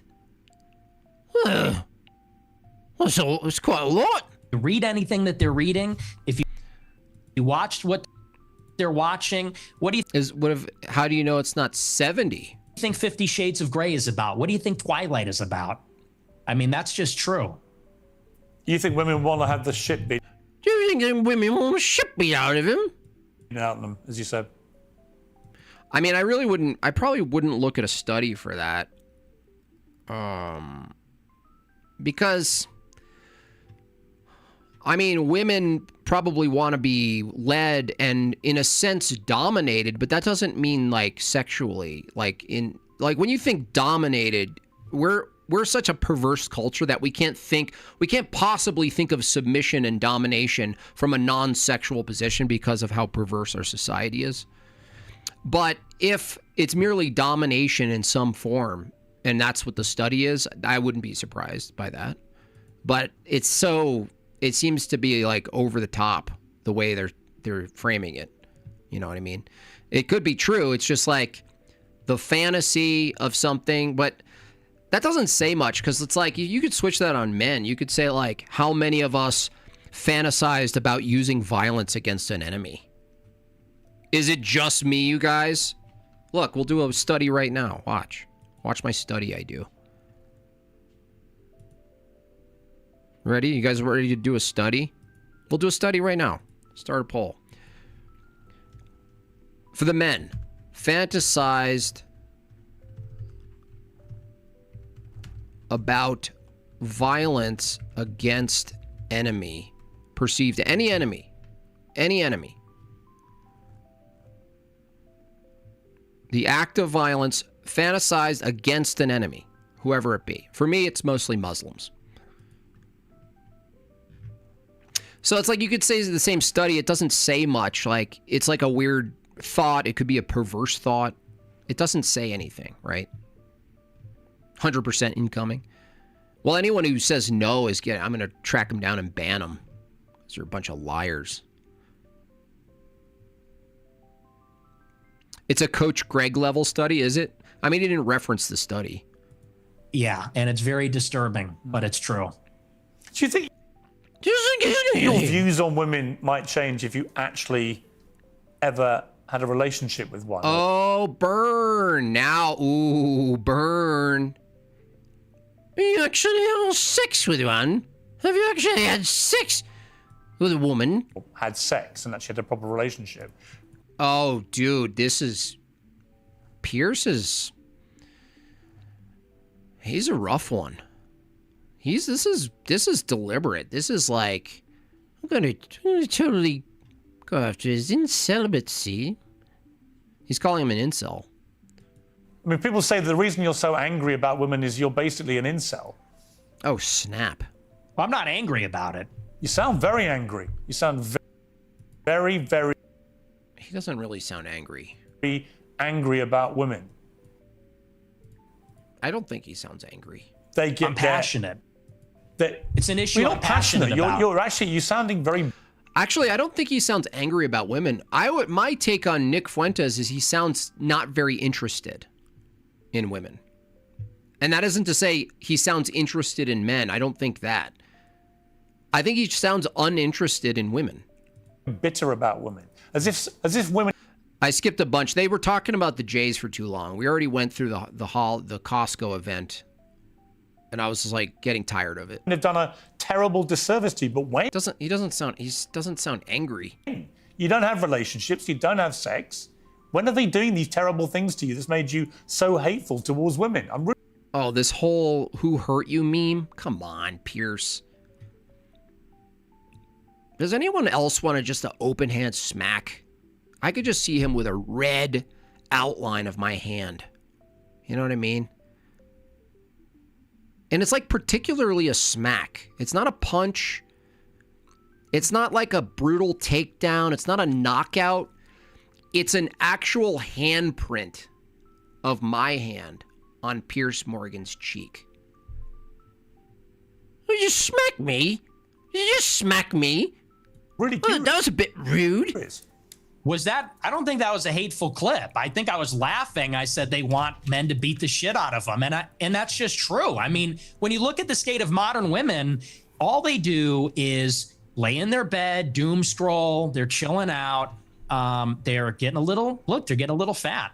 It is what it is. I don't know what the average weight is, but they're getting a little heavy. And any guy that is playing the field these days will tell you that. Yeah, as a Catholic, why is Pierce advocating for Nick to not be celibate? And I know a lot of the. Did I put in my vote? I can't vote on my own. So 88%, that's about right. I thought it would be upwards to 95%. Chads. I am an incel. I'm talking politics as a general turnoff. That might also be the thing. I've talked about this before, where men, even in the sort of based orthodox sphere, orthobro sphere, there might be this conception, and this only goes out to the people who have this. You think your wife or your future wife needs to be, quote, based, or like knowledge. It's a really weird freeze frame, dude. If I painted his face green, he would actually look like the frog meme right now. This idea that they should be philosophically based or have some sort of historical acumen, or they understand the based distinctions of orthodoxy or this or that. It's like, dude, stop looking for a man. Don't look for a bro. Like, I'm always relieved every time I turn to my wife and I say some synthesized view of theology and politics and when they converge. And if she looks at me in any look other than complete just emptiness, like just staring through me like, why are you saying this to me? Why would you expect me to listen to this? What are you doing?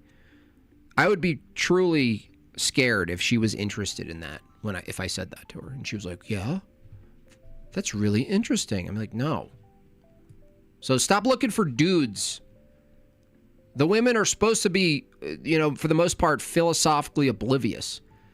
They have enough folders open in their mind, just generally navigating and organizing their direct reality around them. Okay. They don't need a freaking philosophical masturbatory event with you. Okay. I'm friends with a lot of Chads like Bradley Martin, Clavicular. They agree with me. There's sort of like this alliance between the guys that don't have sex and the guys that get the most sex. We know what women are about. It's the guys in the middle. Guys like you in the middle. It's the beta male orbiters that say, she's amazing, you're a misogynistic pig, because I don't know what that is. I guess. Well, come on, let me explain to you what I think it is. Hold on. I think when a 27-year-old guy who's never got laid, never had a meaningful relationship with a woman. Jim Bob unintentionally talking about every ortho brotard in existence. Well, it might be the case. In fact, online, if you're calling ortho brotard particular online culture that's all like super zealot about theology and, defeating arguments and all this stuff, there is a passion there that I would not say to diminish. It just has to be controlled. But maybe it's the case that a lot of young men who are sort of overcorrecting and moving into orthodoxy, they might be have the wrong standards for the women that they're looking for. You know what I mean? Like, honestly, you could find a sort of proddy chick and make her into a very loyal, based, orthodox wife. And she doesn't have to know the fucking energy essence distinction, like, at all. Let me back into the Discord. I don't control my Discord. I just totally put other totalitarian people in charge of my Discord, and I trust their totalitarian privileges. Says that women shouldn't be allowed to vote. They should stay at home. That all they do is fantasize about being raped and being beaten up. That's what they want. That they're annoying. That they get fat. That they get ugly. That's a misogynist. Now, you may not understand it because your knowledge of women is so incredibly... Oh, gosh. Oh, yeah, your understanding of women, right? Well, maybe it's true. Nick Fuentes doesn't have an understanding of women through the lack of experience, but in the same time, the lack of experience could be a good thing. Like, honestly, the more these young men experience women, whatever the women are these days, they have every reason to go, oof, now where do I go? Because that ain't it. Like, they have all the reasons to be black-pilled about it, or red-pilled. Black pill and red pill are the same to me at this point. And Pierce has all the answers? Come on. No, stop. Misogynistic? Dude, anything not ushering in women into the fucking, consumerist machine is called misogynistic now. Tiny. Pure rubbish.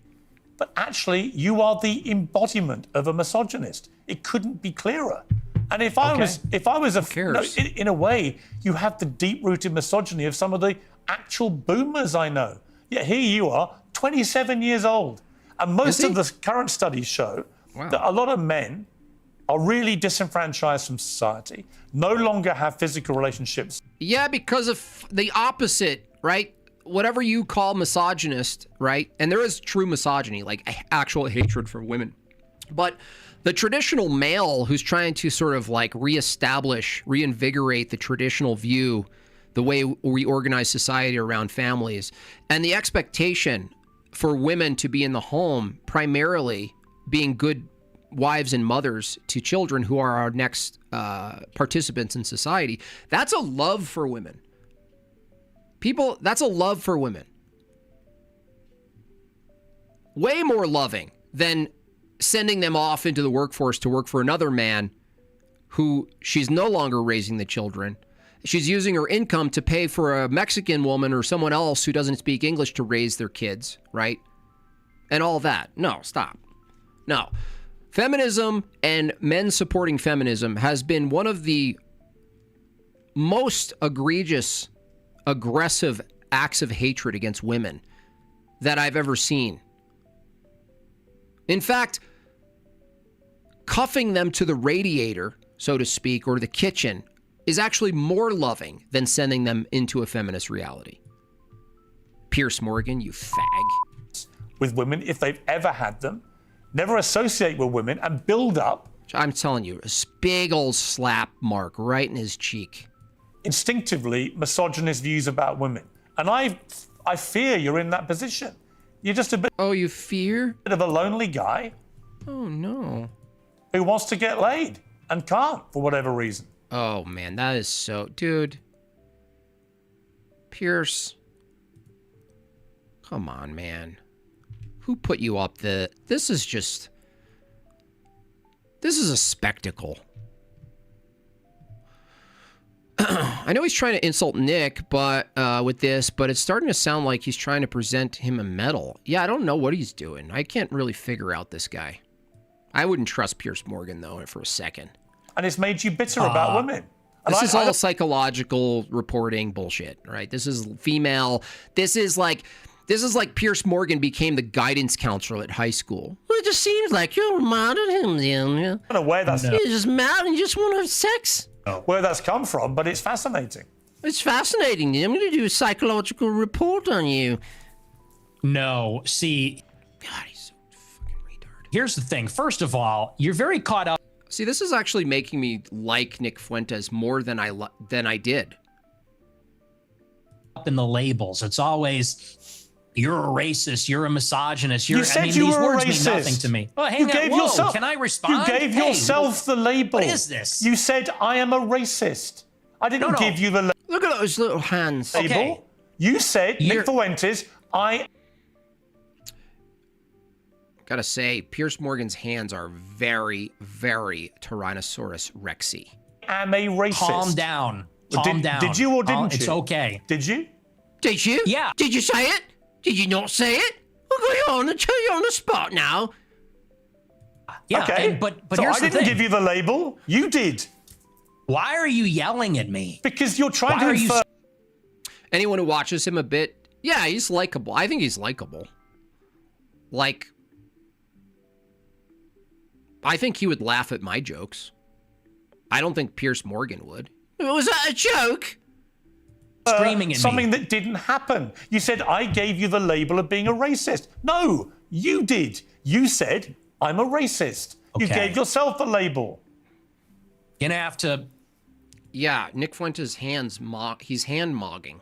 tone it down a little, all right? You're gonna have to bring it down a notch and relax. This is Yeah, he's very upset. just an Didn't he just call Nick really upset and angry? interview, okay? Please calm down. All I said is you're hung up.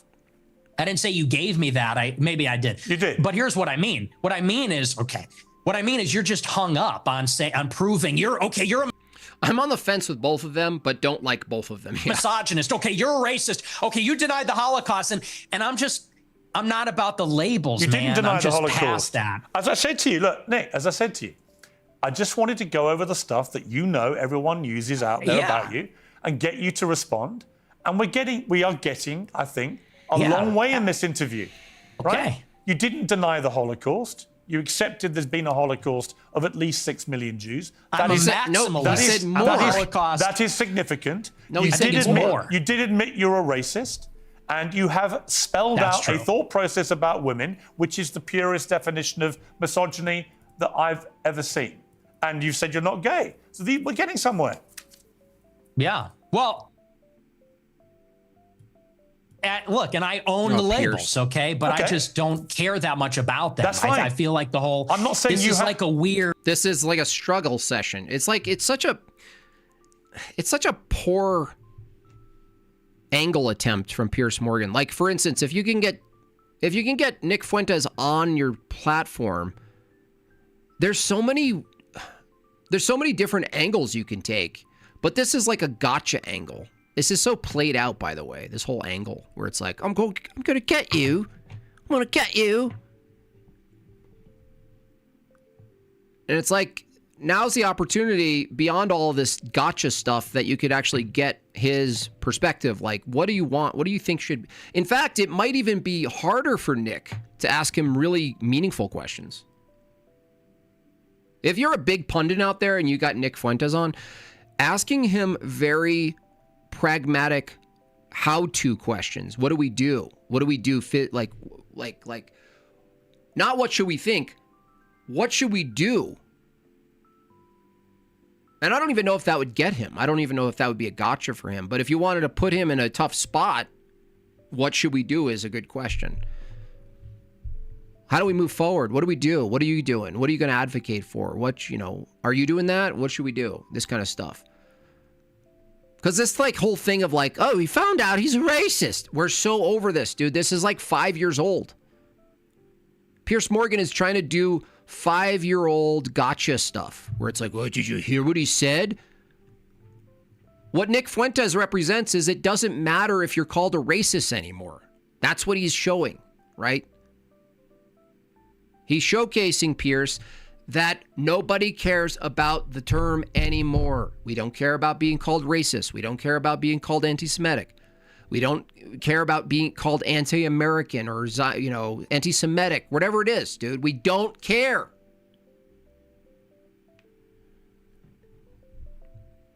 I'm not saying you have to care, Nick. Half of this was a troll. You don't have to care about any of it. I promise you. Right? That's not why I got you on the show. Well, what you get him in the show? I wanted to give you a fair crack, which I think I have. We've gone over a lot of stuff. We've got a bit more to go on. I genuinely don't think I've ambushed you with anything you couldn't have been expecting. No. I don't think I've been overtly. Yeah, well, whatever.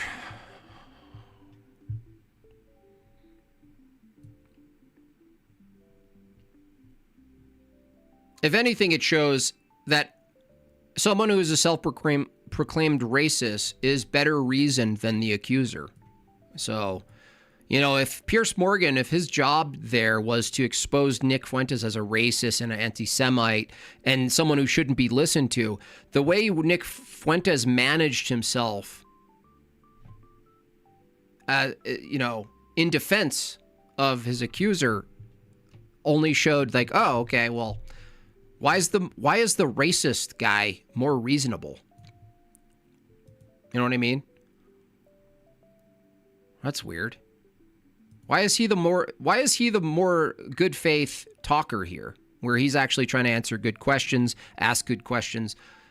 If it's the racist, bigoted anti-Semite who demonstrates to be more reasonable in the exchange, I mean, I guess, is that what you wanted, Pierce? I don't know. Pierce made him more likable. He did, even for me. Like, I never was invested enough in Nick Fuentes to dislike him. I kind of dislike if it's his real followers. I don't know if they're her real followers, but these intense sort of Taylor Swift fan style frog people, I don't like them. But he's likable. I think he's likable. Like, I want him to win, but I have an idea of what winning looks like from my perspective, and it's completely biased. Like, I don't think he can win from his current position. That's what I'm saying. I don't think he can win from his current position. It's mostly a political stance, and he doesn't incorporate his theology enough to make his cultural prescriptions based in anything. You can't escape it. I'm sorry. I know that everyone's not a theologian, okay? No, I am not. Nick admittedly is not. Many of us talking heads on the internet, you know, we're doing like half-ass comedic takes on things, you know, slop, making our way through the interwebs and stuff. But when it comes to making strong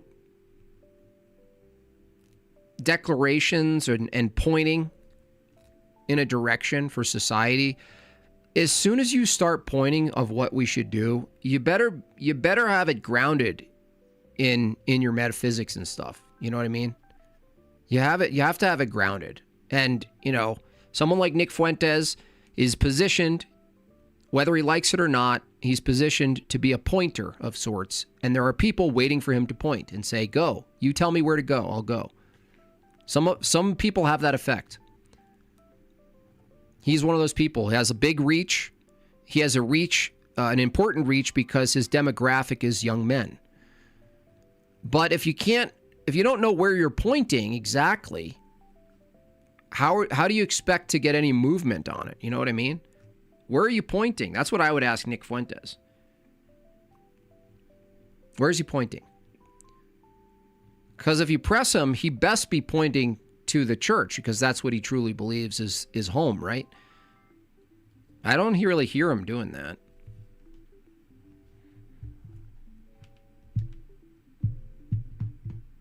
If you watch a little longer, Nick and Pierce have a short theology debate, if that interests you. Really? Well, about Catholic? Let me see.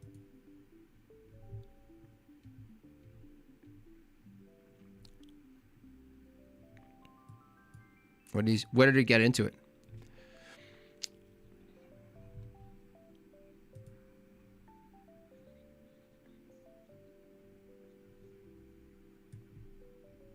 Oh, he gets into women's rights. That's actually interesting. Let me see. I don't even think women, at this point, women are questioning whether or not they should have the same rights. Because if you swap the term rights with obligation, which you can't, but as soon as you add obligation in, they're suddenly like, wait a second, no, maybe not. they're like, no, maybe no rights. Control Alt Delete. Because the whole basis of being Catholic is accepting. It's accepting the authority of the pontiff. You can be a member of a religion and disagree with parts of that religion. Perfectly reasonable. What? Wait, what? I mean, which parts here, dude? Wait a second, Pierce. Nick should ask, can you disagree with dogma? You could be, you could say Unless you're an that, but it wouldn't extremist. be true. If you're an extremist, you can't. Okay. Obviously, you never deviate. That's just not rigorous. You never That's just deviate if sloppy. you're an extremist. But even the Constitution, That's just sloppy. even the Constitution's been amended. Was it 27 times? People talk about this sacrosanct document. It's been amended 27 times. Oh my goodness. Yeah. Oh my, this is not rigorous intellectually. This is very Just a statement of fact. Theology. Okay, but it's fine. Where were we? We're talking about Trump, and somehow we got into Trump. Back it up 10 seconds. Yeah, he just went with super we could just change it a bunch. Which, I mean, let's face it, that already happened in the 1000s. Should not lead and teach. I mean, you're not interacting with what I'm saying. Why can't? Okay. No, they don't. I think they do. Yeah. You think the Catholic Church position is women shouldn't be allowed to vote? I think so. Yeah, No. but I'm not positive. No, it's bullshit. I don't think that's true, and that's actually voting is a very modern view. I don't think a theology would actually have that literal of a take. Honestly, it could be an entailment of a theological position that women don't vote, but I don't think it would be explicit. Does anyone in the chat know? Oh, it should be. It should be. So if you were Pope, that's what you do. You could be Pope because you're celibate. Oh, burn. It's really weird to see a Catholic insulting another man who's not married to be celibate. That's very bizarre. That's true. And I'm also from Chicago, like the Pope. But look, I mean, women, it says in the Bible that women have no authority over men and they can't teach men. And that's why there's no female priests. That's definitely not the current Pope's position. There's a lot of So I things don't in the think the Bible. Catholic- I mean, do you take every word of the Bible as sacrosanct? Oh. Well, yeah, it's inspired scripture. So all of But I it mean, is is this now all of it is a sacrosanct. theological debate? Well, it is Catholic doctrine that women should not lead and teach. I mean, you're not interacting with what I'm saying. Why can't women be priests? They should be. Oh, goodness. Now, that's not a loss for me. I mean, I wouldn't, if suddenly Catholics were making women priests, that would be a win for me. That would be a win for Orthodoxy. In fact, some of the people I love the most who are Catholic, that would be the final straw. So, I mean, go for it. Okay, well, you're not Catholic. That's not a Catholic I am position. a Catholic. Many things I disagree with the Catholic Church. Okay. I am a Catholic. Well, that kind of is contrary because how about a woman pope, Pierce? The whole basis of being Catholic is how about a Muslim pope? It's accepting. It's accepting the authority of the pontiff. You can be a member of a religion and disagree with parts of that religion. Wow. Perfectly reasonable. Wow. You could be, you could say Unless you're an that, but it wouldn't extremist. be- Just wow. If women can vote to cancel a man's vote, then they have the authority over men. That's true. It's a good way If you're of an looking extremist, at it. you can't. Okay. Obviously, you never deviate. That's just not rigorous. You never That's just deviate if you're an sloppy. extremist. But even the just Constitution, sloppy. even the Constitution's been amended. Was it 27 times? People talk about this sacrosanct document. It's been amended 27 Oh my times. goodness. Yeah. Oh my, this is not rigorous intellectually. This is very, Just this is a statement of tabloid fact. theology. Okay. But it's fine. Where were we? We're talking about Trump. See, now I understand Nick. He's not based in theology, and like myself, I don't want to get too pinned down on, Orthodox theology especially can get very technical. And so, I could see why I'm sort of like Nick mirrors me in a sense because it's not my strong suit, the theology itself, but arguing for the necessity of a theology, I can do.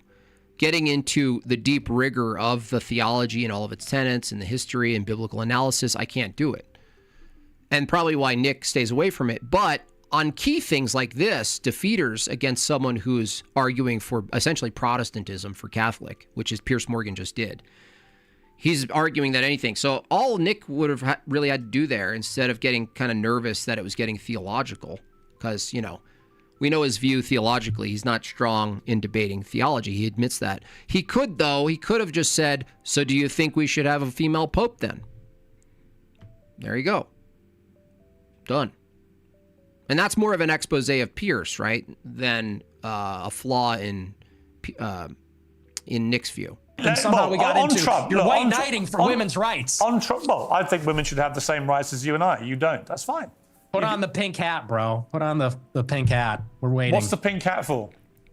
For the march, for the women's march. Are we going to see you at the women's march protesting for women's rights and all that? I think women should have equal rights to men. Period. You carry tampons in case your female friends get a period or something? Like, it's crazy. The white knighting is I'd have no problem diabolical. giving a female friend a tampon, would you? Have you ever? I don't suppose you've ever seen a tampon, have you? Bro. Why would he see a tampon? Oh, absolutely not. You Get that away you think from me. tampons are gross?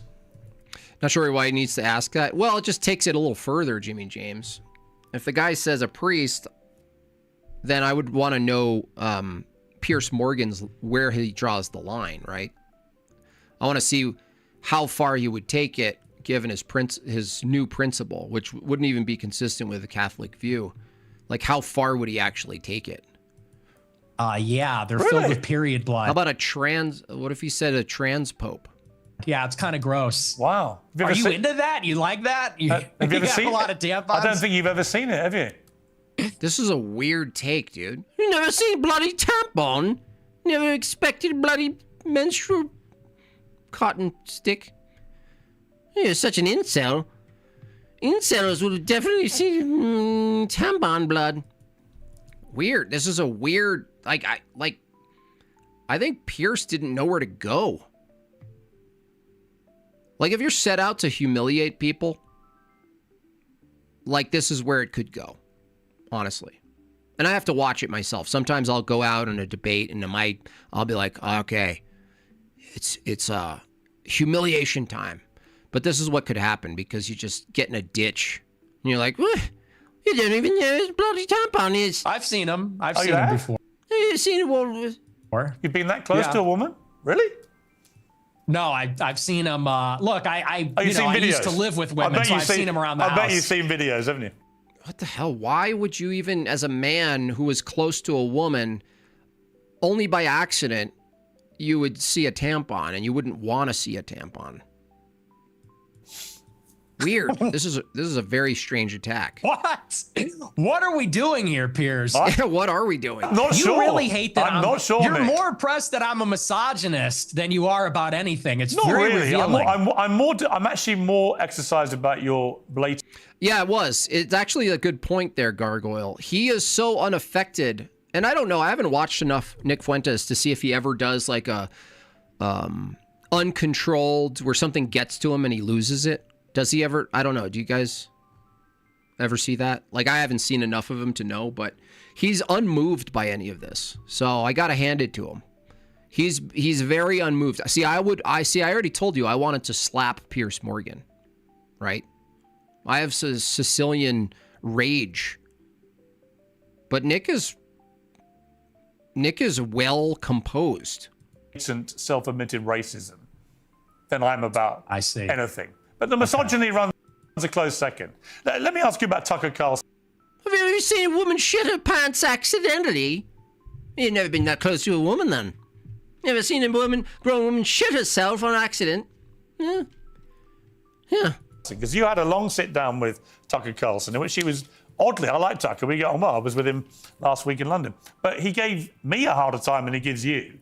And then afterwards, he was more critical. And then you said this about Tucker. He's a handler. He handles people. That's what he does. He's a fucking liar and a handler. He goes around telling people, I don't know anything. I don't know. Oh, I know nothing. I don't even have a phone. I am just a clueless tourist. I just travel to all these countries and, I don't trust him. And I don't care, maybe that alienates me from people in the conservative movement. I don't care. I'm not going to be a part of it. I'm not going to be a party to whatever that is. Whatever that CIA bullshit is, I'm not going to be a part of it. So, Now that I've heard enough from Tucker and I've heard enough from other people and I've seen enough, this guy's not who he says he is. Not an ally. Stay the fuck away from me. You're weird, dude. You're weird. See, what would have been great is if you'd said that to him when you were sitting opposite him. Well, when I was sitting opposite him at the dinner and in the interview, he was nothing but nice.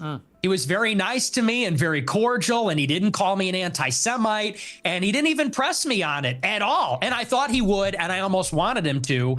He was nothing but nice, and we had a great time. We had a really great dinner, really great interview, and I felt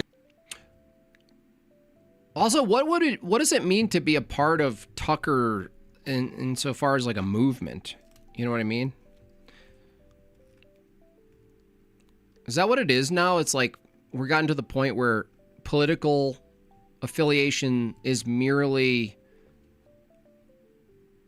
you being sort of folded into people who talk or something, like people who have shows.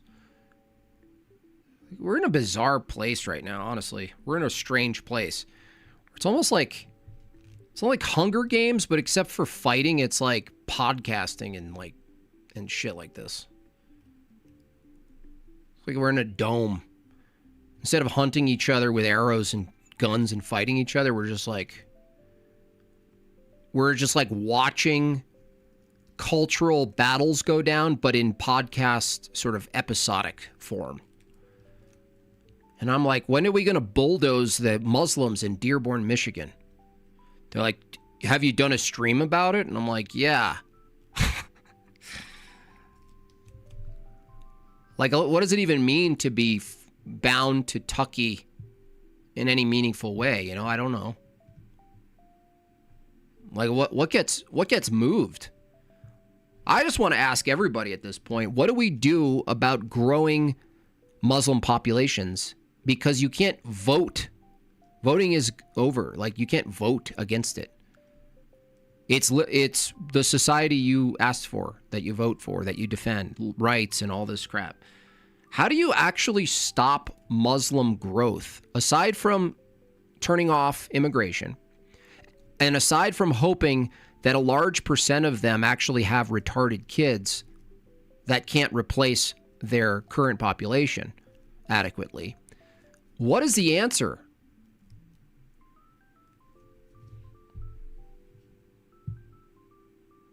What's the answer?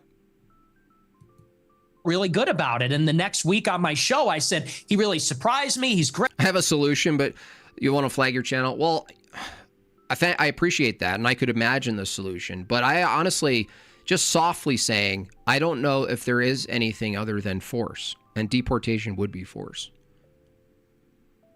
Like other than that, it's just unironically feminism. That's actually funny.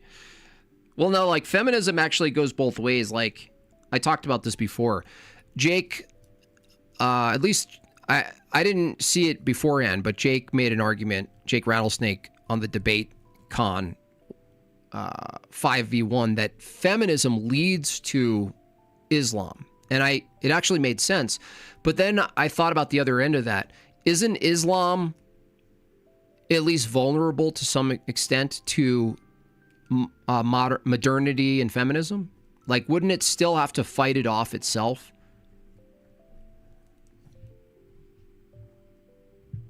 It's like goes both ways. Feminism allows for the voting patterns that increase Islam in all these nations. And they become what the term is, suicidal empathy, allows for them to take over. But then the Muslim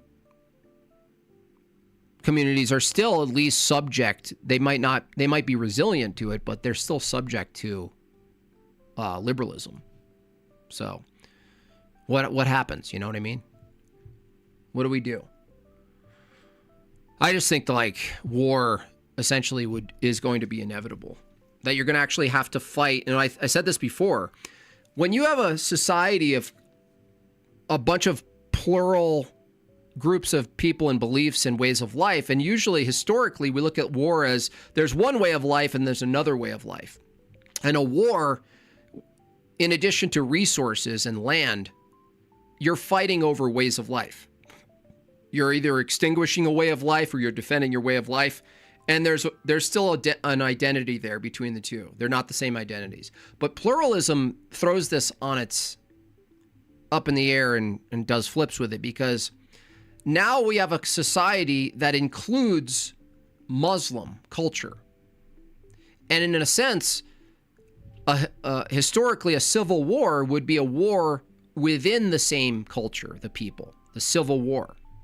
Still about a way of life, but within the cell of the nation, you split the cell and you have a civil war with the people. They're of the same people, though. But now you have Islam and these other theologies and ways of life implanted in Western culture and now in Europe. And the only way you can fight it is to have another type of civil war, which is bizarre because it's a civil war of different nations inside of a nation. It's like they're living technically in the same nation. Like legally, they're the same nationals, right? They're nationals. And yet they have completely different identities. This is the problem. This is why people have to understand that your nation is an identity. And if it's not, there's nothing to defend. What are you defending? What? What is it you're going to fight a war for, guys? All you 20-year-olds, what are you going to get your boots tied for? Is it Amazon Prime? What is it? Disney Plus? Overnight Cheetos? Pickled Doritos?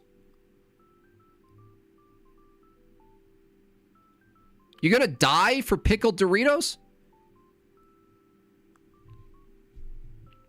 We don't have it. This is not a black pill. There's still hope. It's just that we don't have the thing, the referent, the identity that gets men out of their house in the line of bullets. There's nothing you could point to. These other countries actually have it. They're just retarded.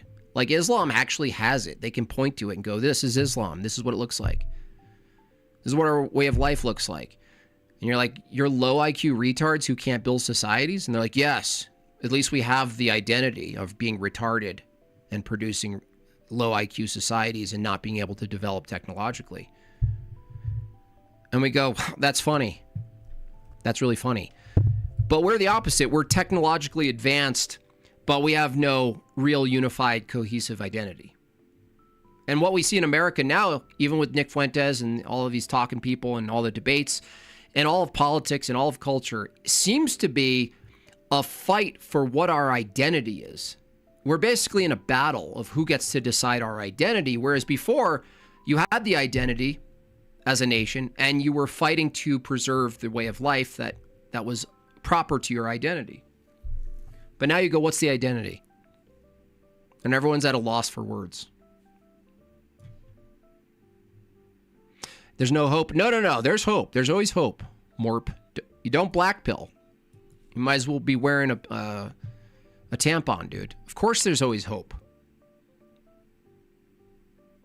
The thing there's no hope for is liberalism. The thing that there's no hope for is individualism. That's a good thing that we realize that.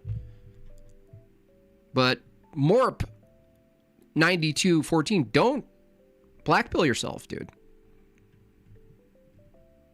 You know what I mean? That's like a euphemism for cutting your dick off. What are you, some sort of troon? Don't ideologically cut your dick off, okay? Go to Divine Liturgy. Put your pants on. Who wants dill pickle Doritos now? America will become Orthodox. I think there's definitely, it could not be in our lifetime, but I think that's definitely a possibility. Rip. And that's the thing. That's what's next, guys, on the agenda. Right now, everything seemingly is so black-pilled that the sort of golden age of hope, white pill, it's going to be amazing. We're going to be a part of it. And that's what's missing. That's coming around the bend, you guys. What's coming around the bend is like a light a light of new art, new architecture, beauty, high standards, impeccability. It's right. It's like if there's anything that's a demand right now, that's a demanded of right now, it's that. That's in demand. And the hard part for all of us, and admittedly it's a hard part for me sometimes, is when you get into the black pill and you go, oh, this is such shit. Oh, look at this. It's terrible. Look at these people. They're demons. Look at your feed. Just Muslim shit posting, liberal shit posting. You're right. You look at all of this stuff. It makes sense. You feel demoralized. But the thing is, the thing that is now rare and in demand is actually the hope pill. And even you want it. You want it too. So the challenge is actually to bring it. So if you're a creator, if you're an architect, if you're a writer, the thing that's missing isn't more doom scrolling. It isn't more snarky hyperbole of how bad it is. Anyone can do that. Anyone can do that. But what's missing is seeing what could be. For instance, that documentary by Tim Gordon of What a Woman Is, that's a good sign. That's good.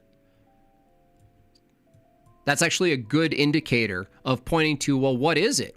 Instead of what is a woman, right? What a woman is, right? That was the missing element of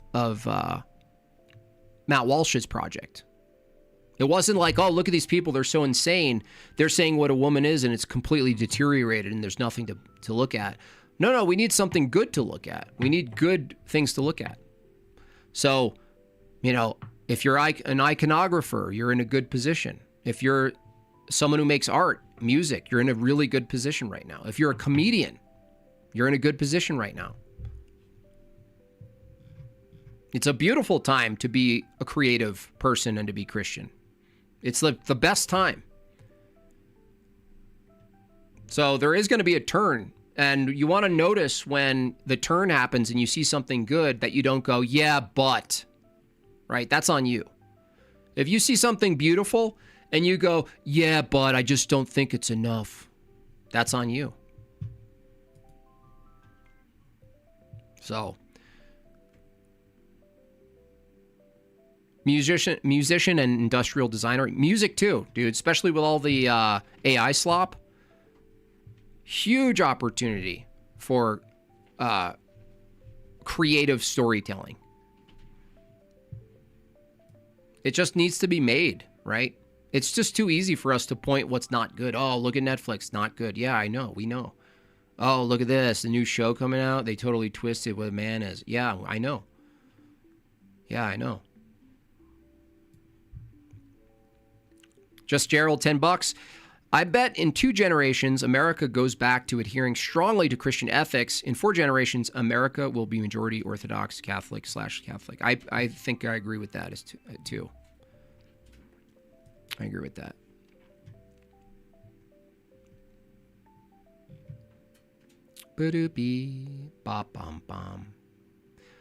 Anyway, Pierce Morgan, what a fail. And I hope Nick wins. I hope he gets a little clearer on his theology. I think if he attacks it more, he'll have to move over. I don't think he's there.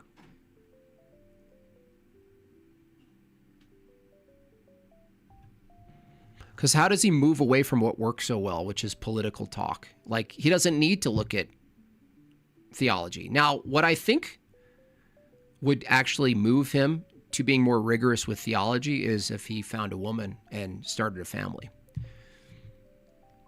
So I hope and pray that it happens for him, because it does fundamentally alter your existence as a man. And one of the best bullshit radars, filters, colanders you could ask for from God is a family. Because I tell you what, the moment you open your eyes and you're holding your own child, you truly see how full of shit you are. Jim Bob, what you're describing is reconstruction, stage after deconstruction. I've seen the beginnings of that play out. It's going to be beautiful. I'm very excited about it because I know I'm a part of it. I know I'm a part of it.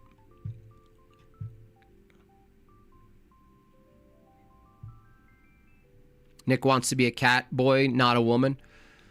I don't know about that. I think you look at men and you have to look at them and grant them the charity that they're developing. You know what I mean?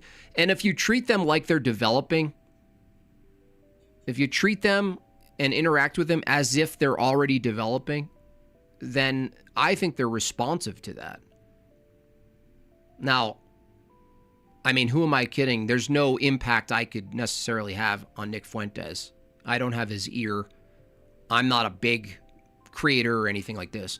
But I think people close to him that have access to him will, I think he's going to be impacted. I hope so, anyway.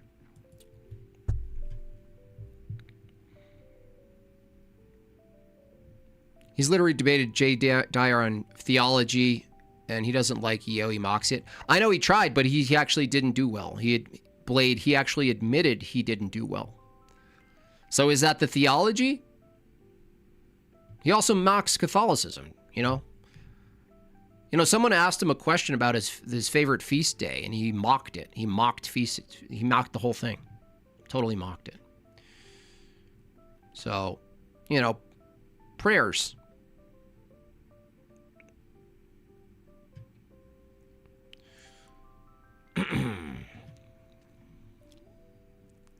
Ba-da-boo. Dee-dee.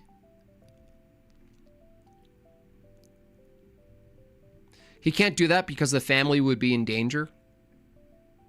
Well, that's not fear of God. That's fear of the world. Dude, you're in danger for being a Christian. You know what I mean? That's like saying, like, I can't be a Christian because I'm in danger. Would you say don't be a Christian if you're in danger? That's weak sauce, dude. What, are you cutting your dick off? What, have you been cutting your dick a little bit? What, do you got scissors in your hand?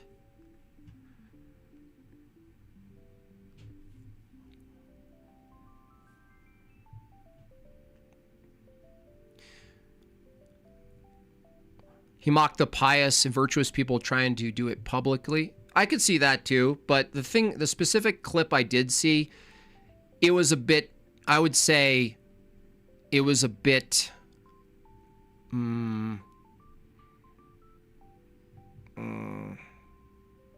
crude in how he was talking about just feast days, just in general. He was like, I don't care about any of that stuff. You know, he was just kind of like, you know what I mean? Because the thing is, it's like, there are people who care about that stuff. There are people who take that very seriously. So I just thought that was just flippant. That's all. I think it's a flippant approach to like a question about, dude, someone just, the question, by the way, the super chat to Nick Fuentes in this clip was, what's your favorite feast day? Right? That's not piety signaling. That's just asking, like, you know, like in the tradition, like, what's your favorite season, essentially? What is it? React to Gerbert Johnson. I sent a video, Discord suggestions. Gerbert Johnson? Gerbert Johnson? I feel like that's a fake last name. Is it a fake last name? Gerbert Johnson? What, are you serious?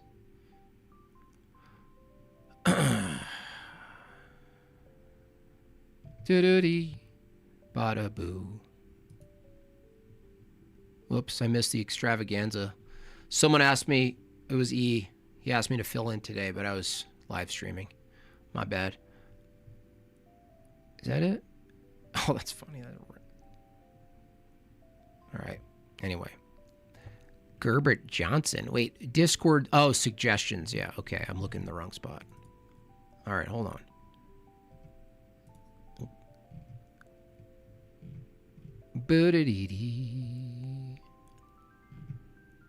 Mark Dice. He's still a thing?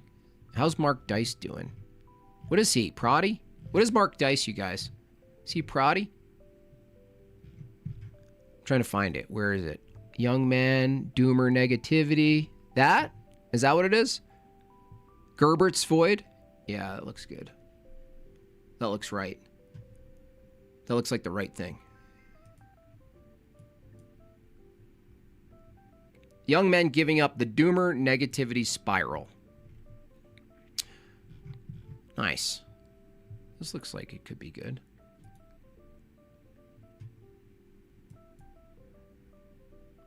Is how do you keep going? Obviously, I don't know anything about you. Only a front you put on social media. But you seem to struggle with the same things we're all struggling with. No hose. He apparently has the same struggle I have with just properly reading super chats. Meaningful relationships. No. Look, it's hard. Okay, the struggle's real. Money. Bad.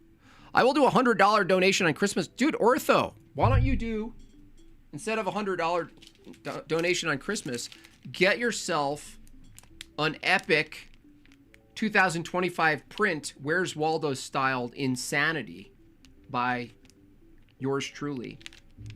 And this will arrive by Christmas. Don't just donate. Get something in return.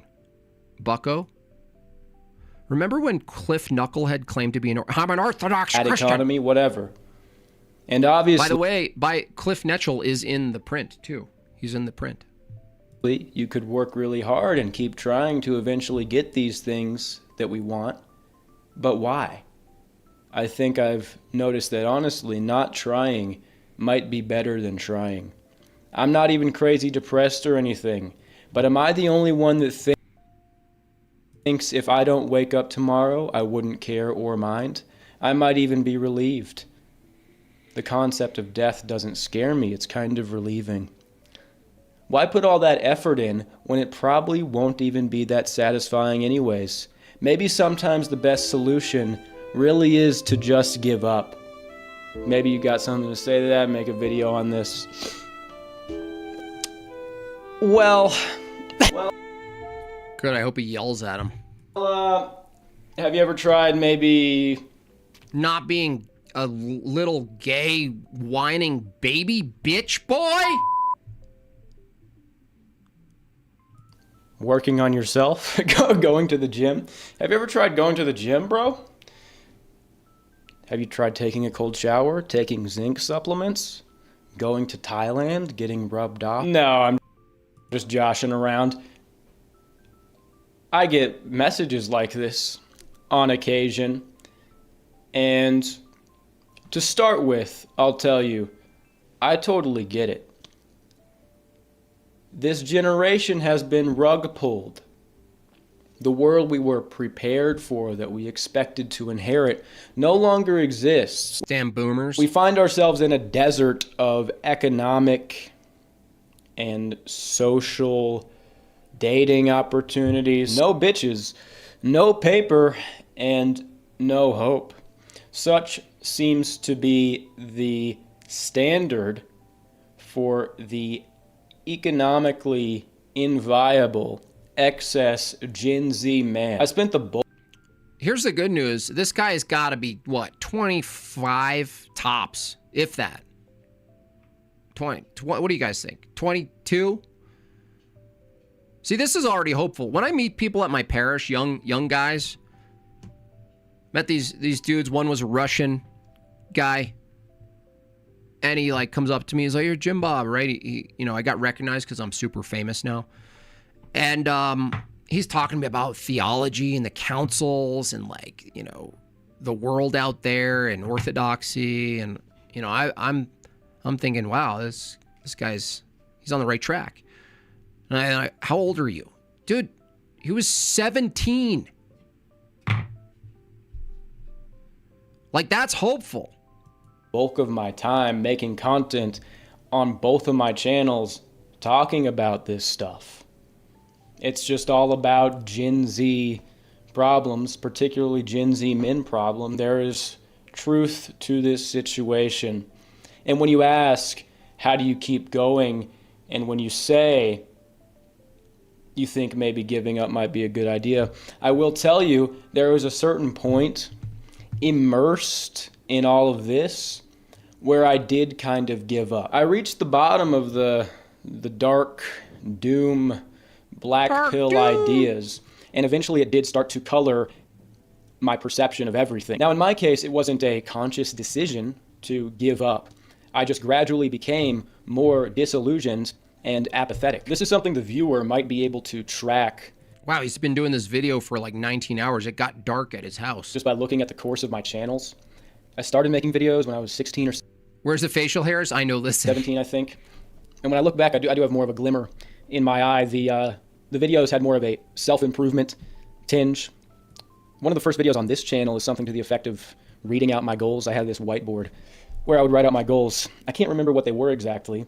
I'm pretty sure they're different now, but I didn't end up accomplishing them or working much towards them. But I became increasingly disillusioned by all of this self-improvement stuff as well. It just seems like Is this a libtard? I don't think it's a libtard. I think he's just a young chap trying to combat nihilism, materialism, and figuring out the words to say. Why? Because he has 174,000, right? So he's trying to figure it out. I actually forget. I mean, me at 19 trying to even talk about any of this stuff. Oh my gosh, I was so retarded at 19. Like so retarded none of you would even talk to me, let alone watch a video of me. None of you would even talk to me. Red pill marketing tactic. It seemed to be endless, hard competition for increasingly dwindling results. The only motivation or hope for the future my mind would conjure up would be these sporadic daydreams that did not demonstrate any sort of real intention or plan. It was just like fantasy. The feeling you describe about not caring if you wake up or not is also real. It's a sense of being in limbo. I have a hard time reaching these people because I kind of have this approach of like, I had 3 older brothers, so it's like, get up, pussy. You know what I mean? So as much as like this content is important because there's a whole generation of like completely broken men who don't even see the reason to do good because their view of a woman is not even worthy of a prize. They're like, what? Work really hard, get a Lamborghini so I could have a hoe? That doesn't make sense. Where's the female? Where's the true, good, virtuous female that I get? I don't see it anywhere, so why try? I could see this. I can't really connect to it because I could only understand it, but I can't connect to it experientially. You know what I mean? It seems a bit whiny. Yeah, it's a little whiny, but what else would it be, you know, at that age? So that's why Aunt Bear, I'm like, you know, if my son falls down and he gets up and if he even slightly whimpers, I push him down again. Like, you can't baby men, and that's part of the thing is all of this processing, as much as this guy is accurate probably in his assessment. Part of the problem with men here is they have so much time to process. You know what I mean? They're not called, that's why people are attracted to orthodoxy, because one of those things that you're drawn into is just immediate practice and sacrifice. There's no... You can't process this stuff. Part of the missing element for men is you just do shit. Stop processing the journey. Fags. Just get up and move. Do stuff. Stop complaining, stop talking. Just do something, make something. Go make the thing. Go mess it up. Go try to build a deck. Do something.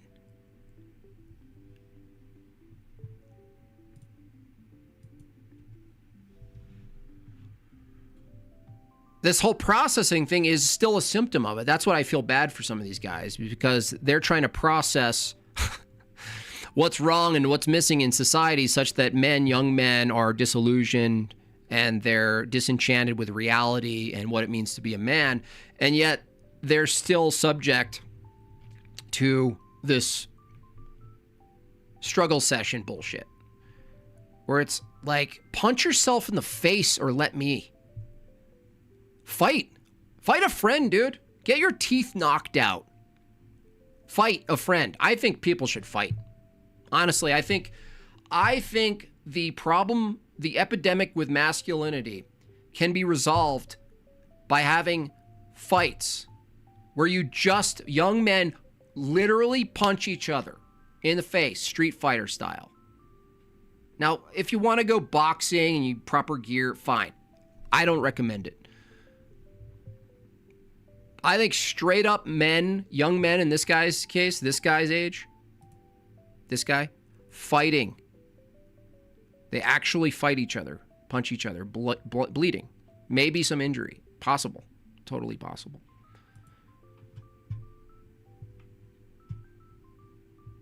What are they doing?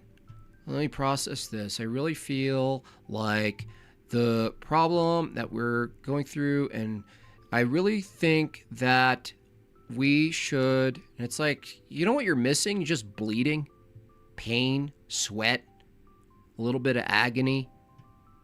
You know, coming home where you're so tired from what you just did that you actually have to just pass out, and the woman you're with brings you a cold drink, that your work and your exhaustion actually necessitates her position to help you, to support you. We don't have it. So we're expecting all these women to drop their careers to aid the men, to sit side by side to the man as he leads the way, but they're looking at a bunch of man pussies. Why would they submit to a man pussy? Women don't want to follow a man who processes. They will follow a man who does stuff. The hell? I just want to process why I'm not finding a woman. And you're like, I just told you. You're processing. So Jim Bob is a Greek Orthodox is... Dude, are you retarded? Get out of here, faggot. So tired of faggots. I seriously want to round them all up physically. It's all I see is notice me, notice me, notice me. Of course the women don't, they're not attracted to that either.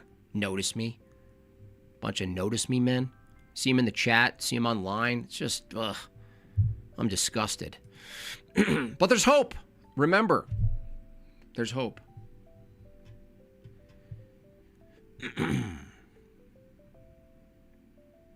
There needs to be more aggressive temperaments. Yeah, more demanding of men.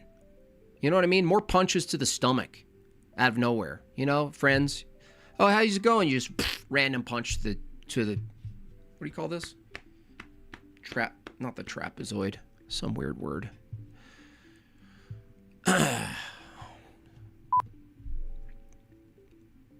More combat, more fighting. I fight with my kid all the time. I'm actually pretty happy that he actually challenges me now. He just says, let's fight. I'm like, yes, I will.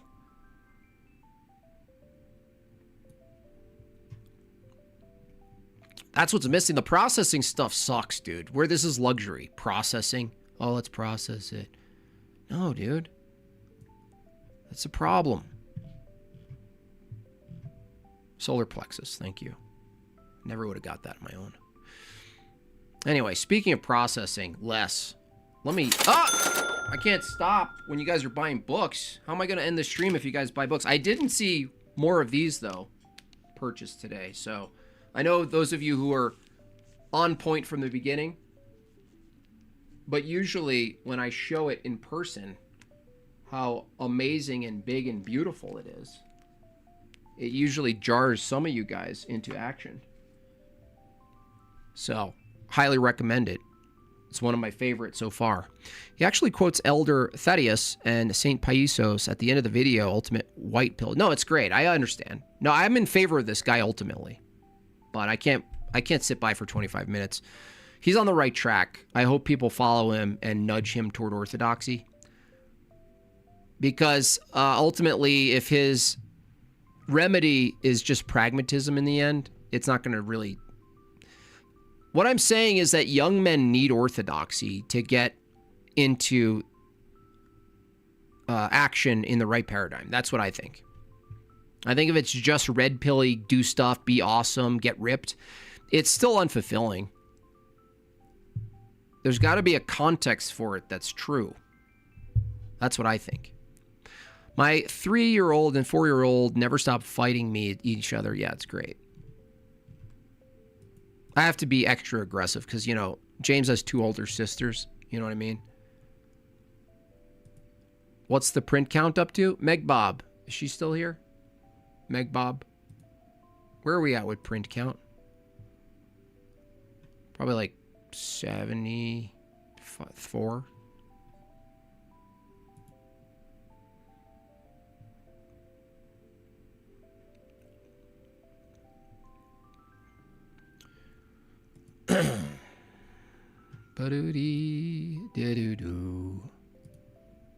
I'm late. Well, not Voltar. You got to pay your late tax, sir. Paging Meg Bob. Meg Bob. Paging Meg Bob. Meg Bob. I gave him a follow anyway. His name is Gerbert's Void. Gerbert's Void. He's going to have to change that name too. Because the whole void idea is also...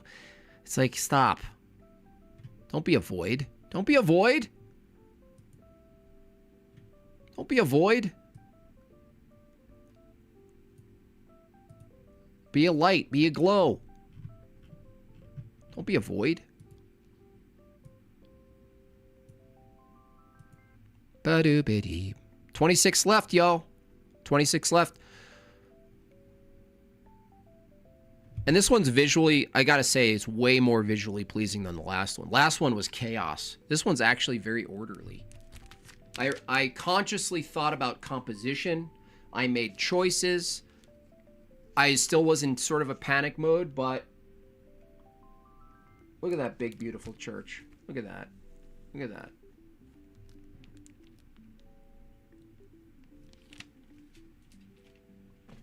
Comes with a nice list for you guys to find things.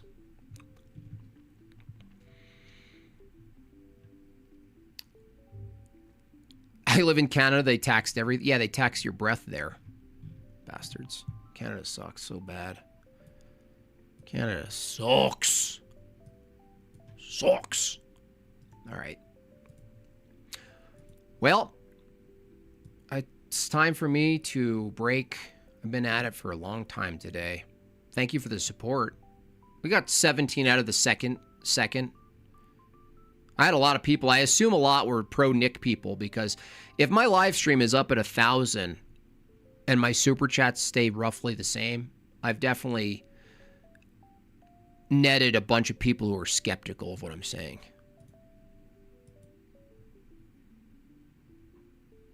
Boo bee biddy bop beep. How do I find an Orthodox church in Canada? You Google a shite out of it, yo. Just Google it like cray-cray. You know what I'm saying? Provo, thank you, Provo. You're in it. Provo. You're in a fun spot, Provo. It's one of my favorite. That's one of my favorite cameos is Provo. For the goal, thank you so much. $10. What would you say to an atheist who says truth is synonymous with reality? I would say that's begging the question of what reality is. I said, I don't grant you reality, bucko. It's like I don't grant reality, bucko.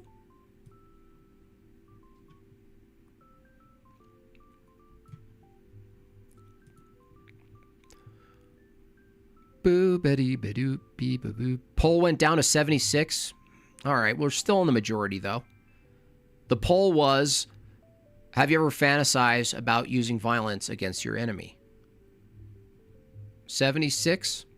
Oh, man. Just go to church in Alaska. It's right next door. There's got to be some Canadian churches, parishes, right, you guys? No? I don't know. Gerby has gotten several videos taken down because of the tiny hat jokes. Nice. He might be a good person to talk to. I mean, maybe I could have these, you know, sort of like younger influencer types on my channel for talks. People have been advocating for it. I might actually go talk to David Erhan, who's beyond me. I hope it doesn't get too theological, because I'll just be like, what's that? Oh, okay. What? Okay.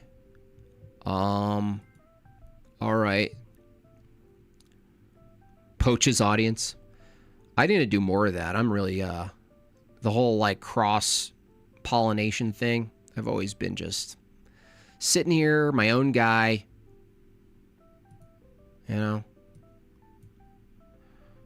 But I probably should, you know what I mean? I should probably get on that. Speaking of getting on that, dear Steelborn, you're in luck. I just about have your song completely memorized, and I'm ready to record it, Steelborn. So, initially voted to no to fantasizing about violence toward my enemy. Then I thought about it more. Yeah, and then you thought about it. Yeah. Happens to me a lot. I think it's time for confession, actually. So, didn't Orthodoxy arrive in America via Alaska? Yeah, that's why Hello Listener Tony is soft about natives. Because he imagines a time where the natives were responsible for carrying forth Orthodoxy. And he lives in Alaska. So he's got a soft spot for the Hayayas. Hayaya, hayaya, hayaya.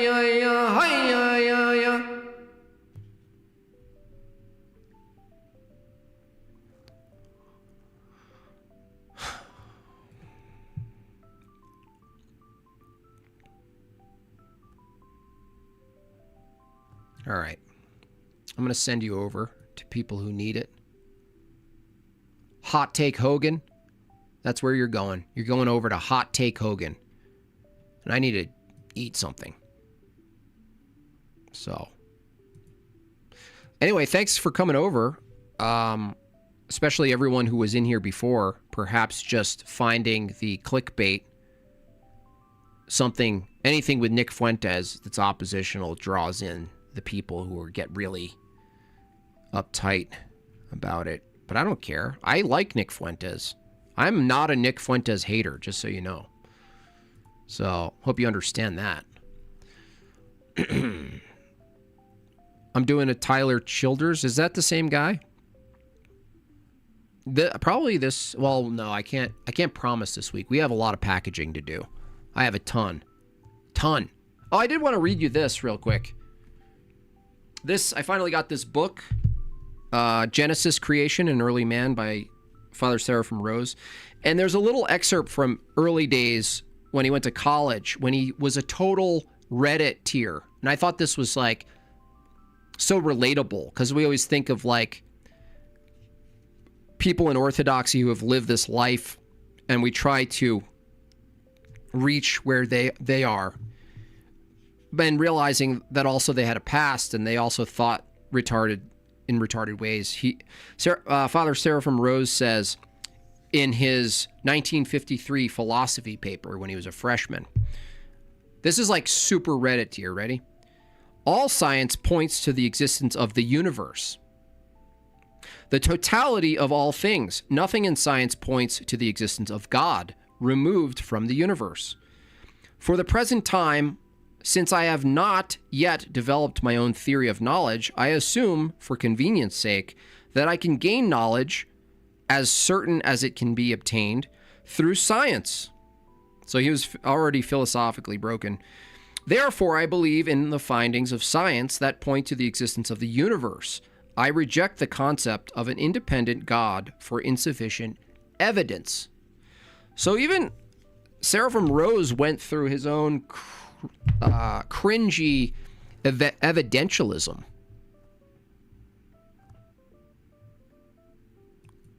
You know what I mean? So that was pretty interesting. Giant book, really intimidating, by the way, but easier to read than, say, the mystery of Christ, the cosmic mystery of Christ. So that's good. Anyway, you guys are off to see Mr. Tony. You know why? Because he's creative. He just released an album, so you guys go support Tony, who's also creative. When we're talking about creative Orthodox people trying to instigate a new golden era of beauty, we want to be actively supporting those people creating stuff, okay? So whether it's me or Tony or anyone else there making stuff. What's the best way to break down evolution? The best way is granularly. So evolution makes a claim that random mutation produces hyper-specific functional things like a liver and a brain. And you just simply ask them, how does random mutation produce over time a hyper-specialized functioning mechanism like a liver or a brain? And they can't answer this question. Orthoapalism, I suggest you watch some of my evolution debates, because there's another problem, nominalist problem with evolution, the fact that species doesn't really exist. Species doesn't really objectively exist. That's a problem. What else is a problem?